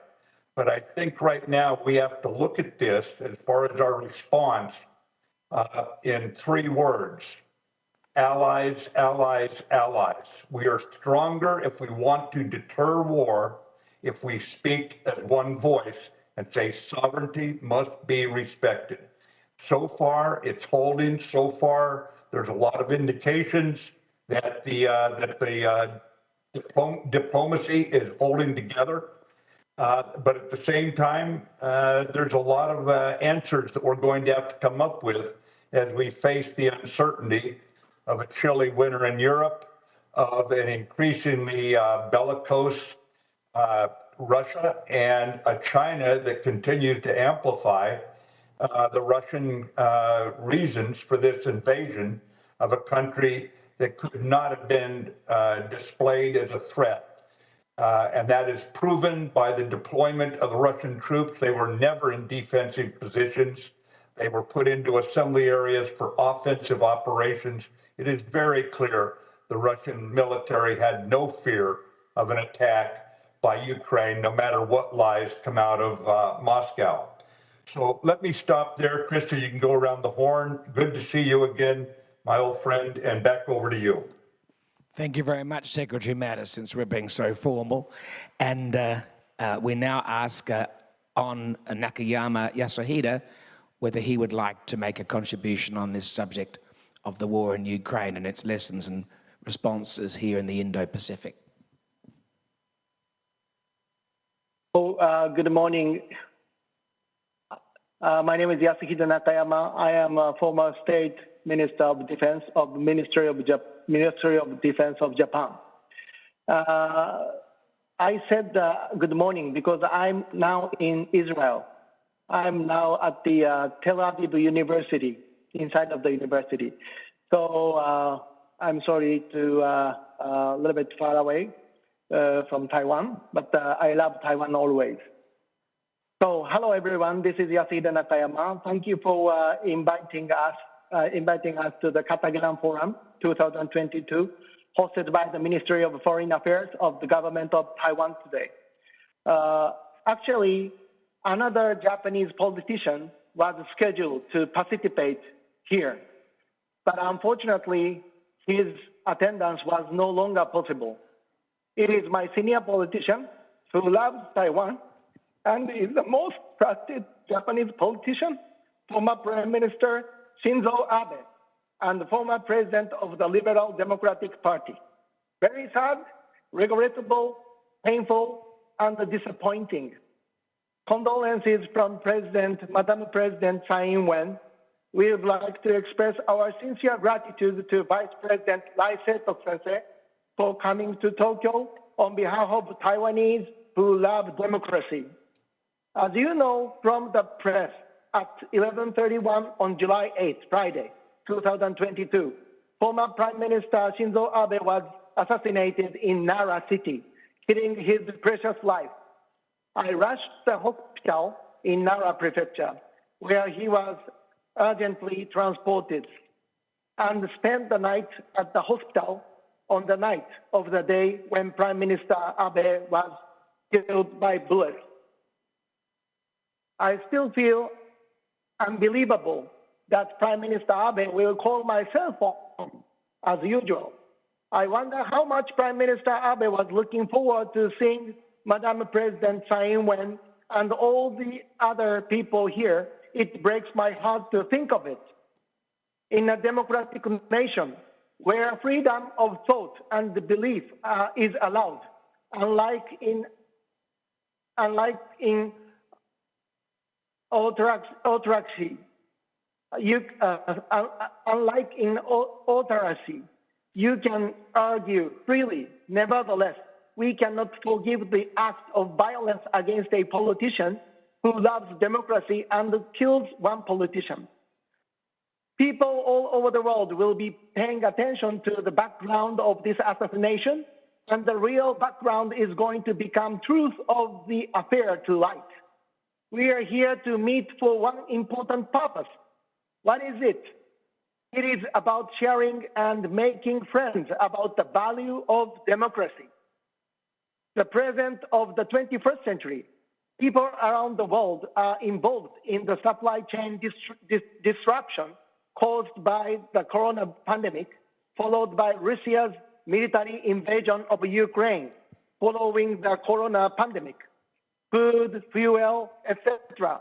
are soaring and have a great impact on our lives and life. The world is expected to become polarized in the future. One is a democratic politics group, and the other is an autocrat group. And I think each of them will build and rebuild its supply chain. What should we learn from the situation in Ukraine in this time? It is important to replace the situation in Ukraine with our region of Asia. Number one. One is that it is ourselves who protect our beloved homeland. Second, recognition that three countries around North Korea, Russia, and China are actually nuclear armed. Number three, if the permanent members of the United Nations and the security members are parties to the war, the United Nations will be incapacitated. In other words, United Nations reform is indispensable. Number four, allies are required. In other words, making friends is very important.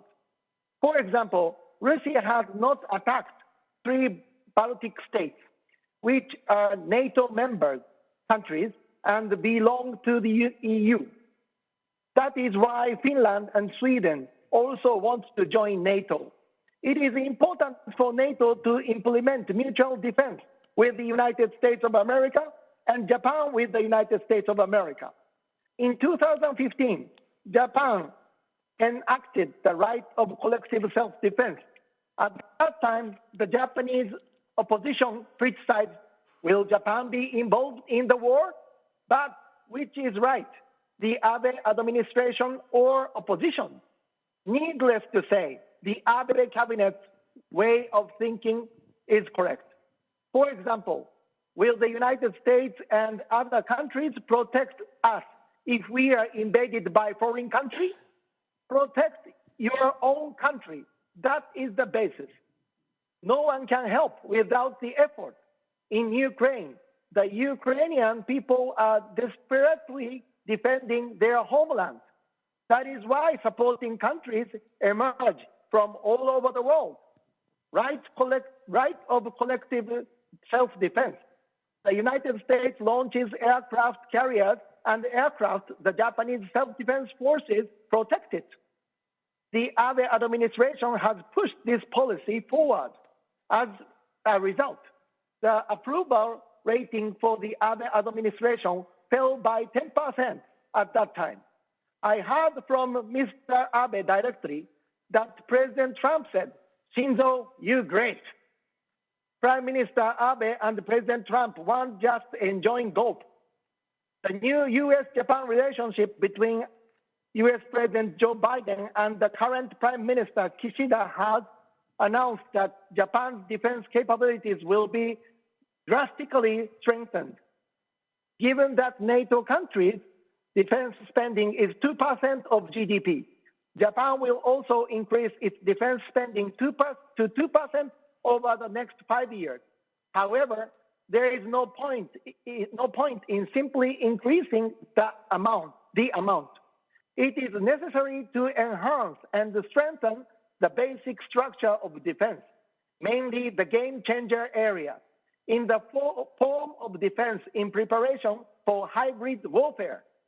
In addition, considering the issue of population decline and security, it is one of the important issues to utilize game-changer technology and reduce the labor of soldiers in defense. We believe that we should work harder in the areas of space, cyber, and electromagnetic warfare, and still carry out production domestically or collaborate with democratic teams.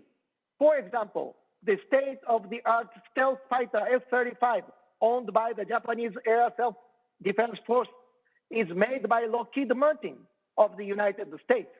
But the wings of the aircraft, the helmet of the pilot, the instrument panel of the cockpit, the fuel tank, etc., are all made in Israel.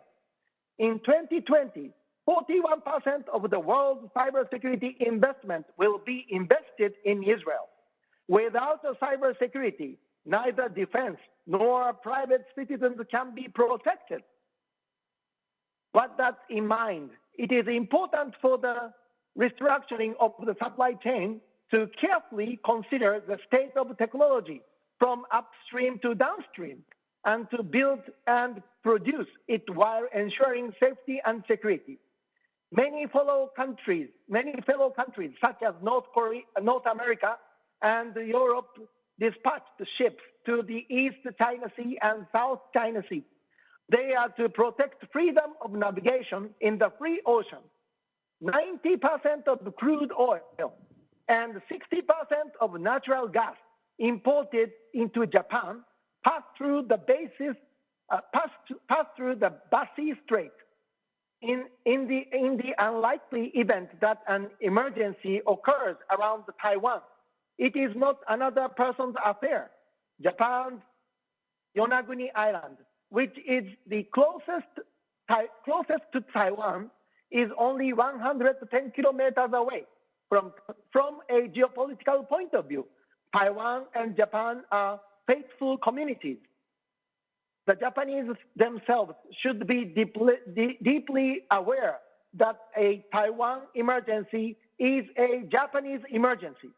I think the bad leaders of autocrats are trying to reach out to their tentacles by taking advantage of the peace bouquet, means peace dummy, lessons that prevail in democracies. Impact work on it is very easy to carry out in the age of the internet. Let's share the value of democracy with Asian countries and cooperate with the democratic nations of the world as a team so as not to give them such a chance. 1 year ago, in an interview with Hudson Institute, Dr. Kenneth Weinstein asked me, "Is Taiwan a Japanese friend?" Well, I said, Taiwan is not a friend. Taiwan is my brother, my sister. I am a family member of Taiwan. Japan and Taiwan is a family, one family. I still feel that way. How should the fact that countries such as Japan broke diplomatic relations with Taiwan, which is liberal and democratic, about 50 years ago, be politically verified in the current situation? We also need a solid political and strategic debate on future direction. For the Free and Open Indo-Pacific Initiative, it is very important to establish security not only in the security environment around Taiwan, but also in all regions of the Indo-Pacific. As comrade of democracy, I'd like to actively challenge the teams of democracies to increase their peers and maintain peace with a sense of tension. Thank you for listening. ありがとうございました。トダラバ。Thank you. Thank you, Yasuhide, for that very passionate defense of the Taiwan-Japan relationship, but also your very heartfelt words about former Prime Minister Abe. And I'm sure all of the condolences from Taiwan, from the Prospect Foundation, from this forum, my own personal condolences go to you and, of course, the Japanese people for what is a hideous crime. As I'm sure you're aware, Shinzo Abe was a very good friend to Australia and of the particular prime ministers with whom he served, and the Australian people were completely shocked by his terrible death. And we look forward to hearing more from both you and Jim during question and answer session. If I could now go to Dr. Robin Niblett, who's the Director and Chief Executive of Chatham House in the UK. And Dr. Niblett, I'll hand over to you. Very much, Christopher. Thank you for the kind welcome. Let me add your words and say my words to Nakayama-san about the tragic passing and assassination of Prime Minister Abe. It was a very important point to raise here, so thank you for raising that, and I add my words to yours. And thank you for this opportunity to participate in the forum. The timing is important, to put it mildly. And I think, as Jim Mattis indicated a minute ago, we are at a particularly critical moment in international affairs and one where this forum is all the more important. I just want to follow, maybe in British style, slightly some of the key questions you asked us here, and the linkages between Russia's threats to Europe and China's threats in the Indo-Pacific. Just to say a few opening comments. First of all, on the analogies between the two, it is quite clear that both Russia and China reject the international order in their regions. From Vladimir Putin's standpoint, the president of Russia, he has unfinished business from the end of the Cold War. He's been increasingly explicit about it, that he wants to rebuild a greater Russia, a Ruski Mir, a Russia world, out of the rubble of the collapse of the Soviet Union at the end of the Cold War.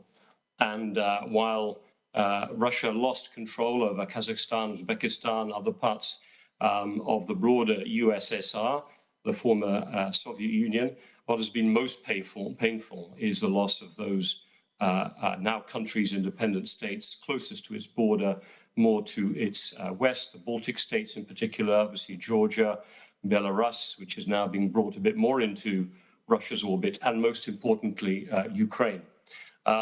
Similarly, it strikes me in terms of parallels, China believes it has lost core parts of historical China. The People's Republic of China, the Communist Party, believes that it needs to recover the totality of that China, having done so with Tibet.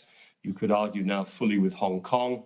Taiwan stands out in a way to their standpoint as unfinished business as well. And I think for both countries, in some ways worse than not being able to control, let's say Ukraine in Russia's case, Taiwan in Beijing's case, is the fact that certainly Ukraine was heading towards a divorce, a formal divorce from Russia, where the capacity to integrate those two countries again was close to being totally lost. And clearly there's a deep concern in Beijing that the separation with Taiwan is going to become permanent de facto, if not de jure. And the fear, of course, is that this is something that diminishes them, both in Beijing and in Moscow economically. And in Russia's case, think about population, with a 45 million or so population in Ukraine versus 130, 140 million in Russia, and a depopulating and aging Russia, losing Ukraine permanently is a real blow to its status as a great power. But in both cases, both for Beijing and for Moscow, it diminishes the credibility of their leadership, their political leadership. I'd say in particular in Beijing's case, where the Chinese Communist Party's legitimacy stands really at the core in its capacity to restore Chinese sovereignty over its entire territory. So they both feel, I'd say, that they have unfinished business and, as I said, are not status quo powers.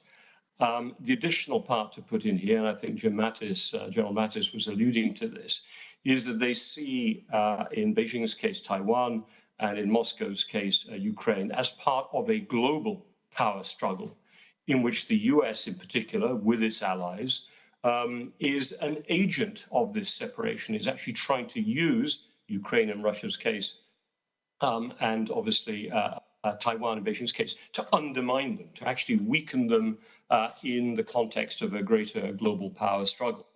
As we know, Moscow was deeply concerned about NATO expansion, although I don't think that was the primary reason for its invasion. And we've heard Foreign Minister Wang Yi make the point that the US is trying to introduce a Indo-Pacific NATO through its various steps, which I'll come to in a minute.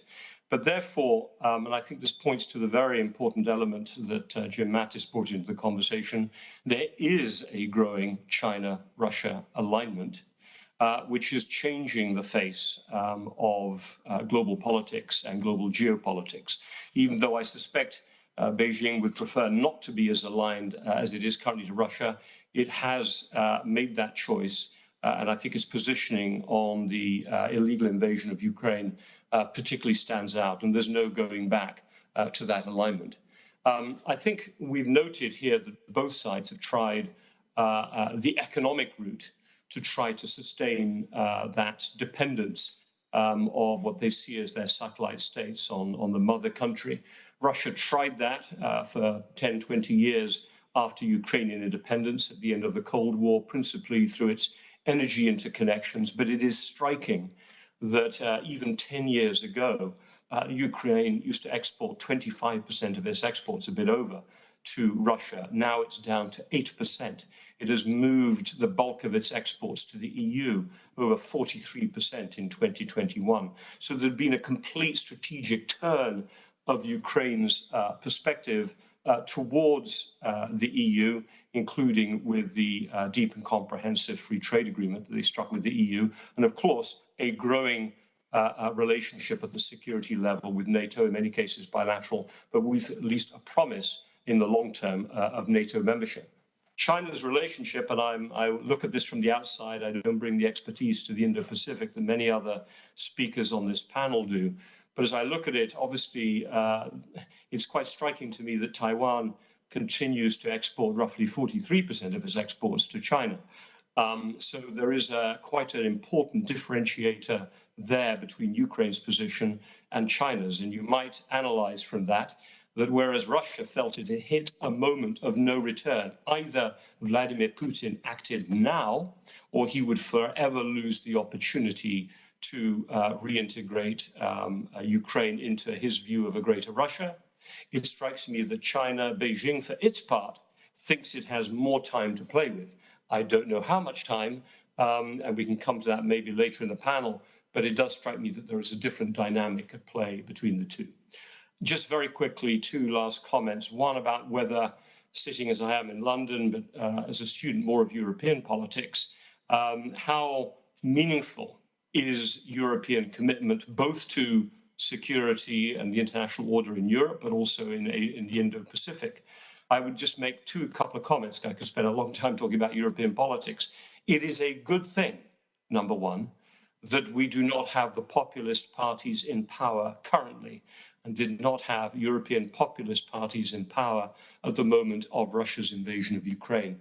So whether it's in Germany, in France, in Poland, in Spain for that matter, a country that has traditionally been quite accommodating of Russia, you're seeing a very firm, committed and united position against Russia. Yes, it's going to get difficult this winter, and we can talk more about that, but I believe that the brutality, the surprise, the shock of Russia's intervention in Ukraine is going to make it very difficult for European governments to step back and go and relinquish their commitment to Ukraine.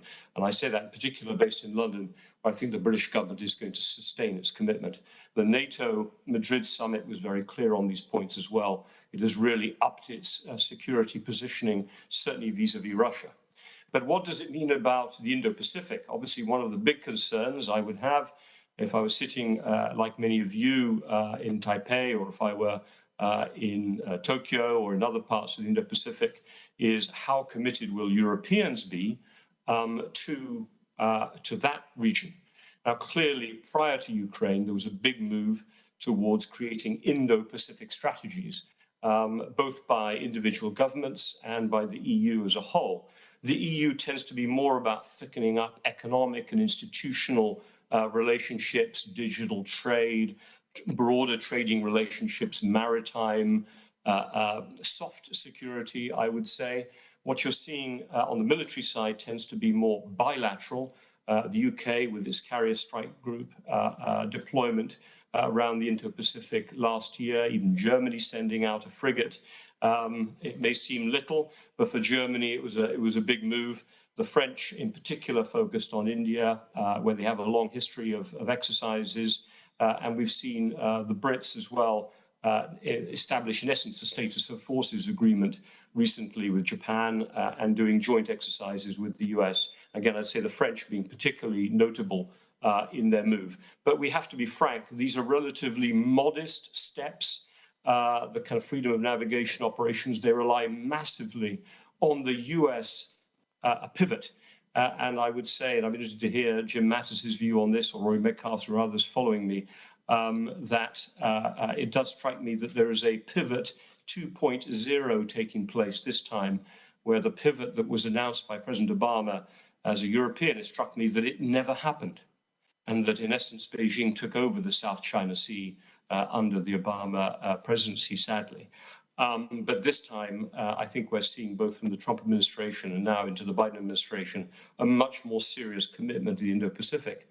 My concluding remark, therefore, is that I think we see, and this is the most important thing at the moment, the emergence of what I call an Atlantic-Pacific partnership, where, in essence, we have seen remarkably Pacific powers, Japan, South Korea, even Singapore, supporting the US and Europe against its invasion, Russia's invasion of Ukraine, including for the first time imposing sanctions, and doing so partly to try to lock European powers and the US into long-term support against China's threats in the Indo-Pacific. But at the same time, European powers are realizing that they have to sustain meaningful Indo-Pacific strategies to counterbalance China. Otherwise, there's a risk of a weakening of US commitments to Europe against Russia. So there is a coming together of both Indo-Pacific and transatlantic security in a really interesting way as a result of this growing Russia-China alignment. I will stop there. Thank you. Thank you, Robin. That's fantastic. A lot of meat in that contribution, and I'm sure a lot of it will be unpacked in the next 30 or 40 minutes. We'll now go to my Australian compatriot, Rory Metcalfe, from the ANU. I can see you better over there, Rory. I look forward to hearing your contribution. Thank you very much, Chris. It's great to see you. It's great to be on this panel. It's great to be part of this really important forum. And I would also echo condolences personally and institutionally for the tragic loss of Prime Minister Abe Shinzo. Look, I wanted to really echo some of the messages that we've heard already. I'm in reasonably furious agreement with most of what has been said, but the thrust of my argument would be that there are indeed responses, not only lessons, to go with the admonition from our chair. Let's look at the responses. There are strategic echoes in the Indo-Pacific of the lessons of Russia's aggression in Ukraine, against Ukraine. And this is really a long game. We're seeing the beginning of substantial change, but it's going to take a number of years to play out. I have to confess that although I'm speaking from the Indo-Pacific and from an Australian perspective, I've actually recently spent quite some time in Europe, particularly in dialogue with EU and NATO colleagues. And it is really striking that although Europe has a very grim situation on its hands, the wake-up call that Putin has provided to Europe this year is, in fact, I think in the long run, strengthening European determination regarding the global balance of power as well. So again, I think this is deeply counterproductive as far as China's interests are concerned, or at least Xi Jinping's interests are concerned, and very counterproductive to the idea of a China-Russia partnership. So again, something of an own goal. What do I mean by that? I think that whether or not we agree that there is a single strategic theatre, there are certainly echoes and lessons from the European and Indo-Pacific theatres for one another. And because so much of the contest for influence is occurring not only in the conventional military plane, but also in terms of geoeconomics, technology, disinformation, national resilience, that there's actually plenty that European and Indo-Pacific partners can do to support one another, even apart from the realm of frontline military operations. And I do agree, for example, with Robin Niblett's point that the European contribution to security in the Indo-Pacific is not primarily going to come from frontline forces.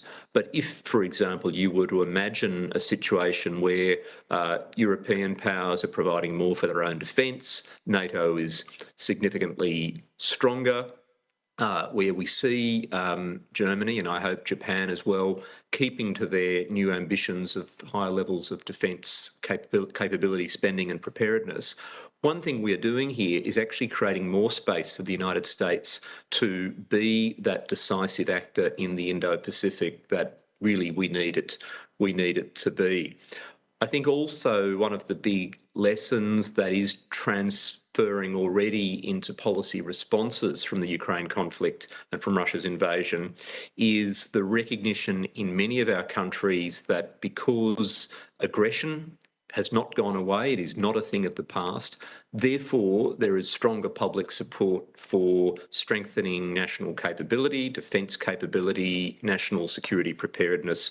We're seeing this in Australia, and fascinatingly, although we now have a centre-left government, a new government in Australia, a Labor government, which you would think is going to be, if you like, less forthright on national security than the Conservative government that it replaces.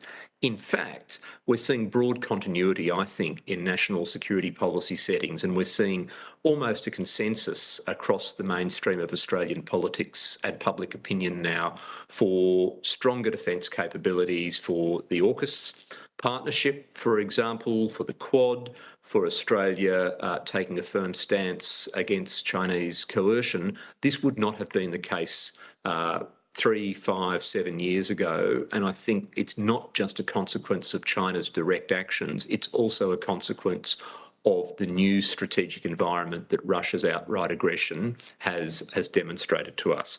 I can't speak directly for other countries in the Indo-Pacific, but I think that thinking in Japan would be broadly similar.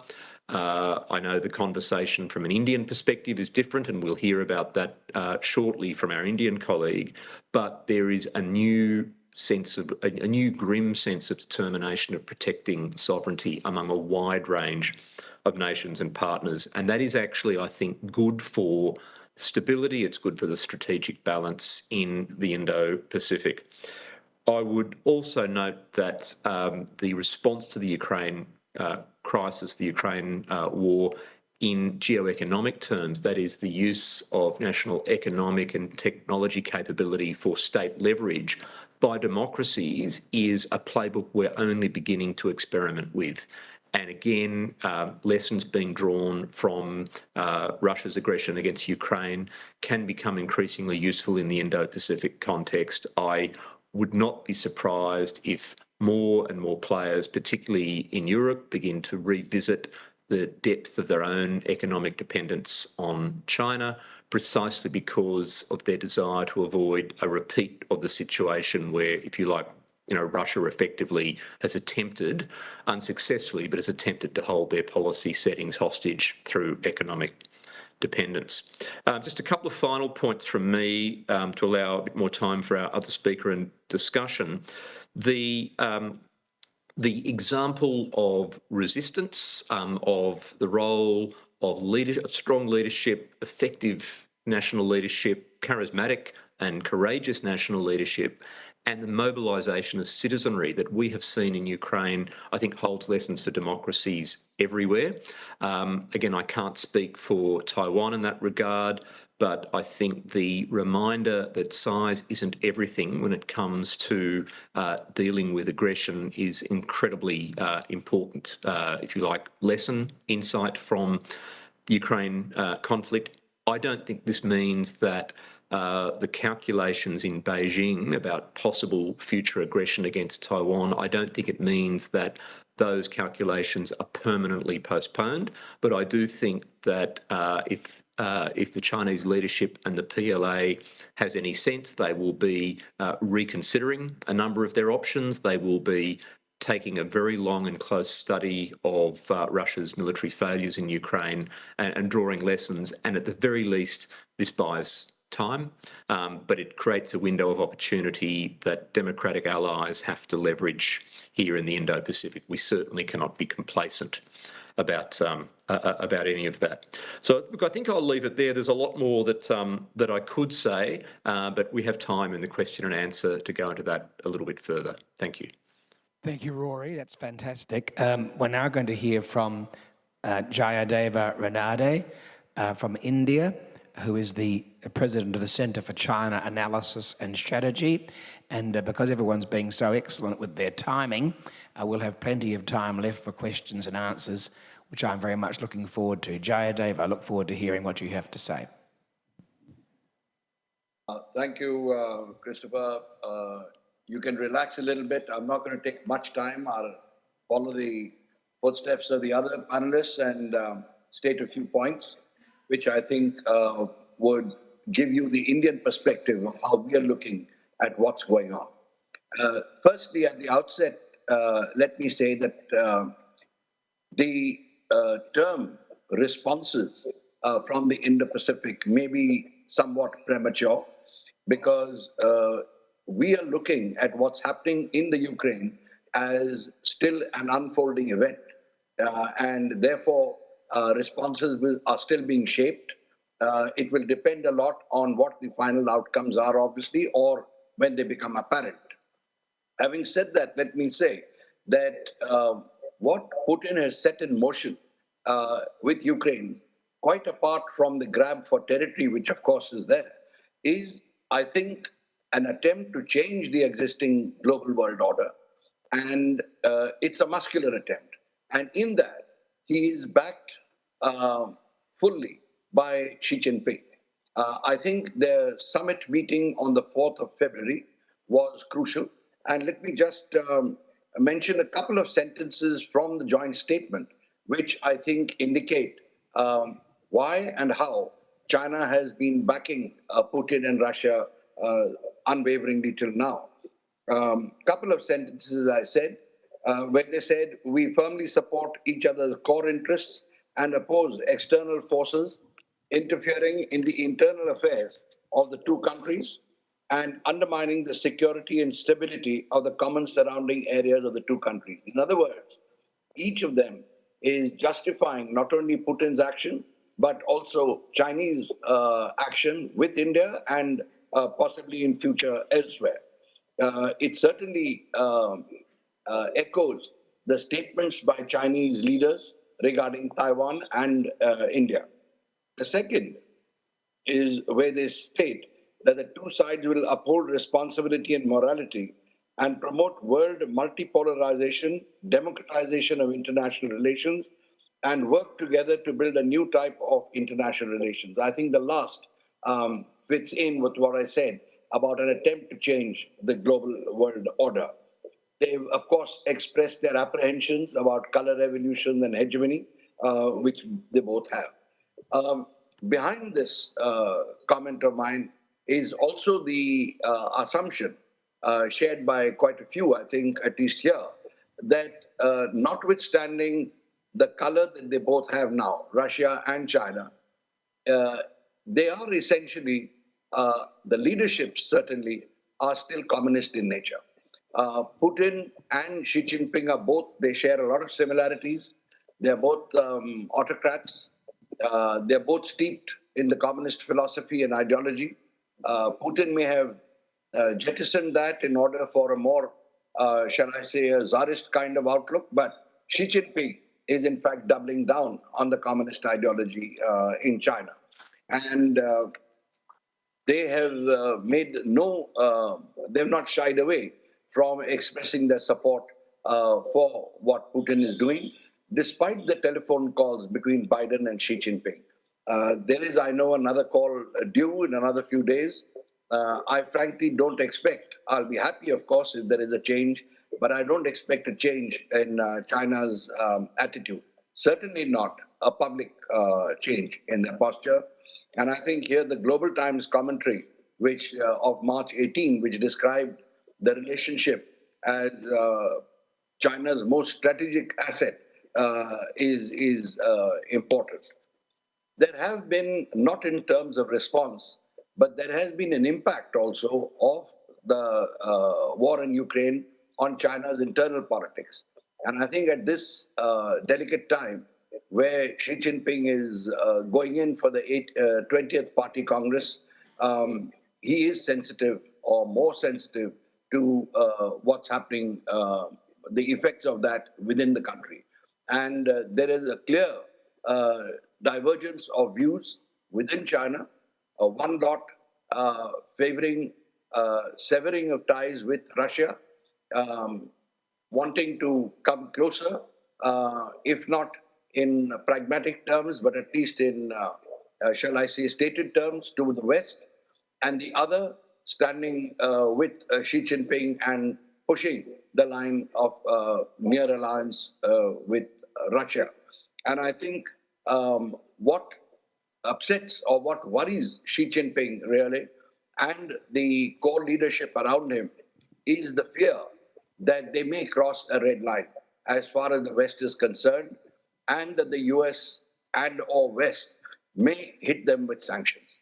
That is a real worry, considering that a large number, in fact, the majority of department heads and above of the Chinese Communist Party, their children are studying in the West and in the United States. They've got their money parked there, and they've seen what has happened to people who've been sanctioned. The children have had to come back, and the money has been confiscated. The children coming back particularly affects them, since it's a one-child policy, and many of them have all their aspirations centered on that one child. So I think that's the other factor that is there. But along with that, a couple of other worries he has is the progress of the war itself.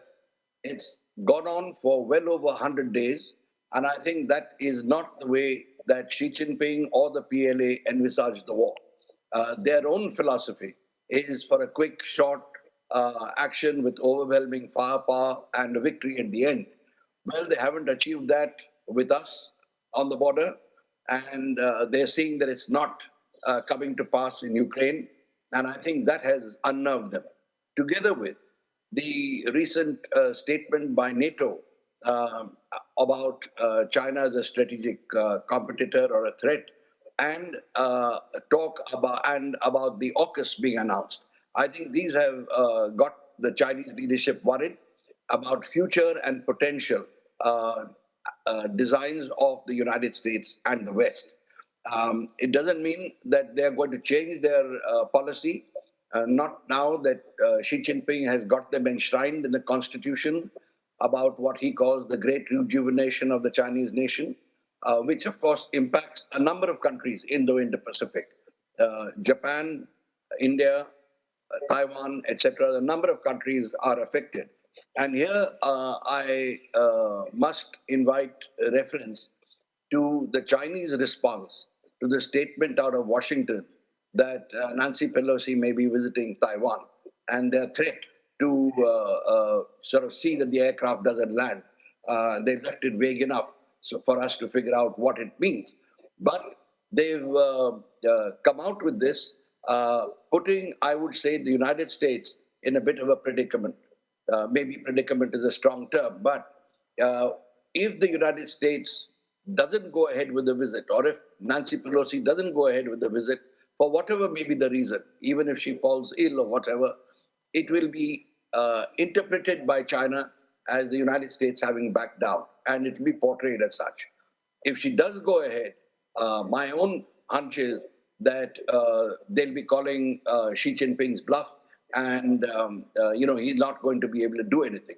Because if he does try and physically prevent the aircraft from landing, it will mean conflagration, if not a confrontation. So that is how we look at it. Final couple of points. While we are noting what the US is doing, what the West is doing, the US and us, we have very close ties. In fact, they've been boosted with the Chinese incursion. But we are also noting the reluctance of the multinationals and the big businesses to pull out of China. And that, I think, is a weak point, because the Chinese will use it to try and keep some kind of a relationship going. And here, I think I should mention that unlike Russia, China is far more interconnected with the global markets and with the global financial system. And even psychologically, if you talk to the Chinese people today, they do feel a bit isolated, because they say we don't have the friends that we used to. And if they see prominent, shall I say, landmark signs like of KFC, etc., pulling out, it'll be a psychological blow to them too. So I think I'll leave it here, but I will say that I don't expect Xi Jinping to change his policies. He has shown no signs of that. He will continue to try and sit on the edge, as it were. But the points here are that he cannot afford to lose face at this particular time. So if he's pushed to a corner, he will be in a predicament. He will have to make a choice, and he might even end up facing the ire of the Chinese people who've been hyped by him onto ultra-nationalism. So I'll stop here, and I'm open for questions, of course. Thank you. Thank you, Jayadeva. And they were all 5 excellent contributions. We've already received a couple of quite specific questions about cooperation in the Indo-Pacific, which I'd like to get to. But I'd like to start with a general question. I'd like to lead off with Jim Mattis being given the opportunity to answer it. And that is, a lot of the speakers have referred to the February meeting between Putin and Xi Jinping, obviously before the invasion of the Ukraine began.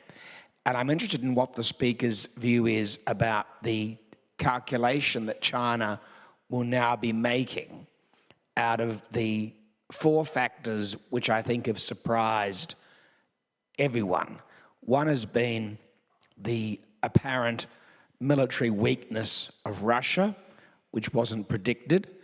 I think the second is the much more unified response from NATO. The third is the cohesive and well-established and put into place and policed sanctions of most of the Western world and people beyond the Western world, which I think have been some of the most effective sanctions we've seen in a very long time. And fourthly, the better than expected, with great respect, performance of the Biden administration in responding to the war in Ukraine and in unifying NATO, the sanctions regime, to actually have a significant impact on the war. All those factors, I think, were different to what China and Russia would have been discussing on February the 4th. And I'd be interested to know, starting with you, Jim, how you think that will impact on China's calculations in terms of the Indo-Pacific and obviously Taiwan in particular. Yeah, thank you. These have been excellent comments. What struck me listening to the various speakers is the degree of common assessment of the problem we face, which is the attack on the international order and very specifically on nation sovereignty. I think that it has been sobering to President Xi, who believes, like President Putin, that the democracies are weakening, they're on their way out, they can't govern the normal raucous kind of political affairs that go on in democracies are seen as weaknesses by them. And I think to suddenly find there's life in the democracies, there's unity, there's actually the willingness to take very strong steps, like you said, the strongest economic steps, probably since back in the World War I days, is what we're observing right now.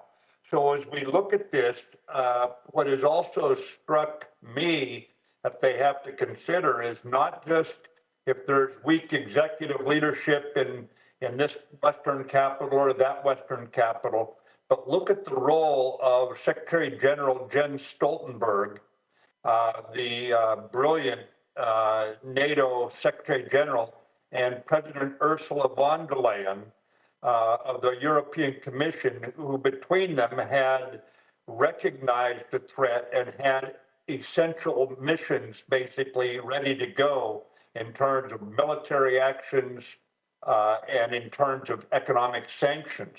This has got to play in President Xi's consideration, because if Russia, which shares a long land border and can mass its army literally on the border within meters of the country is going to attack, if they have run into this much problem, and any military amateur even can tell you that an amphibious operation is the single most dicey, most risky military operation of any kind, and that is 130 kilometers of very bad water between the mainland and Taiwan. The legitimacy of President Xi, which has been mentioned by several here, in the event this went wrong, the legitimacy of the Chinese Communist Party, all of that would be up for grabs at that point. I think that China is, you're quite right, they do think it will be a swift fight. That is always a recipe for disaster when you calculate you can do something swiftly in military terms. So the longer it went on, the more effectively that the Taiwan leadership and military and the civilian populace resisted would create more opportunity again for the democracies. They're slower moving at times than an autocrat. They have to bring their people with them. But I think that this would be a sobering reminder to President Xi that his entire officer corps, never having been in a war before, they might want to be a little slow to embark on something this risky based on what they've seen happen with a much simpler operational problem like Russia's invasion of Ukraine. Back over to you. Back over to you, Christopher. Thanks, Jim. Yasuhida, would you like to comment on that question? Thank you very much. Think about the 20th century Cold War. Soviet Union and the United States of America against each other. And it was quite a long time against each other. And one day the Berlin Wall has collapsed and Cold War no more exists. But we, the Japanese, especially me, I thought the Cold War is not to disappear. Cold War is going to in deep under the basement. And suddenly, 21st century now, it appears as against liberal democratic and autocrats.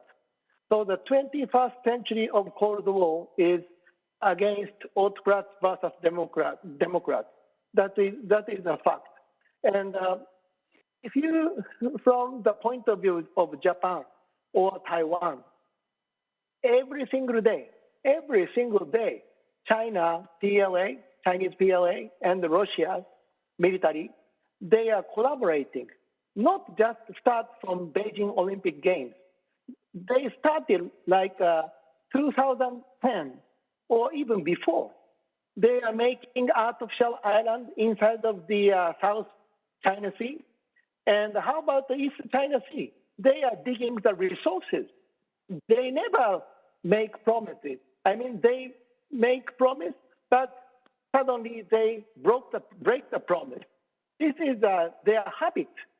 So we have to think more straight, and we never give them,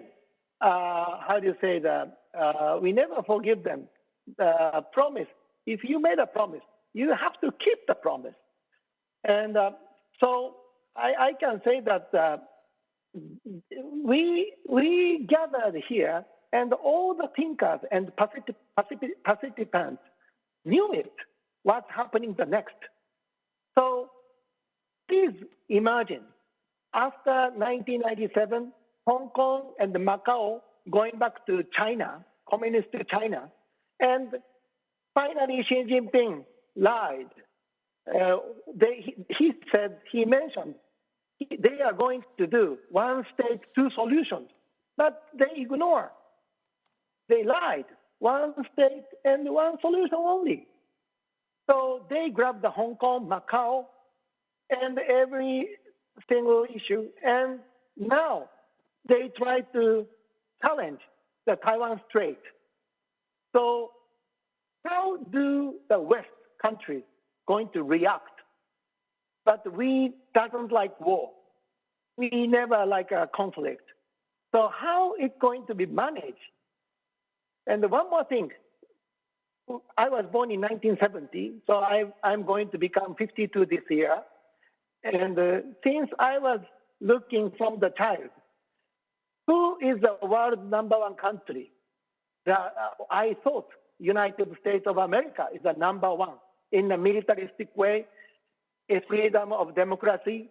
Everything is my love country. I mean, the Japanese love the United States of America. Even we fought against each other in World War II. But when the Obama administration, President Obama said, we are not going anymore as a police of the world. After that, what's happening in the Middle East? The Daesh, ISIL expansion is really rapidly increased at that time. And also the, the Assad regime is also increased rapidly. And Russia is going to, try more challenges to the Middle East at that time. So I never forget that kind of word. I hope the United States, in this moment, when the Obama administration, when he was the president, who was the vice president at that time? Vice president was Joe Biden. Now he became a president of the United States of America. So I hope that Mr. President Joe Biden has to show more strong leadership and protect and defending the allies of democracy, democratic nations. I hope he will make a very strong team. Without making a team, we cannot, against or manage China-Russia collaboration. If you look at the cyberspace, if you look at the outer space, the satellite, if China and Russia collaborate, the numbers of the satellite is more than United States has. So we have to be careful those kind of new hybrid warfare, and also we have to prepare for every dimension, collaborating with North Korea, China, Russia. NATO country is a multiple country who against only one country called Russia. We, the Japan, is only one country against three terrible countries, Russia, North Korea, China. And all countries have a nuclear weapon. So how should we manage? We have to show the deterrence Deterrence is needed. Thank you. Thank you very much. Robin Noblet, did you have a comment? Just a very quick one. I think Jim Mattis was absolutely right that the Chinese leadership will have watched what's happened in Ukraine with shock, disappointment. My conclusion, nonetheless, is that Beijing, Xi Jinping will not abandon Putin, will not abandon Russia. If anything, they almost have to double down. Two reasons. One, prior to Russia's invasion of Ukraine, China was already in Europe's and America's crosshairs with sanctions imposed over Xinjiang, over Hong Kong, over the increasing centralization and more autocratic style of this particular Communist Party leadership. So looking to the long term, if you're sitting in Beijing, the capacity for a truly deeply integrated relationship, in particular with Western markets, was starting to look shaky prior to the invasion of Ukraine. Ultimately today, if you do believe the world order, and I agree with the analysis we've all made here from Beijing's standpoint, if that world order looks threatening to you, actually a weaker Russia would need a weaker China. You do not, if you're Beijing, want to be left alone to face the democratic governments around the world without China. And I see China and Russia back to back since Ukraine, both metaphorically and geographically. They will increase their economic interdependencies. Russia, to state the obvious, is a huge supplier of the raw materials for China's future economic growth, in particular in more sustainable forms of energy development. And we know that the grand aim is to push, Rory Metcalf probably knows more about this than I do, but we'll push for dual circulation, as it's called, for greater reliance internally on the Chinese market, much as the Americans are able to be much more reliant on their own market. But the bit we've left out is that both Russia and China believe they are winning the debate with the 140 plus countries that are not imposing sanctions on Russia for Ukraine, who are open to the narrative that this is, as Nakayama said, a sort of Cold War 2.0, who see the sanctions as much as Russia's invasion as affecting them. And in a way, what China can do in particular is focus on those other countries and try to make sure that they develop much more closer economic relationships with them over time.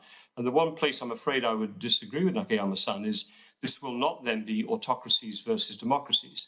It will be the liberal democracies, of which Britain and all the countries on this panel are part, against two autocracies, principally Russia and China, and a very small band of allies, Iran, North Korea, I don't know, Nicaragua, Venezuela, but it's a small group.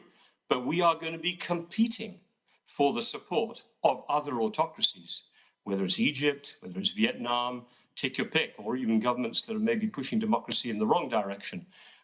So it's going to become a very contested world, which will look more like, I'm afraid, Cold War 1.0, where depend on which side you were on the battle, whether you were the ally or not always on the system of your government. In any case, I'll stop there. Thank you. Thank you, Robin. And Rory Metcalf. Look, just briefly, and just to pick up on Robin's point about the battle for the middle ground, I think that all of our democracies need to step up the argument that really what Putin is embarked on here is imperialism. It's if you like, it's an attempt to reconquer territory that you could argue was part of an empire. It's got to be a message that resonates, particularly with developing countries, with countries that themselves have been colonised over the years. And that's the battle that we're probably not winning at the moment in places like Africa. So I think the counter-disinformation is an absolutely vital global mission. But on the, if you like, the material realities of what this has done for Russia and China's relative power in the world, I agree that, in fact, this is likely to end with Russia as a weaker and more risk-prone partner for China. It's not the partner that China was hoping for or expecting. I agree that Xi Jinping is on something of a path-dependent course here. It's going to be hard for him to back down. But along with the, I think the COVID zero policy, which is a rigid policy that cannot succeed, I think he's pushing himself into some pretty dangerous corners here for China's interests in the long term. And that's again why liberal democracies have to, if you like, retain confidence in their own narratives and work with others. And I'd actually mention here India, Indonesia, a number of other countries which, for their own reasons, understandably have had partnership relationships with Russia in the past, to work with them to revisit the question of, can Russia really be a reliable partner in the long run when it's going to be increasingly beholden to China as the more powerful of the pair? Thank you. Thank you, Rory. Jayadeva. Thank you. I'll just pick up on a point that Rory Metcalf made about the reliability of Russia as far as India and Russia are concerned. Those doubts are already there, and we are looking very hard to see, what we should be doing next. We are certainly, shall I say, very uncomfortable with the idea that Russia and China are getting even closer. And if the sanctions start biting Russia to the extent that we understand they are, and their capacity to produce military hardware gets affected, then, of course, there will again have to be radical changes. The other point I'd like to make is, when we talk about competing, or the democracies competing with a large number of countries, I think Mr. Niblet talked about 140 other countries. I think I'd put it slightly differently, which is that depending on the kind of actions that the democracies take against China and Russia, they will move in that direction. They're waiting to see how much damage or how much pain China will be put to, and how Russia is going to fare. I think it appears by and large that Russia is going to become virtually a vassal state of the Chinese. There are various scenarios that the Chinese are talking about, that Putin being overthrown, or a pro-American government taking over in Russia, etc. All of them are extremely worrying, not only for Xi Jinping, but for China. They don't want to be the only communist state facing the West and the United States. So I think that is a worry. But the rest of the countries are waiting to see what happens, how firm and how strong the democracies are against these countries. And I think that's going to be the tipping point, really. Thank you. Thank you. Now, I have a specific question to Jim Mattis, while we have the opportunity to ask the former Secretary of Defence a very specific question. And then I'm going to open it up to the floor. And so please be prepared to ask some questions while you've got the chance. Jim, this morning, the Taiwan Deputy Minister for Foreign Affairs, Tien Chung Wang, mentioned that the Ministry of Foreign Affairs here in Taiwan is considering synergizing Taiwan's new southbound policy with US Indo-Pacific strategy. First question is, would coastal security cooperation be a practical and feasible starting point for that cooperation? And secondly, taking into account the offensive cyber operations carried out during the Ukraine war, NATO's Cooperative Cyber Defence Centre of Excellence has been sharing intelligence with Ukraine's IT army on several major international events through the 1.5 track mechanism. Is this intelligence sharing model in the Ukraine applicable to the Indo-Pacific region? Excellent questions. I think on the way to look at this is cooperation cannot be limited in a situation like this. In other words, we have to decide what will we stand for, and just as importantly, what will we not stand for. And if we are going to see a nation putting its young men on the front lines fighting to maintain the concept of sovereign nations have a right to make up their own direction, then we're going to have to stand up for sovereignty. What does that mean? It's not just about democracy. Certainly, as Robin said, there's a lot of other nations out there that we're going to have to win over. And if a nation is reflecting, I would call it a just or responsive government is trying to guide them, and we can help them with information, we can help them with cyber, then we should be helping them. And the fact that we don't necessarily agree with their internal politics does not mean we cannot find common ground when it comes to defense of sovereignty. And Vietnam may have a kind of government that Americans will never agree with. That doesn't mean we don't want a free and independent Vietnam. That is a given. So I think, yes, we can find a way where the example of sharing of information and more can apply to the Indo-Pacific. I believe India is in much more danger as a frontline state based on what we're seeing going on. And I think the more we can help India, the better off we are. And that echoes all the way through the Indo-Pacific right now. And some nations are not at the same point as we are, having tried 40 years with Republican and Democrat administrations to embrace India as a responsible stakeholder, and one that shows respect for other nations. We have tried it. We have been forced into a position that we can see reflected by Sweden and Finland. They didn't want to do this joining NATO.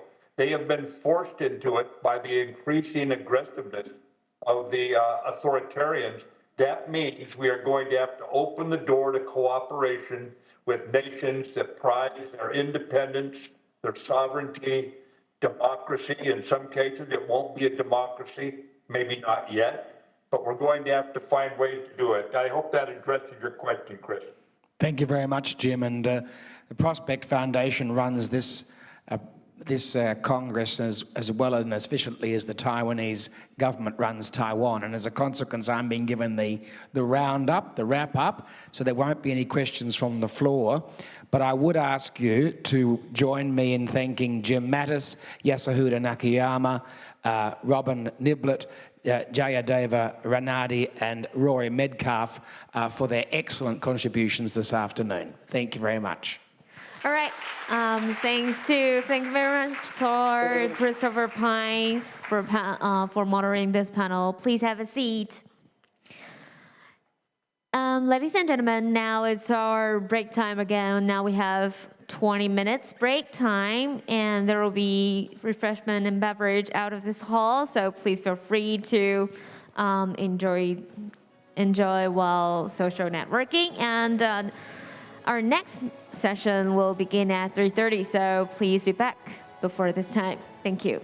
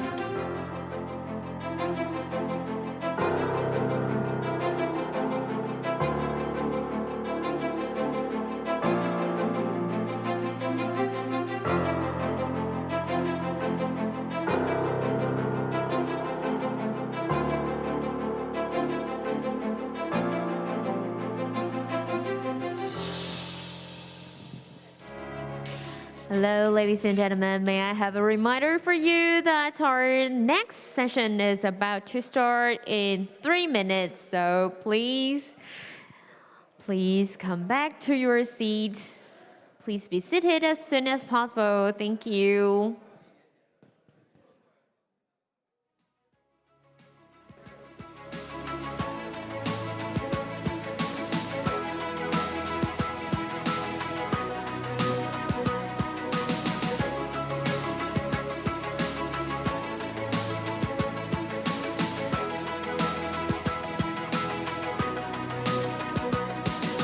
Hi, ladies and gentlemen. Don't forget that we still have one more panel discussion. So it will start in about 3 minutes. Please come back earlier.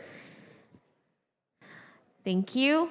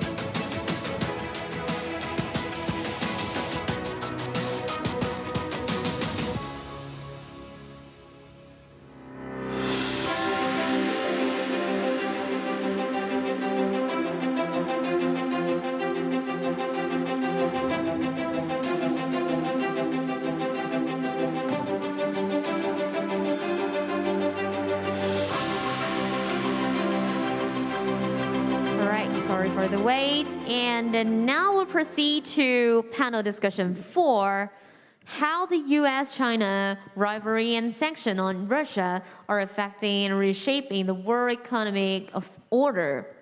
There are 4 panelists in this session, respectively, from New Zealand, Japan, Singapore, and Canada.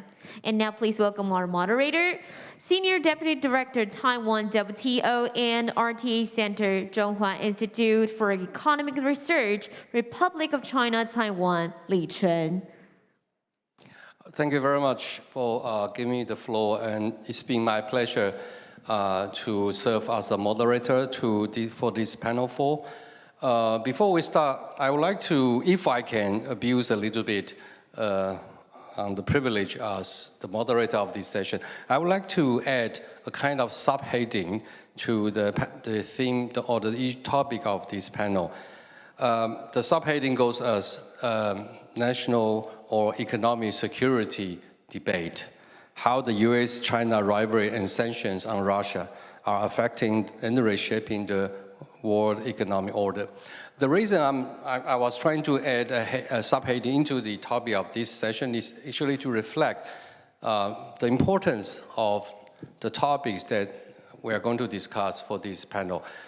It fits in perfectly with the general topic of this year's Ketagalan Forum, that is the Indo-Pacific Security Dialogue. Security at this moment, or at the present day, is no longer just a military or political concept. It involves extensively economic discussions and economic debates on how economic security can be enhanced in the process of policy formulation. And many of the formulation and discussion of the economic security issues is already reshaping the global economic order.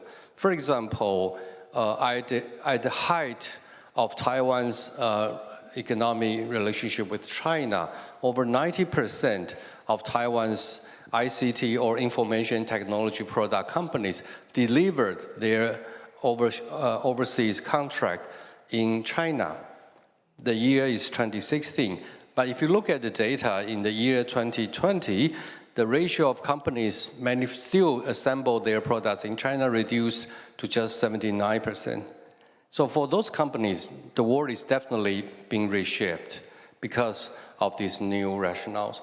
Now, in the last 40 years, we have already witnessed a global economic system or even a global supply chain that builds upon economic rationales, cost saving, efficiency, the availability of resources, and the availability of workforce, for example. The objectives in the last 40 years is simple: optimizing production efficiency, minimizing economic costs.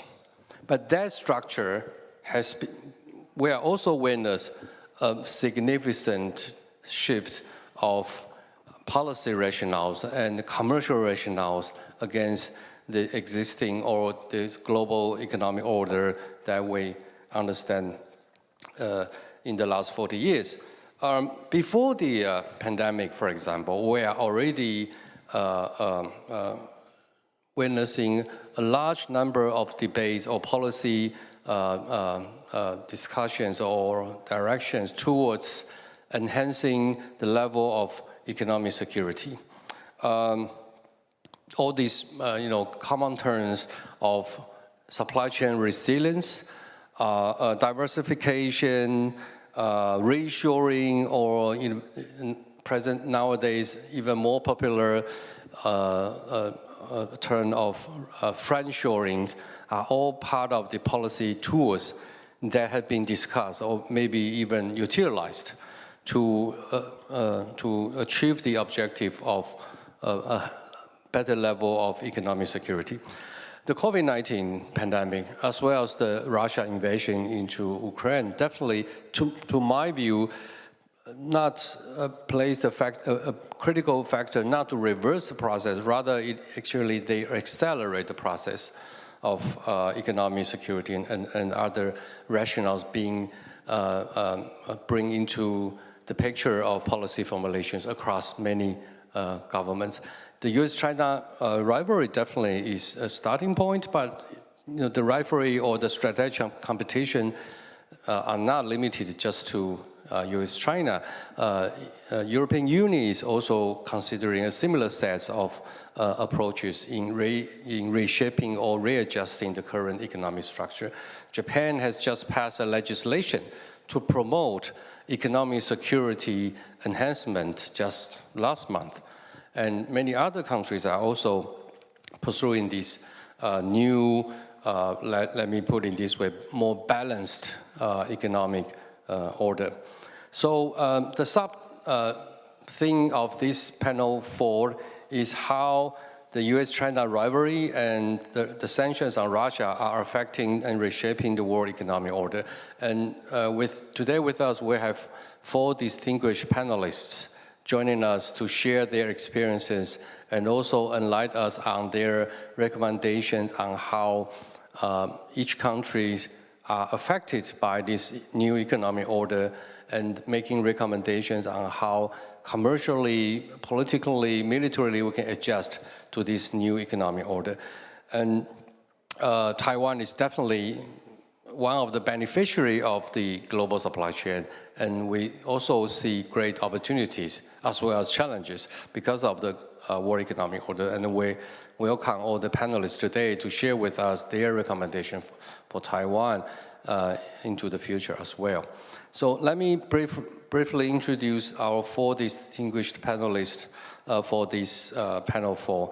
The first speaker will be Mr. Charles Finney. Charles Finney is an old friend to Taiwan, and he is now serving as the chairman of the New Zealand-Taiwan Business Council, New Zealand. And before that, he is the director of the New Zealand Commercial and Trade Mission in Taipei, and he has been working closely even with this Ketagalan Forum in the last couple of years, and we welcome you, Mr. Finney. And also, our second speaker is Dr. or Professor Sahashi Yo. Professor Sahashi is now the Associate Professor of the Institute for Advanced Studies on Asia, University of Tokyo, Japan. And before Professor Sahashi moved to the University of Tokyo, he has been working in various capacities, including think tanks in Japan as well as other universities. And we would like to also to welcome Professor Sahashi to join this panel. And the third speaker is Dr. Samir Puri, who is now the Senior Fellow of the Hybrid Warfare and Urban Security at IISS Asia, Singapore. And before moving to Singapore, Dr. Puri has been the assistant head of one of the, maybe I would like Professor Dr. Puri to introduce himself, but working with the Ministry of Defense in the United Kingdom. Our fourth speaker is Professor Marguerite Lilly, and she will be joining us via a pre-recorded video link. And Dr. Lilly is the Associate Professor and the Simon Reisman Chair in International Economic Policy, the Norman Parsons School of International Affairs, Carleton University, Canada. For each of the panelists, I would like to invite you to limit your initial presentation within 10 minutes, so to allow us to have a discussion with the floor and between each other. So without further ado, let me give the floor to our first speaker, Mr. Charles Finney. Charles, you have the floor. Well, thank you very much for the introductory comments, which I agree with very, very strongly indeed. To some extent, you've repeated my comments there as the moderator. In New Zealand, we begin these discussions by a few words in our local language. So, kia ora tātou, which essentially means da hao, as you all know. So, good afternoon. I hope everyone's well, and I'm very sorry I can't be in Taipei to be delivering these words. Here in New Zealand, the world is slowly returning to normal after COVID, and we're traveling now very freely around the world. The COVID numbers are terrible, but we're living with it. So certainly the international supply chain we were familiar with in as recently as the very end of 2019 and early 2020 is not what it was. COVID really disrupted things for the first year and a half, and more recently the Russian invasion of Ukraine has had major implications for the international system and global economy. No one got it right when predicting the impact of COVID, which is encouraging because no one is actually going to get it right, or not many know exactly what the full implications are going to be. So my predictions are made in the full knowledge that I'll probably be wrong, but I'll probably be joined by many others. But as we saw at the start of the COVID outbreak, many were predicting a contraction in global demand. But for traded goods, what we saw actually was a growth in demand, and the severely disrupted aviation sector and the global shipping networks could not meet the demand over the 2 years since the outbreak of COVID. And we still remain in catch-up mode and probably will be well into next year. And continuing COVID outbreaks in major economies such as China are adding to that chaos. More shipping capacity is coming on stream. Aviation is slowly returning to normal. But as I say, I just cannot see the current disrupted state ending any time before perhaps early to mid 2024. Responses have been very interesting. The moderator referred to the just-in-time model. Certainly that's been severely challenged, and there's been an obvious trend in parts of the world to onshoring. I'm most worried about sort of macroeconomic conditions. The printing of lots of money in many economies has had the predictable impact, inflation. Central banks were perhaps too slow to wake up to the risk, and we are experiencing now very high inflation.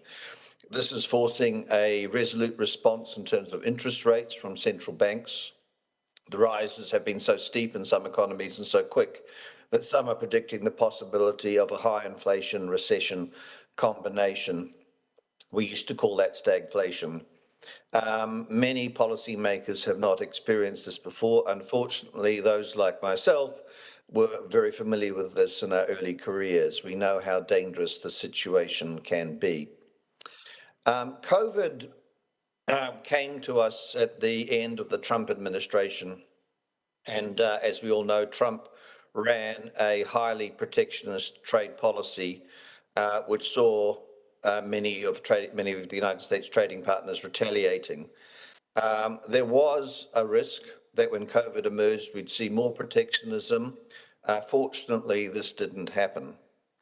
But unfortunately, President Trump's policy prescription appears to have outlived his presidency and seriously infected the Republican Party. The party of free trade is not what it used to be, and this has major implications for US policy under President Biden. A protectionist Republican Party and the left of the Democrat Party mean that a majority in favor of trade liberalization is just not possible at present in Washington. Maybe things will change a bit after the midterm elections, but I'm not hopeful. So against that backdrop, Russia's invasion of Ukraine could not have come at a worse time. And so, aside from it being an inexcusable breach of international law and a humanitarian tragedy, it has added more disruption to the supply chain. This has been particularly severe in the grain market. There is perhaps some good news in prospect there, though recent attacks on Odessa haven't filled me with confidence. But the sanctions imposed on Russia and those that Russia has imposed itself have had major negative global implications. Energy prices are likely to remain high for some time, and this will complicate the challenges facing central banks in their efforts to cool inflation. It seemed that Russia was calculating that the US and Europe were in economic and political disarray, that democracies were in crisis, and that a strong unified response to Russian actions was unlikely. It is possible that the Chinese leadership encouraged him in this view, as it seemed that at the time they shared it. Putin also seemed to be assuming that Ukraine would not be that difficult a country to invade militarily. He was wrong on both counts. Rather than add to a political fracturing of the Western democracies, he's actually achieved a unity at a level that has not been apparent since the Cold War. NATO is set to expand with Finland and Sweden, radically changing the political and military policies for those two countries. And if you look at Japan and Germany, I see major changes. The legacy of World War II has been rapidly put behind them, and we have new political and military positions being adopted. I think historians will probably see 2022 as a pivotal year in global politics. And militarily, Ukraine's resolve has demonstrated what asymmetric strategies can achieve and how unwise it is to try and invade a society that wants to protect its identity, its democratic institutions, its free media, and its independent judiciary. It's too early to predict where this war will end up, but the Russian economy, which, as we know, is roughly about the same size as Taiwan's, must be under very severe strain right now, and the cost of the war, economic sanctions will be slowly having a very major effect. There are lessons for others as well. It seems clear that the response to Putin's invasion of Crimea in 2014 and those that argued for appeasement were wrong.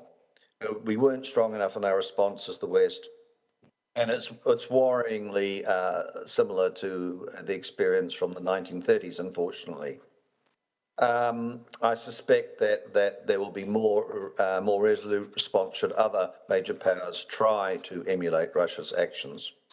China, I'm sure, is learning many lessons, and it's interesting that the support that was apparent for Putin early on in the invasion has become much more muted. I think many of the assumptions Beijing has been working under the last few years are being re-evaluated. But I think China will be seeing opportunities, particularly in Russia, and I'm not quite sure the Russians have fully thought through the implications of what might happen if China steps in to help out economically. Long term, we could see China becoming a very much more major player in the Russian economy.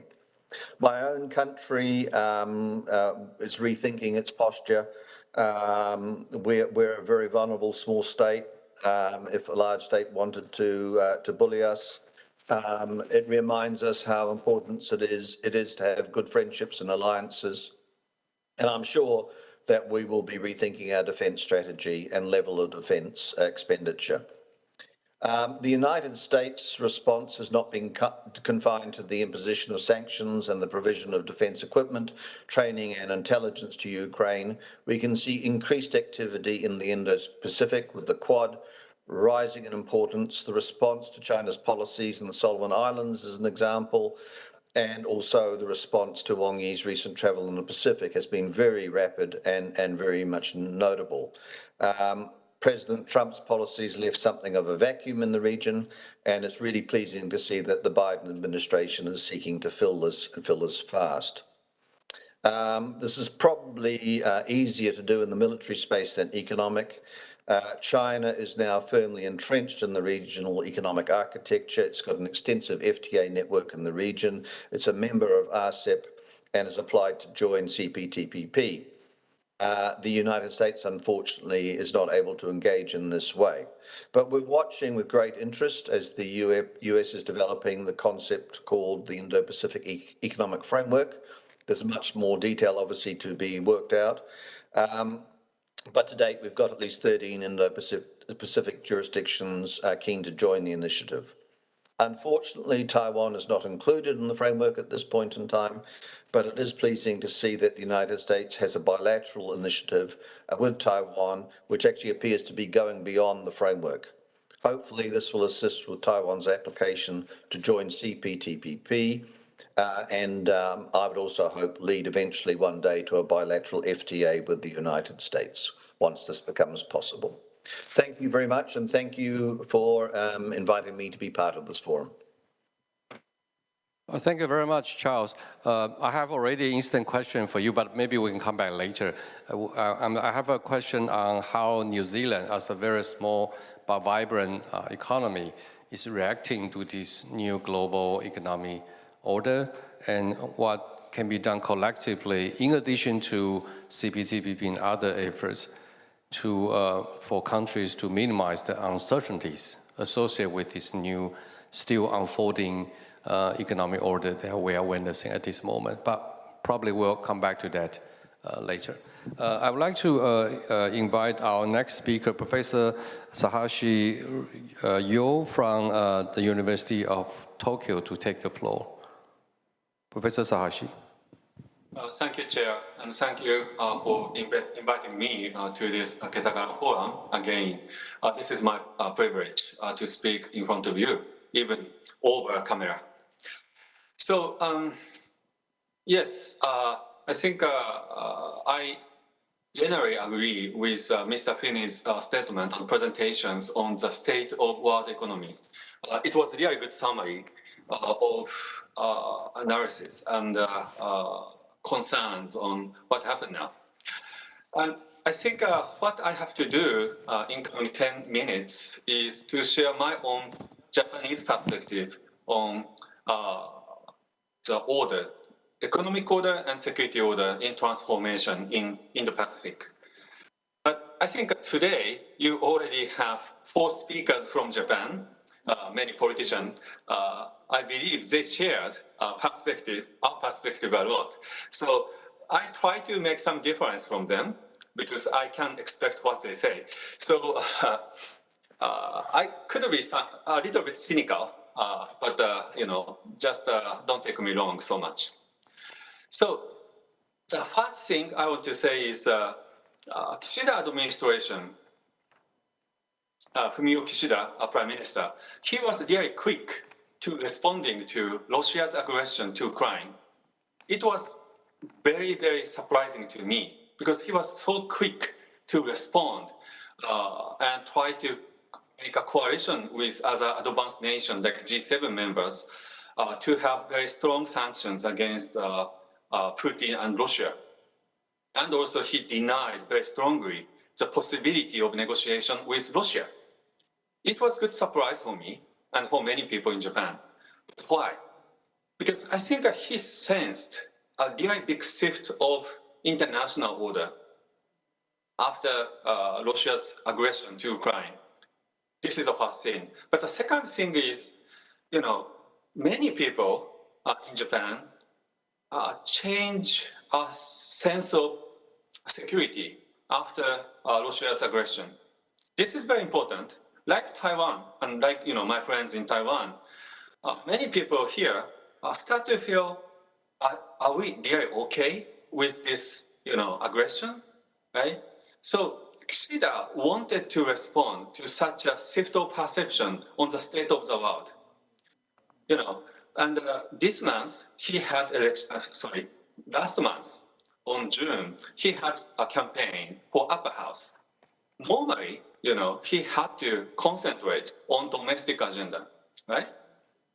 From March to June, that's a very important political season.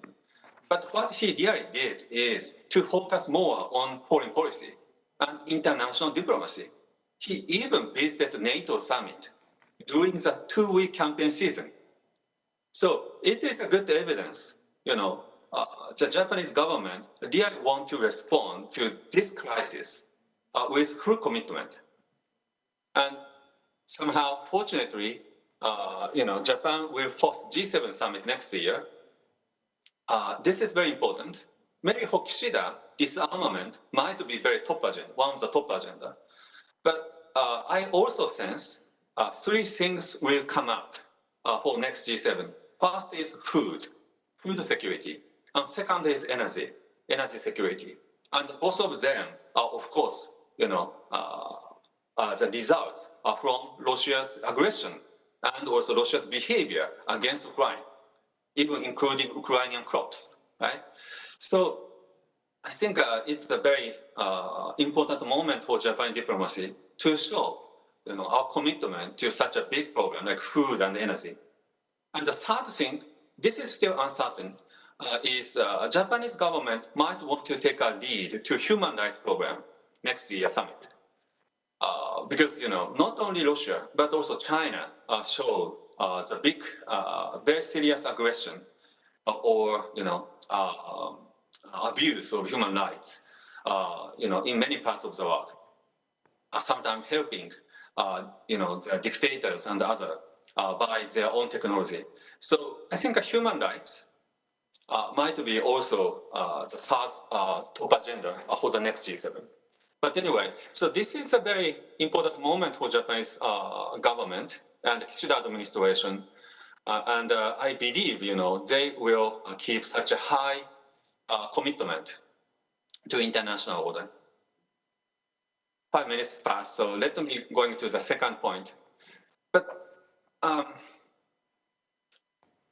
having said that, I have some frustration on Biden administration. On the first things, Biden administration is too much inward looking. Of course, they suddenly presented the ideas, IPEF, Indo-Pacific Economic Framework from last fall. But what is IPEF? Do they really give up the idea to come back to TPP? Yes, maybe. But the IPEF can replace the TPP? Of course, no. IPEF can be a really good path to FTAP? Of course not, right? I mean, IPEF has nothing inside. But still, of course, we know the problem of American domestic politics really well. They don't have any TPA, so they cannot do anything. But But the real problem is, even in the beginning of IPEF process, American idea was very underdeveloped. And with the support from Japan and other regional countries, they finally enlarged the list of member countries who joined the negotiation of IPEF. You know, they really need to be shaped by other countries. This is a good evidence of, I don't want to say inability, but kind of not well-experienced diplomacy they have toward ASEAN, toward Asia-Pacific or Indo-Pacific.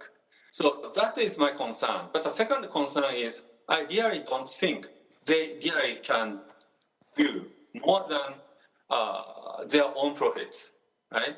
But to have the real rule making, you know, we have to go beyond our own profits, short-term profits.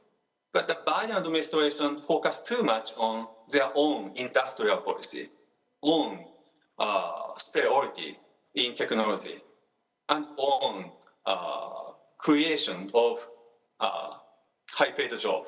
So that is my concern lies for Biden administration. Military policy is fine, good commitment to the region, even though I have some concerns on the North Korean policy, but you know, generally fine.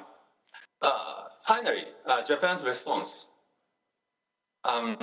As moderator shared in his beginning remarks, we are now trying to have more legal and institutional platform for economic security.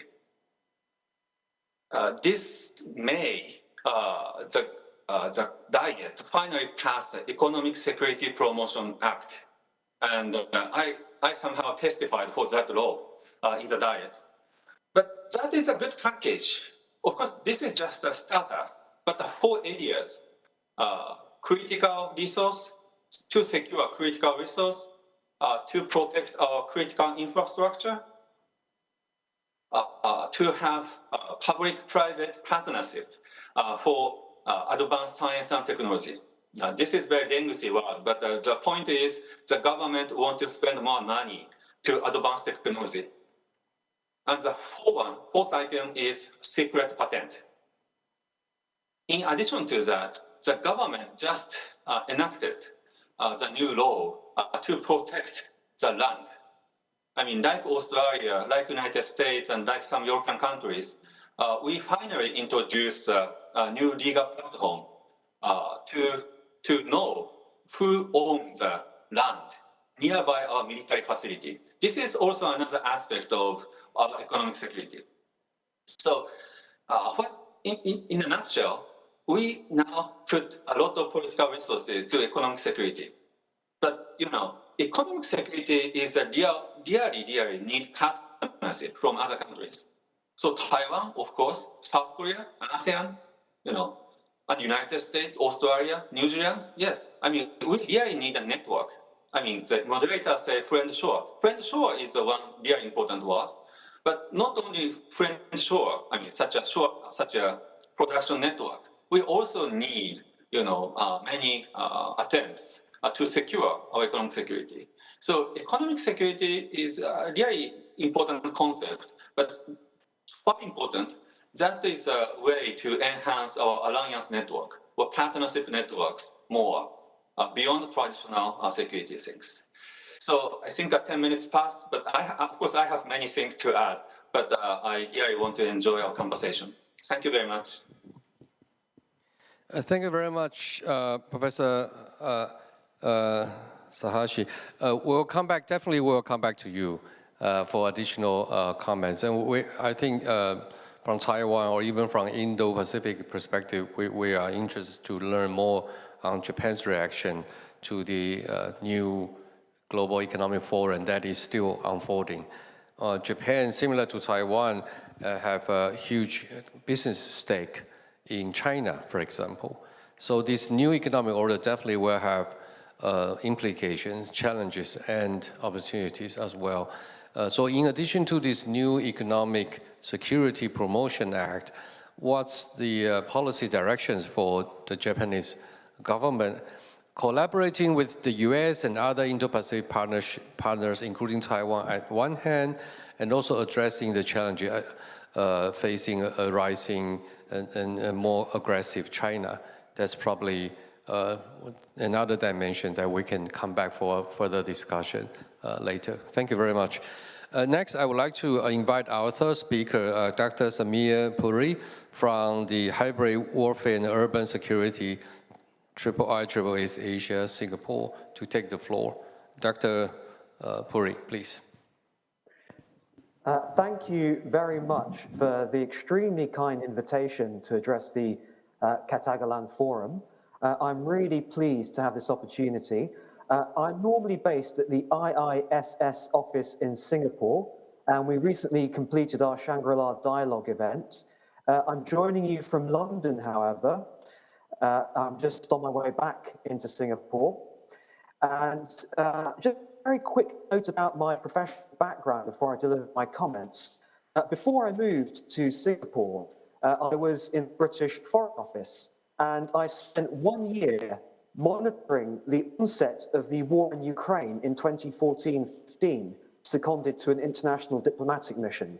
So I have worked on Ukraine on the front lines, and of course now on Asia-Pacific security since I'm based in Singapore. And I'd like to draw from both of those experiences some overarching views about some of the impacts on global economic order arising from what I see to be one of the most important features of the international order, and that's the simultaneity of US-China rivalry and US-Russia rivalry.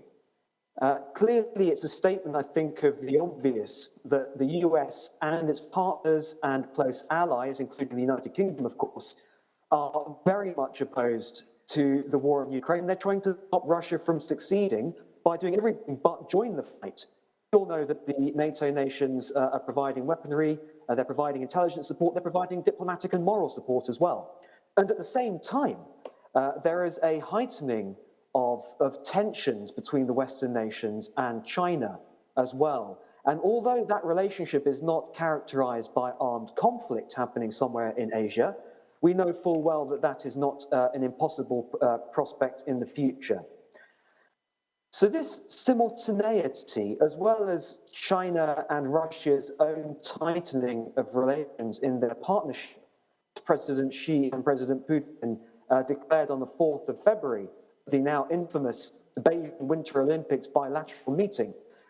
This simultaneity is decisively shaping international order because it is heightening a split of global economic order into autocratic and democratic camps. That's an important feature because one of the lessons that's emerging from the sanctions regime against Russia is that while some nations have been very quick to join this sanctions regime and to condemn Russia, others have not. I just want to go over some of those categories there. Quite clearly, the closest allies and partners to the US have joined the US in condemning Russia's invasion of Ukraine. I noted that Australia, Japan, Republic of Korea, and even Singapore, which normally keeps its head very much out of trouble, all in their own ways have condemned rhetorically Russia's imperial conquest of Ukraine. That's how I should describe it. Those are my words. But also have imposed their own sanctions. If you look at Australia's sanctions, for example, they run the gamut from everything from the expected coal and energy products all the way to luxury consumer goods. The EU, of course, is wrestling with the issue of how to sanction Russia. But what I really want to focus on in my comments, and this I hope is a lesson for those attending this forum and want to reflect on around the complexities of this, the other countries that are attempting to perhaps play both sides or to hedge their bets for a variety of domestic reasons, potentially also political, cultural reasons. And, I'm not reading out a list here to try to shame or embarrass any country. I think it's just a statement of fact that countries as diverse as India, Indonesia, and Turkey from 3 different parts of the world have not matched these sanctions, have not necessarily joined them, have not necessarily introduced their own. And We will, of course, know some of the reasons. They're very different reasons. India has this defense relationship with Russia. Indonesia is hosting the G20 and probably wants to retain its status as a neutral broker. And Turkey is mediating talks between Russia and Ukraine, but is also still, as far as I can tell, accepting large amounts of Russian tourists to come in, despite other nations banning flights of Russian airlines. So what we have, I think, are a series of emerging lessons that I want to summarize into 3 key points, which I hope will be of relevance and of use to those in the audience. The first key point is we cannot necessarily automatically assume that if the US was to impose a sort of a wartime sanctions regime against the People's Republic of China in the event of some kind of emergency or armed conflict contingency, that the whole world would follow immediately. There may be very diverse domestic reactions in some countries, and I think mapping and predicting those diverse reactions is actually a very important preparatory step that one can take in thinking about the security of smaller states in the Asia-Pacific. And I wonder the extent to some of the lessons from how sanctions have been responded to in relation to Russia can carry over to the US-China rivalry. Of course, the economies are very different. Sanctioning China is a completely different category of undertaking to sanctioning Russia. But nonetheless, I think we should be very mindful of the fact that there are many domestic economies, not only in Asia, that are very dependent upon trade with the People's Republic of China. The second point, and this is a predictive point, having worked on Ukraine and having lived in Ukraine for a very long time, I, of course, feel a considerable affinity and immense sympathy with Ukraine, not only because I have many former colleagues who are Ukrainian. When we were doing the ceasefire monitoring work, all of my translators were, of course, Ukrainian. They were citizens of Donbass. And so, on the one hand, I do hope that Russia is punished. On the other hand, the sort of the human response in me hopes that fighting stops, as soon as it feasibly can, with a just kind of settlement emerging. But my question to the forum is, how long will the sanctions against Russia persist after the future termination of armed conflict in Ukraine? That moment could come by the end of this year, it could come in 2023, it could come in 2024. One would assume if the Putin regime survives in Moscow, that certainly the US, the UK, the EU will not want to do business with that regime, given the nature of this conflict. But it is not a given that all countries around the world that have participated in sanctions would form a similar opinion, given that fighting may have ceased. So that's another thing I want to just bring up as a thought, is the durability of sanctions in the event of armed conflict, either pausing or terminating in a sort of seeming enduring way, but the regime responsible for that armed conflict remaining in power. And I'm going to sort of bring my comments to close quite soon, but I think the third point that I want to raise is actually, because I'm currently sitting in London, I'm joining you, as I say, from the UK. I haven't quite got back to Singapore yet. You'll know that the UK is selecting a new Prime Minister, and we just watched last night the final public debate between the two contenders, Rishi Sunak and Liz Truss, the current Foreign Secretary, and Rishi Sunak, current Chancellor. Something that Liz Truss, who was actually the favourite to win this contest, said about a global economic order in a time of war did strike a chord with me, actually. Liz Truss said that the war in Ukraine is a warning that we became overly dependent upon the Russian economy. Let's not make the same mistake with dependency on the economy of the People's Republic of China. I thought that was a very interesting statement, because she is, of course, pointing out that the dependencies on the imports of Russian energy products has really complicated the European response to punishing Russia for its invasion. There's an emergency meeting of the European Union just today, tonight in European time, looking at the fact that one of the Russian pipelines is reducing its production. And there is a possibility that since Europe was buying 40% of its gas from Russia, that there's going to be serious economic impacts across the European Union of punishing Russia for its invasion, but most seriously actually on Germany, because if the German economy is tipped into a recession, the whole European single market will stutter and suffer. So Putin, of course, knows these vulnerabilities. He's playing on these vulnerabilities. They're economic vulnerabilities.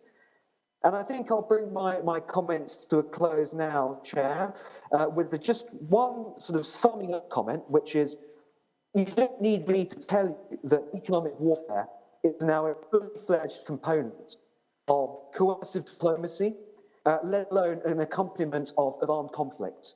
And whilst there's no concrete mapping of the way this has played out in Europe, where I'm sitting now, to the Asia-Pacific, where I'll be soon heading back to, we can certainly, I think, draw some really important lessons around how quickly countries decide to sanction an aggressor, an imperial aggressor who's engaged in a war of conquest, how hard it is to bring sort of global consensus. You will be able to bring global consensus in the G7. And our fellow panelist from Japan, I took your comments, I think, very seriously about Japan's excellent response to what's happening. But when you want out to the G20, as we're going to see in November with the G20 summit in Indonesia, you start to see a much greater diversity of opinion. Sergei Lavrov was always very keen to point out that the world is more multipolar or polycentric, therefore less Western dominated. And I'm pretty sure that one of the reasons Russia gambled on this awful invasion is because it felt that the world was less Western dominated. Now, I'm going to end my comments now, but I just want to leave us with that thought, because there's nothing static in world affairs. And yes, we are leaving that era of undisputed US unipolarity. We are entering a different era. And I think some of our assumptions about Western leadership in response to international aggression, they always just need to be updated. It's been a great response against Russia in Ukraine, but we need to keep updating our sense of what that might look like in 5 years, in 10 years, in 15 years, when the global economy becomes even more diverse and balanced in terms of where wealth is coming from. And with that, I just want to reiterate my most sincere thanks, and I look forward to the discussion. Thank you. Thank you very much, Samir. You touch upon a very, very interesting and challenging topic, the scenario of economic sanction against a potential Chinese aggression against, for example, Taiwan or other countries in this region. China is much more deeply interconnected with the global economy. Put it differently, economic dependency on China by Taiwan, Japan, or even the United States are much higher than the Europeans' dependency on Russia's energy at this moment, right? For example, majority of the iPhones sold in the United States are still assembled in China.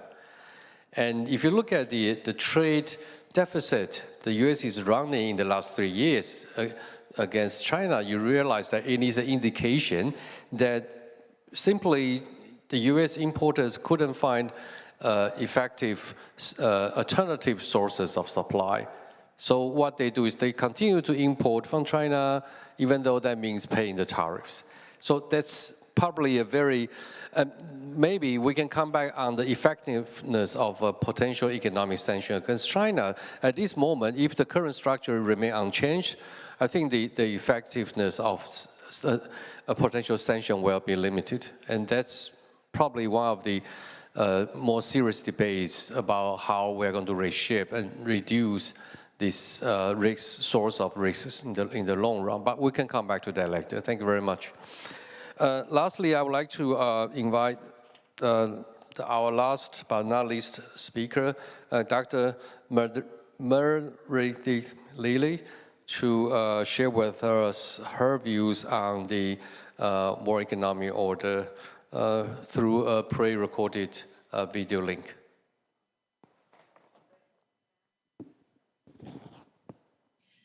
Thank you to the Ministry of Foreign Affairs for the invitation to speak to you today, and to the Prospect Foundation for hosting.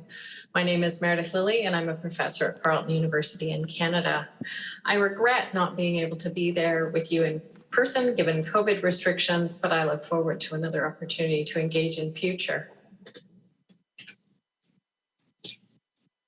It's now nearly a year and a half into the Biden administration, and tensions between the US and China continue. Just a few months away from President Xi's attempt to secure an unprecedented third term, Russia's invasion into Ukraine has only heightened concerns about a new Cold War. an even more fractured global order. It's in this context that the US has launched its Indo-Pacific Economic Framework, which has been interpreted by China as an attempt to lure regional countries away from its orbit and more firmly into the American sphere of influence. The 12 other countries handpicked by the US for engagement in its Indo-Pacific Economic Framework represent both high growth, advanced economies such as South Korea and Japan, alongside emerging markets such as Vietnam, Thailand, and Indonesia. While these countries welcome greater engagement in the region, most don't want to be placed in the position of taking sides in the US-China rivalry. Regional countries seeking to advance their relationship with the United States via its Indo-Pacific Economic Framework are also working hard to clarify their own goals for regional frameworks that are open to all countries, including China. Canada offers one example of a country that has experienced both successes and disappointments as it has sought to navigate this rivalry over the past 5 years. It's well known that the United States is our neighbor and closest ally. Overall, we enjoy strong bilateral relations, balanced trade, and a close security and defense relationship. Despite this, we also have our moments of disagreement, and we've been subject to the consequences of American exceptionalism. US administrations of both stripes, before and after the Trump administration, have on occasion used American unilateralism to disadvantage Canada's trade interests. Some of these continue today under the Biden administration, including protectionist measures under its Made in America policies. But despite these setbacks, Canada and the US are able to address these issues productively and simultaneously focus on areas of agreement and cooperation. These are the markers of a mature bilateral relationship. Meanwhile, Canada has just endured a very difficult period of tension with China over the illegal detention of two of our citizens, Michael Spavor and Michael Kovrig. These arrests were made in retaliation for Canada's upholding of its extradition treaty with the United States when Canadian authorities arrested Huawei CFO Meng Wanzhou. For 2 years, our citizens remained detained in China, and our own domestic policy on files such as the use of Huawei 5G and our telecom networks were held hostage. At the same time, Canada also has trade and bilateral interests with China, and so we understand very clearly what it is to be placed uncomfortably in the middle of the US-China rivalry. I thought today it would be useful to use a concrete example to highlight the ways in which I think we can move forward with difficult files despite these tensions. Over the next few minutes, I will focus on the enlargement of the CPTPP, the Comprehensive and Progressive Trans-Pacific Partnership. I will draw from several recent publications that are published with Canadian think tanks and a forthcoming chapter with co-author Amelie Lee. And I'll argue that Canada and other CPTPP countries can work together to address enlargement in a way that demonstrates how middle powers can work constructively to apply international rules in a manner that allows us to make progress without allowing US-China rivalry to define the future of this trade agreement. And by applying a rules-based process, all prospective applicants, including Taiwan, can be considered based on the merits of their economic and trade policies and the potential benefits these can bring to the trade agreement. CPTPP is an 11-country agreement that was designed with a flexible structure open to any new members who sought to reach the agreement's high standards and ambition. While the US's withdrawal was regarded as a major blow to the agreement at the time, in the face of US-China rivalry, the absence of both countries currently serves as an opportunity to address the trade interests of others without the domination of either major power. And as the second largest economy in the CPTPP, Canada wields considerable influence over welcoming new members. Yet even within the CPTPP, it's important to know that Canada and Mexico are outliers with respect to the relative importance of trade with the United States versus China. As you can see from this figure, Canada and Mexico rely on trade with the United States for over 60% of our bilateral trade, but on China for only 10%. This contrasts to other CPTPP members who are much more reliant on trade with China than the US. And I raise this because this difference is important to understand in the way both Canada as well as CPTPP members are likely to approach the accession negotiations with respect to China. While Canada and Mexico are very sensitive to the relationship between CPTPP and USMCA, most other CPTPP countries are more sensitive to the relationship of the agreement to their trade with China. Before considering the entry of new applicants to the agreement, we must be concerned about the ratification process by existing members. 3 of 11 have not yet ratified, and it's not clear that they will. This means those countries don't benefit from the agreement and can't participate in the process for accession until they ratify. And as many are aware, there's only one country currently actively negotiating to enter the CPTPP, and that's the United Kingdom. 4 others have now formally applied: Taiwan, China, South Korea, and Ecuador. From a GDP rankings perspective, most new aspirants to the agreement would offer strong value to the agreement. Only Ecuador is a very small economy relative to current members, and Taiwan's economy is bigger than more than half of current members. In addition, other countries who may consider joining in the future, such as Indonesia, Thailand, and the Philippines, also represent major and important economies. Though many are concerned about how to manage both Taiwan and China's applications, this really should be a clear process. As a full WTO member, Taiwan's legal status is not in question. Thus, all new applicants could be considered for membership. And in adjudicating these applications, Canada should work with other members to focus on the agreement's high standards and ambition and welcome any countries who can demonstrate these through reforms implemented prior to accession. While it's likely that Taiwan and South Korea could do so almost immediately, at present China would need to undertake considerable structural reforms to open its economy before it could be permitted to accede.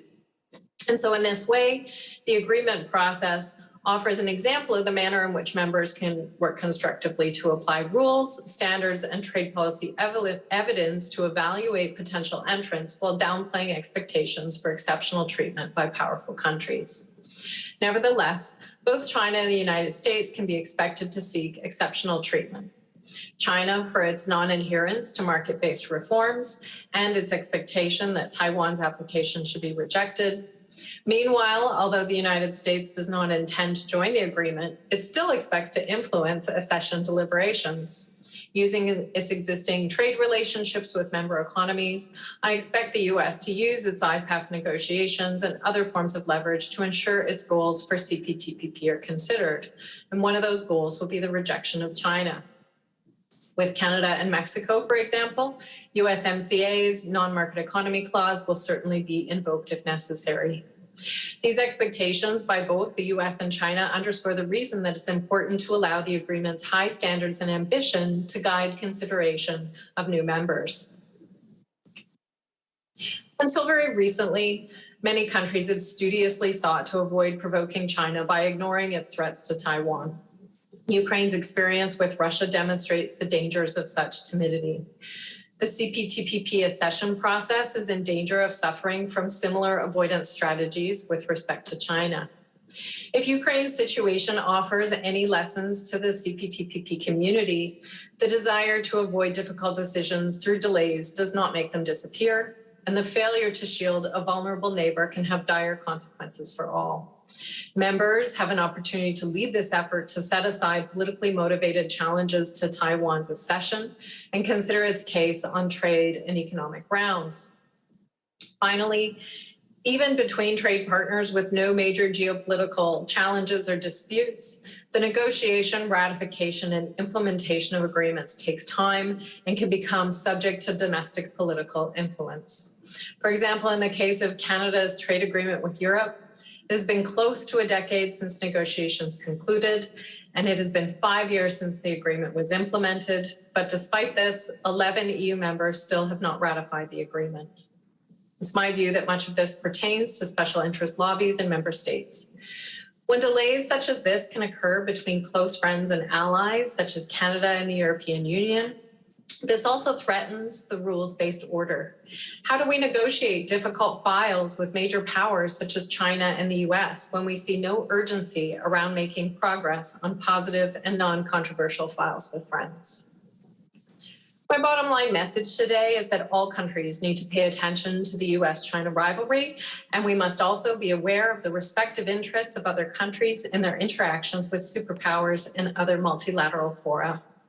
Yet it's important for other states that are committed to the rules-based order to keep moving forward and not to allow the rivalry to either dominate or paralyze progress on plurilateral and multilateral initiatives. Thanks for your time. And again, I hope to join you in person in the future.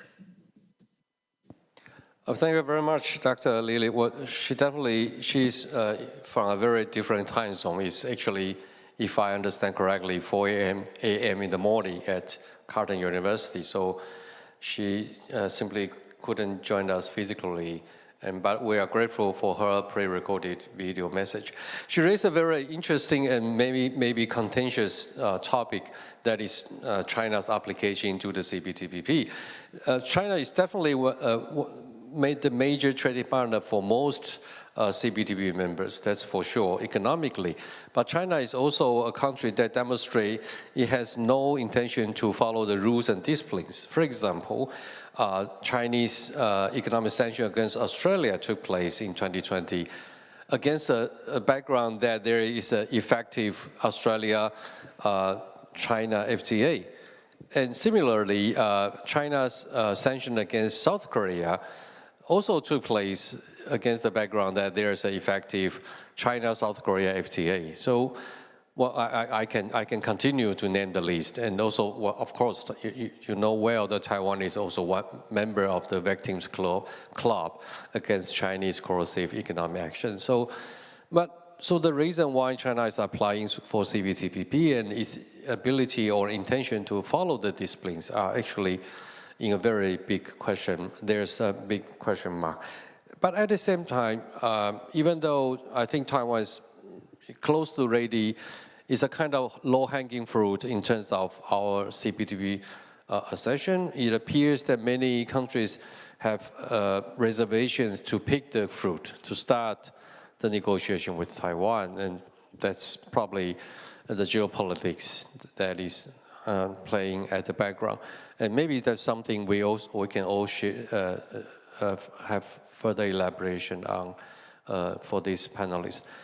For this panel. But before I return to our panelists for their further elaborations or clarification or maybe additional comments on these little questions I raised along the course, I would like to invite questions from the floor to our three panelists that are with us today on the topic of economic security, new economic order, countries' reaction to this new phenomenon or new paradigms, or individual countries' positions in light of all this latest development. So I would like to invite. The floor is open, and I would like to invite there. Okay, I saw two questions here.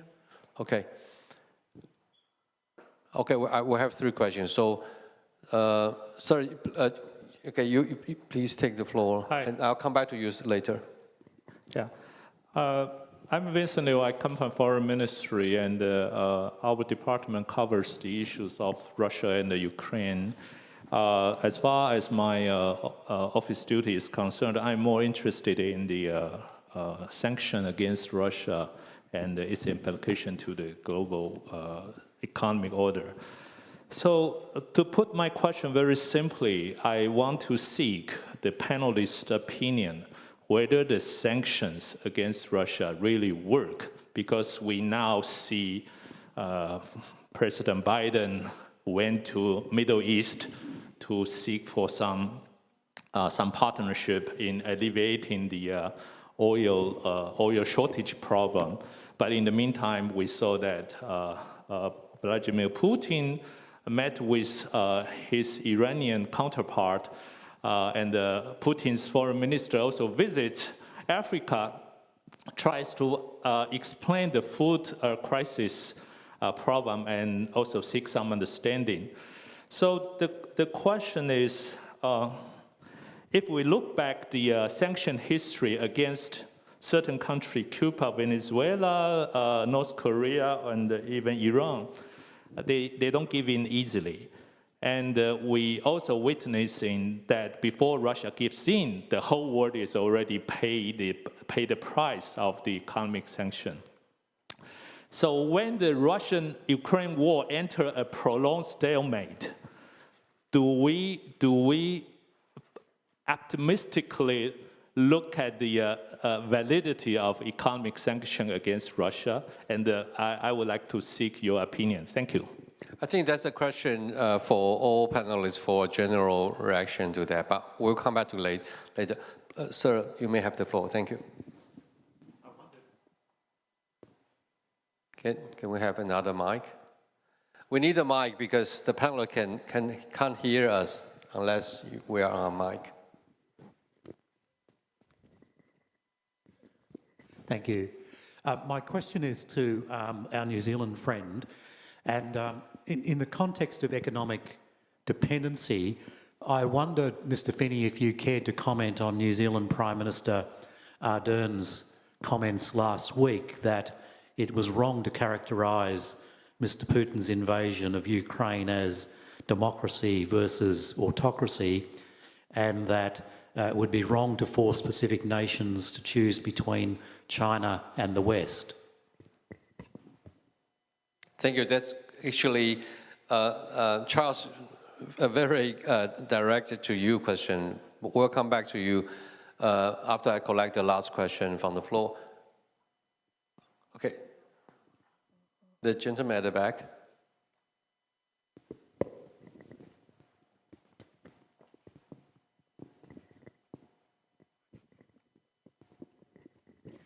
Thank you. My name is Dmitro Burtsev, visiting scholar from Ukraine in Academia Sinica, the school of the Institute of European and American Studies. Well, if we compare a war to disease, it's easier to prevent disease than to cure it, right? We can see already inflammation in Ukraine, heavy inflammation in Ukraine, and we can predict the second inflammation in Taiwan. So, do any gentlemen know which magical pill should we take to prevent, measures to prevent conflict from inflammation? Or does this pill exist or no? Thank you. Okay, thank you. Let's start with the first question, a general question on the effectiveness of the economic sanction against Russia. Anyone would like to take the floor first? Samir, please. Sorry, you have to, can you check to turn on the mic? We can't hear you here. Yeah, it works now. I hope you can hear me clearly. Yes, well, it's working now. Just to say thank you for a perceptive range of questions, and gentleman from the Foreign Ministry who asked about the effectiveness of sanctions. So I think I've got quite a direct answer. In relation to Russia, the sanctions didn't that was first hopes. And President Zelensky of Ukraine, amongst other people, asked the Americans for preemptive sanctions. Mean that Russia's military became apparent and was exposed by Western intelligence agencies, that American and Western sanctions would have begun immediately. Now, there's a lesson here which I have to say I think Biden made the right decision, because imagine if you had preemptively sanctioned Russia, Russia would have claimed victimhood and probably would have invaded quicker. Based on what we know, I don't think that preemptive sanctions would have stopped Russia. That's my looking back at what happened in January, February. The second point to my answer is that so far sanctions have not compelled Russia to stop invasion. Clearly, it's made Russia's economy suffer, and it's made Russia's war effort all the more difficult. But as the gentleman from the Foreign Ministry in his question posited at the end, the real issue is in the context of a possible stalemate. There'll be Ukrainian counteroffensives. Maybe they will succeed. We don't know. War is always a gamble. But in the event that they don't, and Ukraine sadly remains territorially divided between a section occupied by Russia still occupied by the Ukraine, they have a really important consideration to make about how long sanctions will be maintained against Russia, and I think how many countries will maintain those sanctions in the long run, and whether that will wear Russia down over the long run. That's probably my answer. Dr. Puri, would you like to briefly touch upon the third question on whether there is a magic pill for Ukraine as well? Yes, this is a question asked by our friend from Ukraine in the audience, and I think it's a great question. I'm really worried, personally, because the world experiencing transition. What I describe is that for my entire life, the USA has been the undisputed heavyweight champion of the world, to use an analogy from boxing. Today, I feel that the USA is the disputed heavyweight champion of the world. It's still the most powerful country by a long stretch, especially in military terms, but there is challenge. And it's not only China. You can see in the behavior of countries clearly like Russia, but also Turkey as well, that there is more of a willingness to take risks, to move in contention of what America has said according to the rules-based international order. And I think the other thing that we do is to maintain dialogue. The tendency to break away from dialogue, no matter how difficult dialogue with the People's Republic of China, I think there's still a real importance to keep talking to Beijing. If you're sitting in capitals like Washington, Brussels, and London, there's a real importance to keep talking to Beijing. Otherwise, you end up completely isolated, and then plots and plans will happen without any ability to engage the policy in that capital. And I think there's sort of possibility, the risk of a loss of influence, just by sitting back and expecting that the world being divided, the right camp to proceed is good enough. Just if I'm on this question, I also agree that autocracy versus democracy is not a very compelling categorization for many countries around the world. Even a country like Singapore has an issue with it being that black and white in its categorization. And I think we also need to think more pragmatically about different regions of the world rather than just impose a sort of as to how the world should be. We have to look at how the world actually is. Thank you. Thank you. And Charles, let's start with the question directly to you on New Zealand's position. That was a quote from a speech our Prime Minister gave recently at the Lowy Institute in Sydney, Australia. And a number of us were scratching our heads about it here. I interpret the question and comment being an attempt to reach out to China to say that conflict between China and the democracies in this region is not inevitable, and that we're prepared to keep talking and dialoguing. But it's still something that we're debating. In fact, today I had a journalist in my office and we were talking about this topic for a couple of hours and didn't reach a final conclusion. Look, maybe could I just answer a couple of other of the questions that sort of came my way in terms of, and came others' ways too. In terms of how New Zealand is responding to all this, obviously we're talking as part of the Indo-Pacific Economic Framework, but we've gone ahead and negotiated new trade agreements, new free trade agreements with the UK and most recently the EU. And there's a very active debate in New Zealand about the extent to which some of our companies are dependent upon China as a market. In the most extreme cases, it's pretty much all our lobster exports going to China, nowhere else. But a number of our major companies are exporting 30, 40, 50% of their products to China. And the government can't tell those companies not to do it. But there's a very active debate about whether this is wise, again, without conclusion. And most significantly, I think, is we've changed our law to New Zealand is a small country. We're hugely dependent upon an effective rules-based international order. We've been very reluctant to take sanctions without the Security Council telling us we can. But we've changed our law. We now can impose sanctions unilaterally, and we've done so with great intent with regard to Russia. I don't think our sanctions are going to make Mr. Putin change his policies, but they're part of a global effort, and I think are going to have an impact, particularly on some of his wealthy friends who are personally sanctioned. Thank you. And lastly, very briefly, Sakashi-san, would you like to respond to the three questions?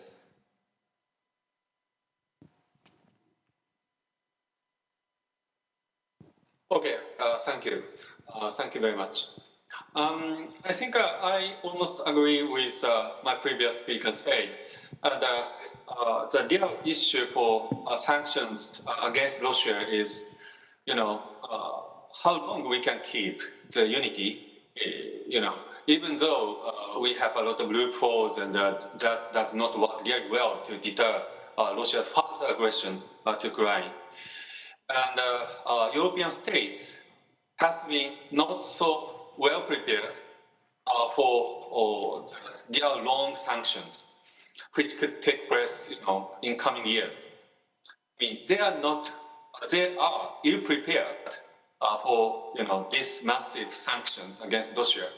So we have to admit, and this should be a big lesson for us, for Taiwan and for Japan and for East Asia.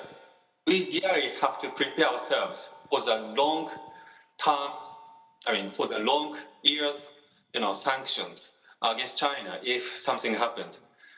And this is my take from the lessons from Russia's sanctions case. And I don't have any magic to change the course of Russia's aggression too. But what we really have to do is to keep our coalition and to support Ukraine, not only economically, but also militarily, as long as possible, of course, and also diplomatically. Thank you very much for inviting me to this panel. Thank you very much. Well, finally, my apologies. Not serving a good moderator. We are already over time. But please join me to thank our three panelists with us today for their insightful and very interesting discussion. Hopefully, next year we'll continue the dialogue on economic security and solutions to address those challenges. Thank you very much for joining us. This panel is adjourned. Thank you. All right, thanks to Senior Deputy Director Lee for moderating this panel. Please have a seat. Thank you very much. And thanks to all of our comments from panelists. After these thought-provoking discussions, we're moving on to the closing keynote speech. It's our great honor to have the former President of Estonia, His Excellency Thomas Hendrik Ilves, with us. But before we bring him to you, I would like to invite Deputy Minister MOFA Tian Zhongguang once again to introduce our speaker and topic. Now, please welcome Deputy Minister Tian once again to come up to the stage.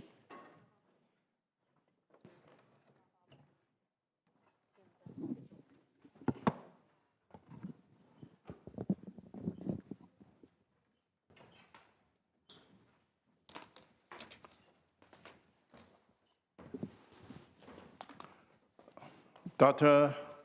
Mark Chang, the chairman of Prospect Foundation, and Michael Shaw, advisor to the president, invited dignitary from abroad, excellencies, invited guests, friends online, good evening. It gives me a great pleasure to introduce the closing keynote speaker for the year's forum, His Excellency Thomas Hendrik Ilves, the former president of the Republic of Estonia. Mr. Ilves first visited Taiwan in 2018 to participate in the Digital Innovation Forum hosted by APAC Business Advisory Council. And 4 years later, it is our honor to welcome Mr. Eliphas to the Taiwan to address our Ketagalan Forum. Mr. Eliphas graduated from Columbia University before receiving his master's degree in psychology from the University of Pennsylvania in 1978. He moved back to Europe in 1984, working as a journalist, as foreign policy analyst.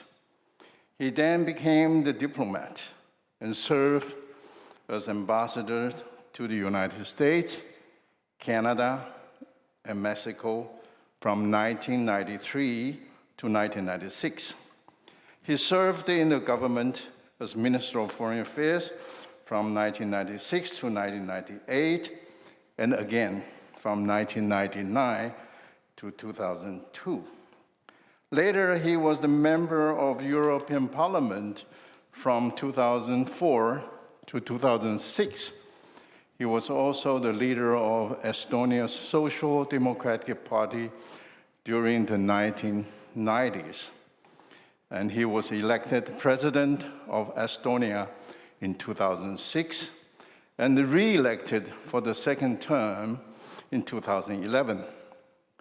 During his 10 years presidency, he also served in the several high positions in the field of ICT of European Union, including chairman of the EU task force on the e-health and the chairman of the European Cloud Partnership Steering Board.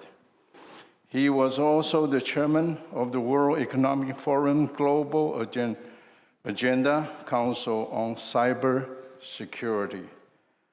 Mr. Eliphas' interest in all things digital began early, and under his leadership, Estonia made tremendous advances, becoming one of the most digitalized savvy nations in the world. Mr. Eliphas introduced Estonia's e-presidency program and digitalized public services. He also defended Estonia against cyber attacks from Russia. I'm sure he would have a lot to share in this issue. In a prominent position on his personal website, he said, "I'm a liberal." That says nothing about whether I'm a left or right, but I believe in free and fair elections, rule of law, and respect for human rights. Mr. Eliphas is indeed a staunch supporter and defender of such universal values as democracy, freedom, and human rights. We, the people of Taiwan, share the same values. Ladies and gentlemen, please join me in welcoming His Excellency Thomas Hendrik Eliphas. Thank you very much.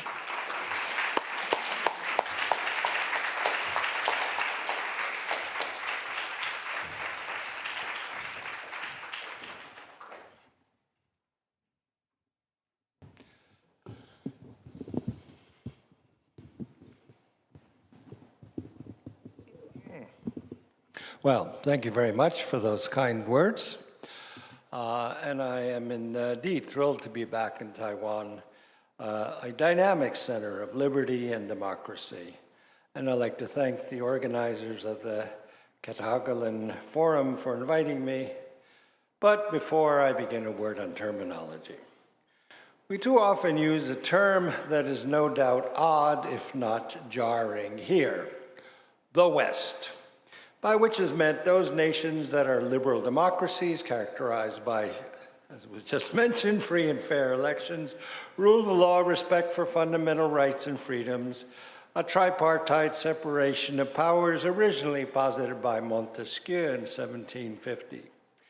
Using the term the West is partially historical, partially due to the fact that from a 20th century Eurocentric perspective, it was the East that was historically so often despotic and authoritarian, as was the West before the Enlightenment of the 18th century, and as first results, the American and French revolutions. This needs no explanation here in Taiwan, but does in the so-called West, and I urge you to repeat at all opportunities that liberal democracy and the West are not synonymous. Or you can alternatively define Taiwan as part of the West, which is one of the points of my talk today. So, to begin, I will talk about international politics and technology and how we parse these temporally and what it means for our future. When we think of our political, geopolitical security environments, which we rarely, if ever, recognize them until they are over. Pericles, or Plato for that matter, could hardly say that he lived in the pinnacle of the Hellenic age, just as Charlemagne or Eloise and Abelard would think of themselves as living in the Middle Ages. These are all post hoc terms invented afterwards when people were living in what was for them their own terra nova, the period afterward. Today, we're at the dawn of a new era of uncertainty in international affairs, felt most keenly in Taiwan and Ukraine, but should be understood by all of us in the West. We don't yet know what this era is, but we do know that what is now over. The post-war, meaning post-World War II era, characterized generally by an international consensus forged in the UN Charter of 1945, forbidding the use or threat of force to change borders. In other words, forbidding aggression. This applies to all members of the United Nations and ironically violated most brutally today by one of the 5 permanent members of the UN Security Council, Russia, with ominous threats emanating from a second permanent member, the People's Republic of China. The post-war era, characterized by unprecedented economic growth as well as the expansion of liberty and democracy across the globe, did not just happen. It was created once by and led by the US and those whom we have come to call its allies through the establishment of a series of international institutions designed to prevent the recurrence of the conditions that plunged the world into that most horrific of conflagrations, the Second World War. Its ultima ratio was, of course, to prevent war itself, specifically interstate wars of aggression. In his not quite modestly titled Present at the Creation, U.S. Secretary of State Dean Acheson, who in fact was present throughout much of its creation, described the efforts the U.S. undertook during and immediately after after World War II, when in essence it was the only country able to do so, creating in the short span of 6 years, 6 years from 1944 to 1950, the following still functioning institutions.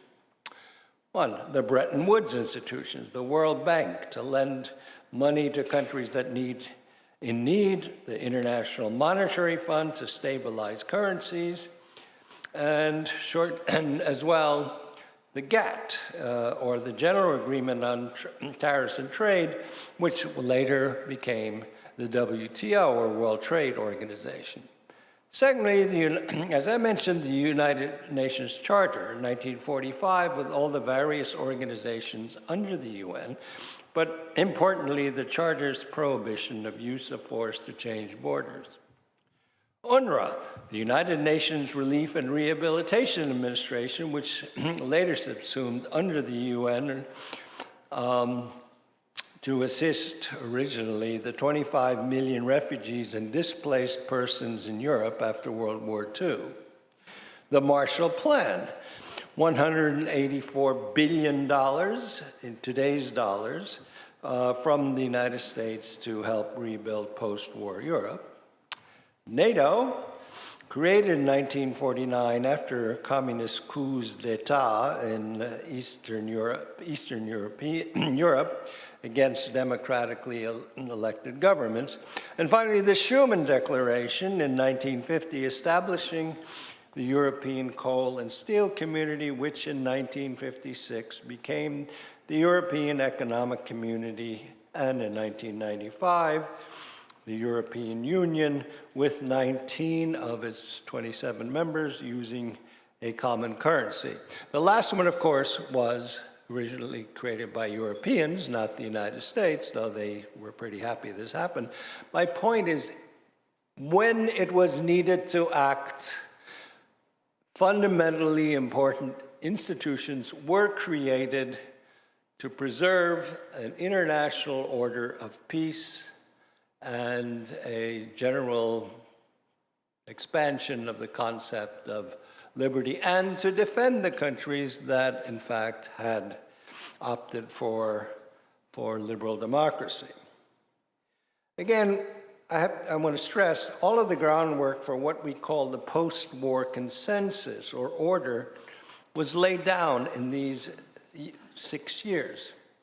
For perspective, it's useful to keep in mind that it has been 8 years since Russia invaded Ukraine, and we haven't really seen much action at all. The post-war order, we can actually divide into two periods, which we call today, for one, the Cold War, lasting from immediately after World War II until the period 1989-91, when in much of the world communism collapsed. And for lack of a better word, because we have nothing smarter to call it, the post-Cold War era, which began in 1989-91 with the final collapse of the USSR and lasted until February 24th of this year. Of course, some of us think it ended earlier, but that we can discuss. The Cold War, with the benefit of hindsight after 1991, was characterized by a constant fear of nuclear war with massive defense expenditures, where as late as the 1980s, even Germany hit 3% of GDP on defense expenditures. People were shot trying to cross European borders. Proxy wars between the communist and non-communist side took place all over the world. It was also an era of moral clarity. European and US leaders did not lobby or go to work for communist regimes. If they did, they were charged with treason or espionage. The subsequent post-Cold War era, marked by a so-called peace dividend, meaning a dramatic reduction in defense spending, though only by the liberal democratic countries, resulted in democratization of some countries, though with mixed results. The underlying idea of the post-Cold War era was that it was just communism that was to blame for the ills and nastiness of the Cold War. No doubt, a 19th century German's theory of ownership had something to do with it, but the predatory, aggressive imperialism on the part of Russia in Ukraine and elsewhere, unconstrained by any prohibitions on genocide, has nothing to do with Marxism. If anything, it is a throwback to the feudal authoritarianism of 19th century Tsarist Russia, a country Karl Marx thought too primitive and brutal to become communist until the rest of the world was there first. But that era, the post-Cold War era, is now over, though some in Europe and elsewhere harbor illusions that talking to Russia will accomplish something. If many chose to ignore the end of the post-Cold War era after February 24th, February 24th, it was no longer possible. That was when the last nail was driven into the coffin of the founding principle of the post-World War II international relations, Article 2, Paragraph 4 of the UN Charter. Article 2, Paragraph 4 provides that a UN member state cannot threaten or use force against the territorial integrity or political independence of another state or in any way that diverges from the purposes of the UN.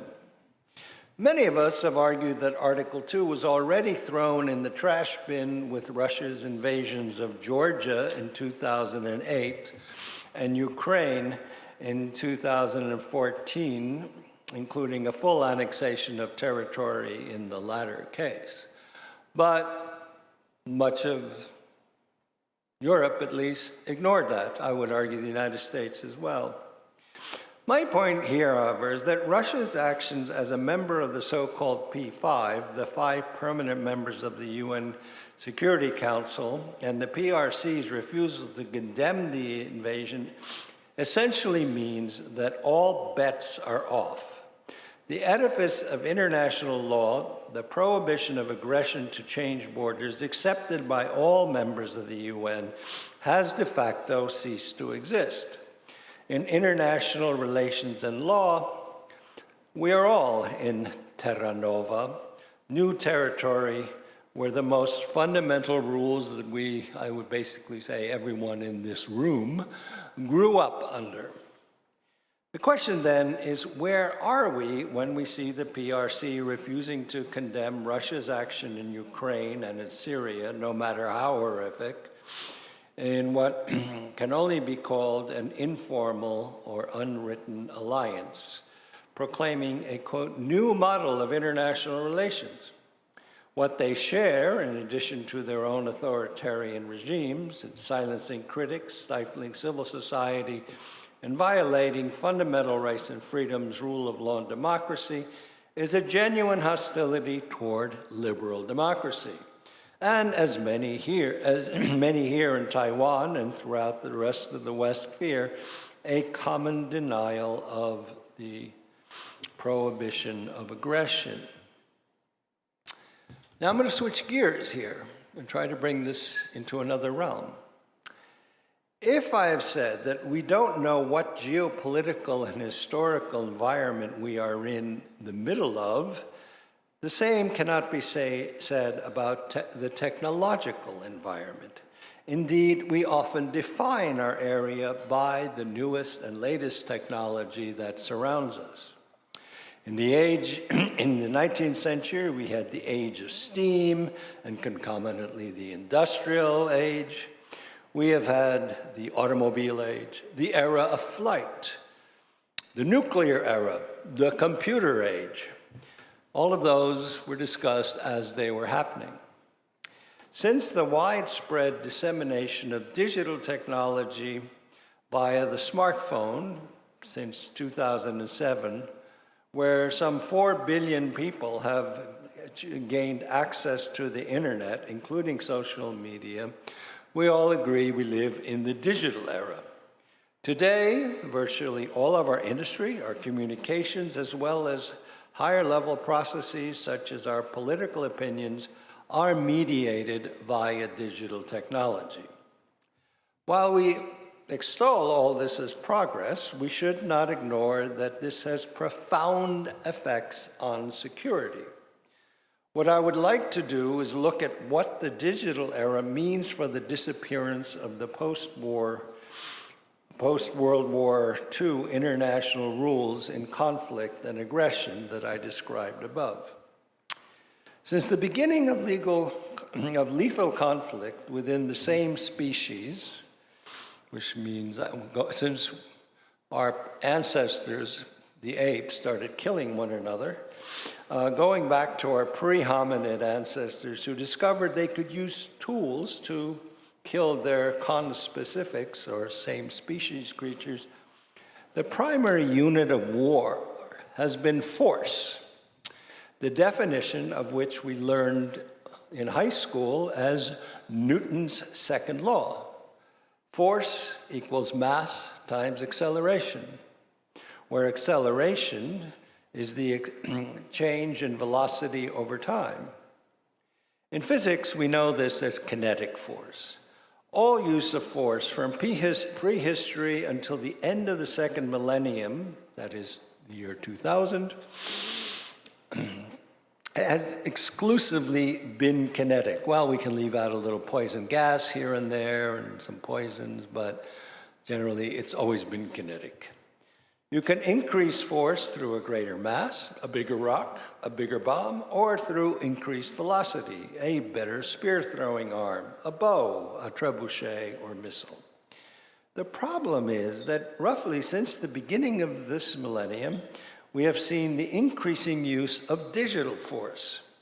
Digital force has no mass, and within the confines of Earth, distance and time are reduced to trivial figures. The implications of this are huge, but not completely negative. It just requires us to think differently. So now a little sort of excursion into the rise of non-kinetic weapons in the 21st century. The nature of war changed dramatically with the development of the computer and its use as a weapon. A profound change that alters the most fundamental assumptions of security and warfare from the previous several million years.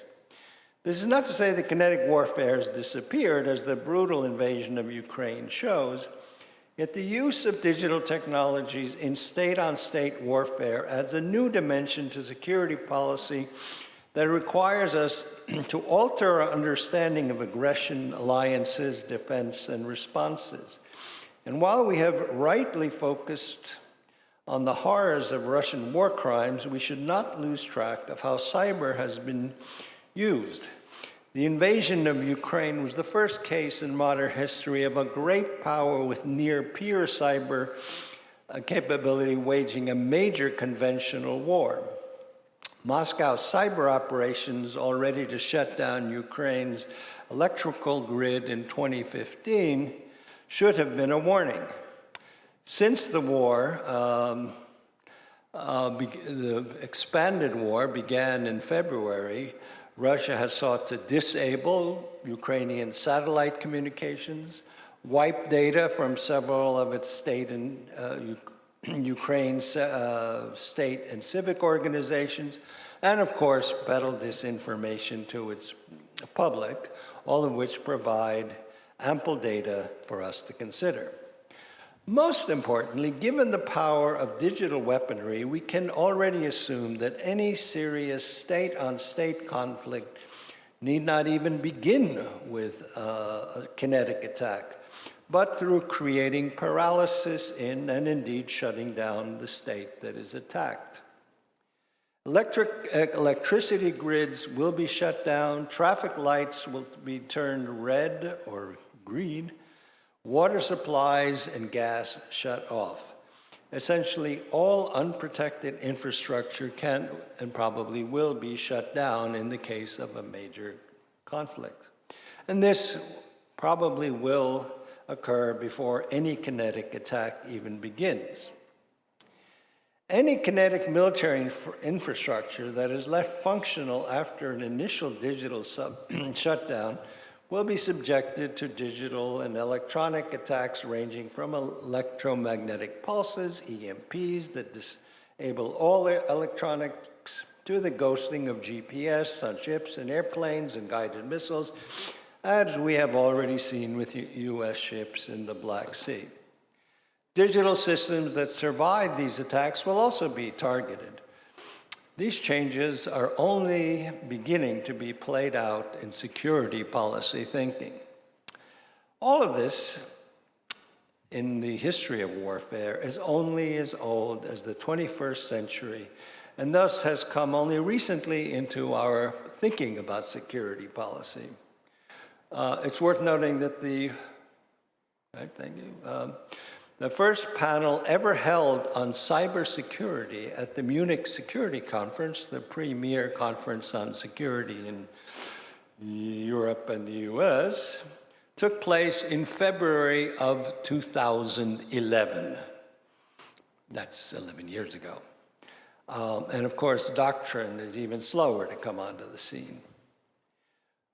We now have seen hacking, election disruptions, attacks on energy infrastructure, such as the Russian shutdown of the US's Colonial Oil Pipeline, as well as Iran's attack on Saudi Arabia's Aramco, destroying some 30,000 computers. We have seen the Russian worm NotPetya, which inadvertently shut down the world's largest transport company, Maersk. And indeed, if we take Karl von Clausewitz's definition of war, which was the continuation of policy by other means, what we could actually describe as the first war ever using cyber took place in my own country in 2007, so 15 years ago, when we were essentially shut down by Russian DDoS attacks. DDoS stands for Distributed Denial of Service, whereby using massive numbers of bots, of digital robots, servers are overwhelmed and cease to function.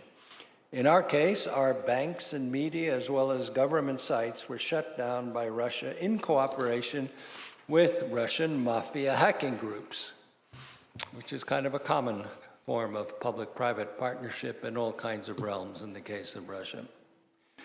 DDoS attacks have become far more massive since 2007, but they are a subset of various forms of disruption, and I won't go into all the various forms of this because, I mean, from hacking to sabotage to what we have seen in the UK Brexit referendum, the US election, the attempt on the French election in 2017, and numerous elections since then are all fairly well chronicled. But the question is, what does this mean for security? Well, first and foremost, this means you no longer need a kinetic war to change policy by other means. Before the digital era, physical possession of territory was, other than buying off the leadership of a country, the war was the only way to win. War, however, is expensive. It is an enormous, potentially ruinous drain on resources. Many of your own population, if you wage war, are killed. GDP plummets, post-war economies are in tatters. And of course, you run the risk, in the case of, say, attacking NATO, of a nuclear war that will destroy your own country. If you win in a conventional, non-nuclear war, you will have to pay forever for the cost of occupation of a hostile, resentful population, as both the Nazi Germany and the USSR discovered.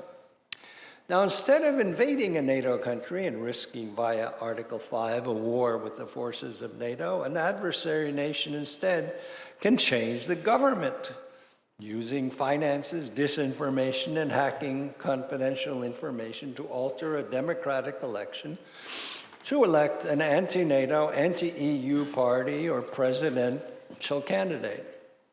We have seen this a number of times since Russia adopted social media disinformation as a tool of political manipulation. Skip a bunch here just to keep the time shorter. So the question is, what do we do in this new digital environment and in combination with the end of the post-war era forbidding aggression? As Lenin said, что делать? What is to be done? What is important to realize is that security is no longer just a matter of a strong kinetic military. Yes, that is necessary. You can't fight an invading army with memes, but when adversaries come to rely on different weapons, you do need a greatly expanded notion of what security is. Currently, we face a number of problems in dealing with these threats. The most significant one being a complete lack of understanding among policymakers of the importance of digital threats. True, at least when it comes to hacking, there is now some awareness on the part of militaries and at least some companies. But we face two broad problems in this regard. We lack interdisciplinary, interagency cooperation, and we have national silos that, that affect feeble international multilateral information sharing. Clearly, when foreign ministries, parliaments, think tanks, candidates in elections, and even the World Anti-Doping Agency are all attacked, as they have been, by one or another of two Russian hacking groups. The CIA calls them APT 28 and 29. They're also called Fancy Bear and Cozy Bear. But if they're attacking all of them, all of us are attacking the US, they get the foreign ministry of Denmark, of Norway, of Italy, and the Netherlands, you know, and we don't really do anything, right? And clearly, we don't share information on these things. In part, we can just say as an aside that the reason we don't share it all is that is the SIGINT, or signal intelligence, background to this realm of warfare, because it was originally a form of espionage, a realm with a tradition of holding information close to the vest. The sole information sharing SIGINT group is the Five Eyes Alliance, consisting of the US, UK, Canada, New Zealand, and Australia. That includes no other NATO allies, though it has two non-allies, and since Brexit, no EU member states. This does not strike me as a particularly effective way of doing cybersecurity, frankly. However, adversary groups, whether APT 28 or 29 or the infamous troll and that infamous troll and disinformation farm, the Internet Research Agency based in St. Petersburg, Russia, do not base their activities on who belongs to which multilateral group. Borders mean nothing in cyberspace and social media. Indeed, this is, I think, the crucial point, that the truly dramatic change the digital era has brought to security is that geography no longer matters. NATO, after all, is the North Atlantic Treaty Organization, and it is the North Atlantic Treaty Organization not because it represents a unique group of liberal democracies, nor are Japan, South Korea, Australia, New Zealand, and Taiwan excluded from NATO for a failure to adhere to liberal democracy.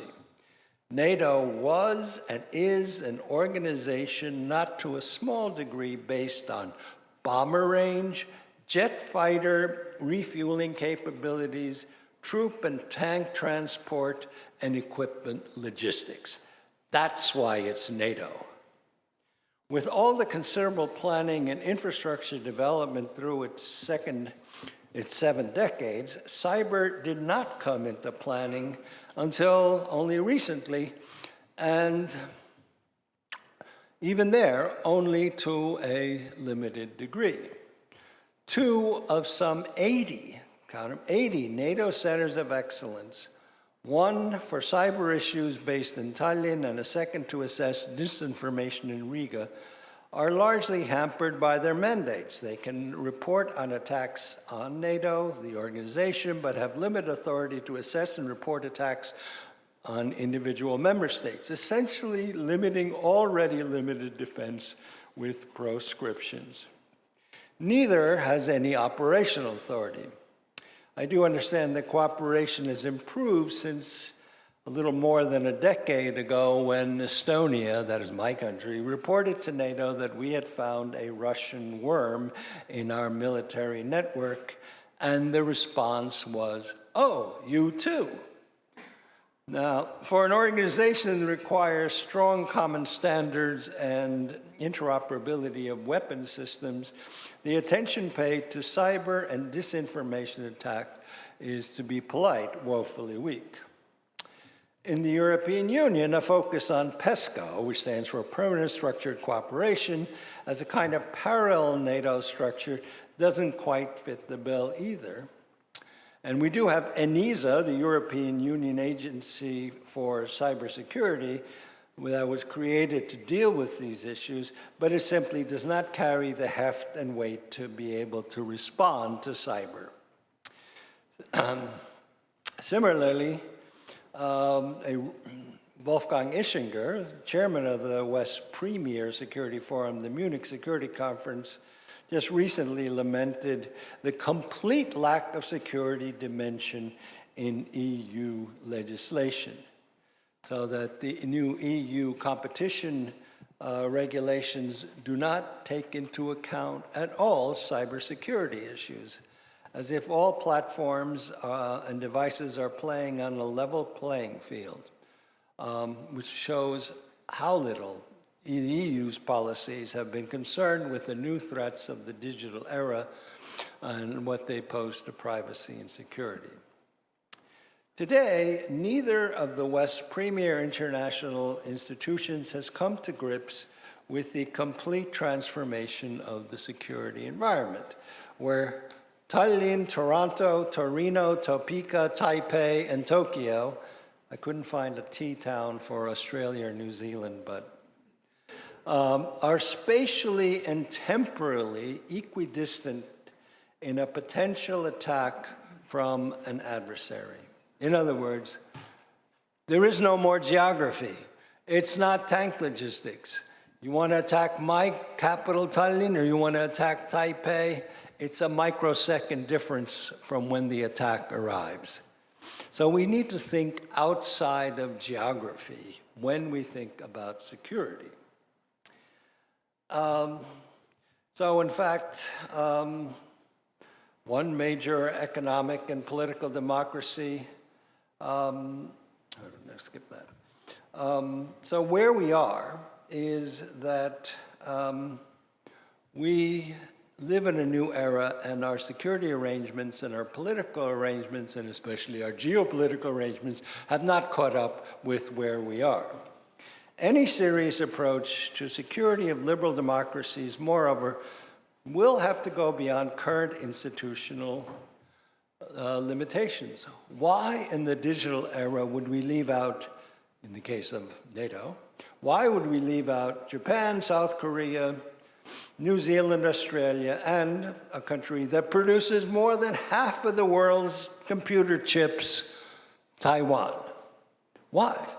Moreover, why stop there? If you want liberal democracies to be secure in the digital era, why not include other liberal democracies?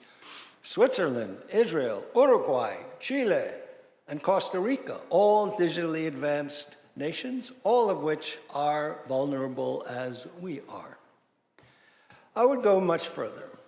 The world is rapidly falling into a division between authoritarian and liberal democratic blocs. And this also in the entire realm of cyber. Yet among the liberal democratic, in the liberal democratic bloc, in the digital age, we observe only greater splintering. We see the European Union concentrating not on digital security from authoritarian attacks, but instead focusing on landmark legislation and policies that are better understood as merely anti-American. This is not to say safeguarding EU citizens' privacy from US surveillance capitalism-based social media companies is bad, but we do need to think about security. And we have seen, in fact, what an American social media company do with the Cambridge Analytica scandal, whereby psychological profiles of some 80 million Americans were gleaned by a company called Cambridge Analytica that then provided those details most likely to the Russian security apparatus. Today, however, when NATO is strictly defined geographically, the European Commission's primary mission instead seems to be reigning in GAFA, Google, Apple, Facebook, and Amazon, and where the Five Eyes do not even talk to Europe, and a number of potential critical potential allies are not on our radar screens at all, especially in Asia, as I mentioned, Japan, South Korea, and Taiwan, and of course, New Zealand and Australia. We need to rethink what security means in the digital era. We do, however, see an emerging confluence of values where even in the digital era, authoritarians self-define themselves, as do liberal democracies. At the UNGE, the UN group of governmental experts convened to set out minimal rules for cyber attacks and cybersecurity. 2 rounds have produced no results, primarily because of Russian and Chinese, as well as, I think, Iranian insistence on UN regulation of content in the digital world, meaning free speech. And so a priori, or even in the digital era, we are forced into 2 camps, the liberal democratic camp that believes in free speech and the authoritarian camp that does not, and which also, incidentally, doesn't want to follow the kinds of rules that we take for ourselves. All of this leads me to argue that we need a digital alliance like NATO, but one that is really truly value-based, includes all liberal democracies that wish to be a part of it, and is not bound by geography, but those shared values, since after all, the threats faced by liberal democracies no longer are geographically bound. Technology changes conflict, and changes war, and so too, obviously, our security. From weapons of stone to bronze to iron, technological developments give an advantage to those who have them. Stirrups and gunpowder, too, change the nature of conflict. The first made cavalry far more versatile, and the second rendered medieval castles useless. Today, the West as a whole, meaning all of us here, continues to build, or at least plans to build, castles that are more in the air than grounded in reality, while our adversaries are busy producing ever better gunpowder. Thank you. Thanks to His Excellency, Mr. President Thomas Hendrik Ilves, for your wonderful speech. And please be seated. Thank you very much.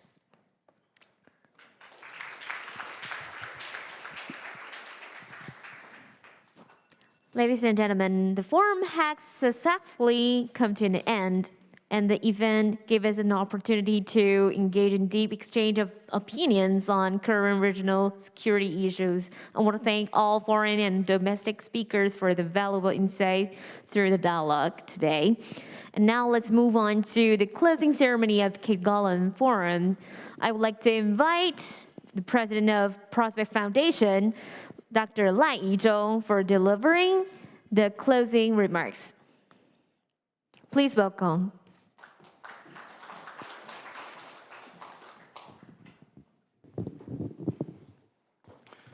Thank you all for staying to the end of the forum. Also, I'd like to expressly thank His Excellency, the former President of Estonia, Yves, for delivering a very eloquently speech, deep intellectual reflection, coming from the post-World War II and all the way to the right now, how to do the future, especially on the digital era.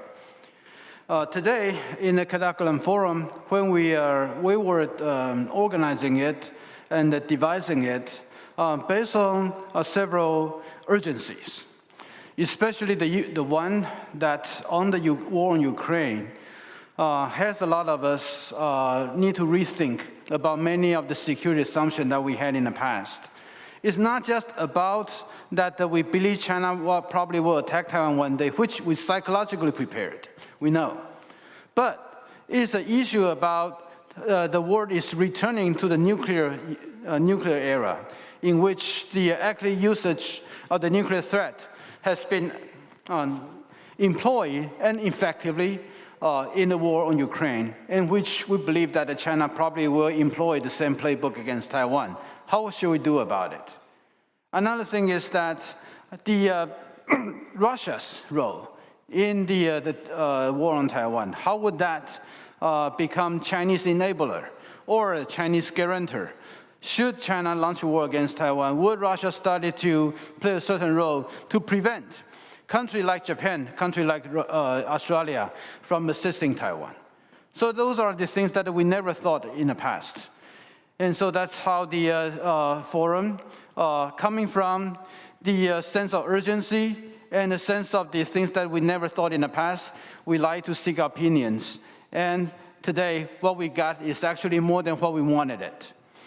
And I also believe that in today's forum, from the early morning about the competition between the authoritarianism versus democracy, and then the way to think about how to respond to those challenges, and the new economic order or the economic reordering that's about to come, basically is giving us the issue that not just about the war in Ukraine, but the whole world that is changing.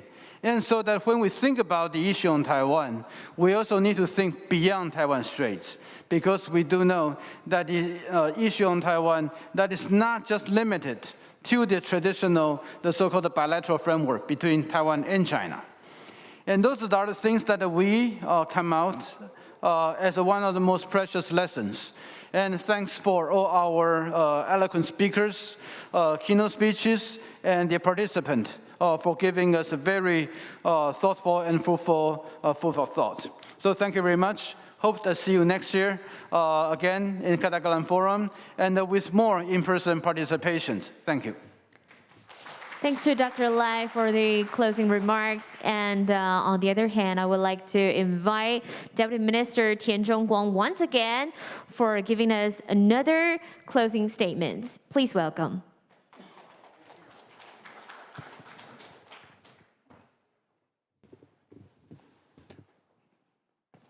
It's me again.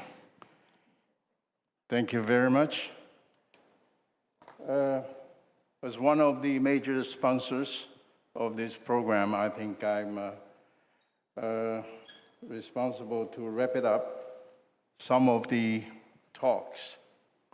I would like to, first of all, on behalf of the Ministry of Foreign Affairs of the Republic of China, I would like to thank everyone who participated in person, as well as those who have joined us online. I'm sure you all agree that the event has successfully advanced our understanding of the new Cold War context and the traditional and the non-traditional threats and challenges in the Indo-Pacific that are rising from the US-China rivalry and Russia-Ukraine war. Today's forum has generated a number of productive and inspiring discussions. More than 20 renowned political figures, scholars, and experts from Taiwan and 10 other countries offer valuable insights on the range of important issues. Summing up today's discussion in the entirety, the context presented by the China-Russia axis has no doubt been the issue of common concern. A new Cold War is pitting democracy against authoritarianism. This poses the greatest of all challenges to national security, economic growth, and global democracy. Following World War II, the Cold War sparked an arms race and development of atomic weapons, accelerated dissemination of political propaganda, and the space race. The new Cold War developing in the wake of COVID-19 exhibits of all of these elements. It is also characterized by the authoritarian countries' attempts to subvert the international rule-based order through gray zone tactics. In this way, authoritarian actors are purposefully pursuing political objectives through premeditated operations, including military intimidation of the kind that does not trigger all-out conflict, economic coercion, disinformation campaign, cyber attacks, and cognitive warfare. We should all be aware of the challenges of the new Cold War. However, we should not be overly pessimistic about the future. To quote Winston Churchill, an optimist sees opportunity in every difficulty. Shadowy authoritarian threats have also prompted democratic partners to look forward the light, stand firm together, and come to a consensus. Authoritarianism has thrown into sharp relief our duty and responsibility to maintain peace and stability and safeguard democracy and freedom. In recent years, we have Trans-Pacific alliances of the democracies gradually taking shape, as well as the renewed transatlantic partnership.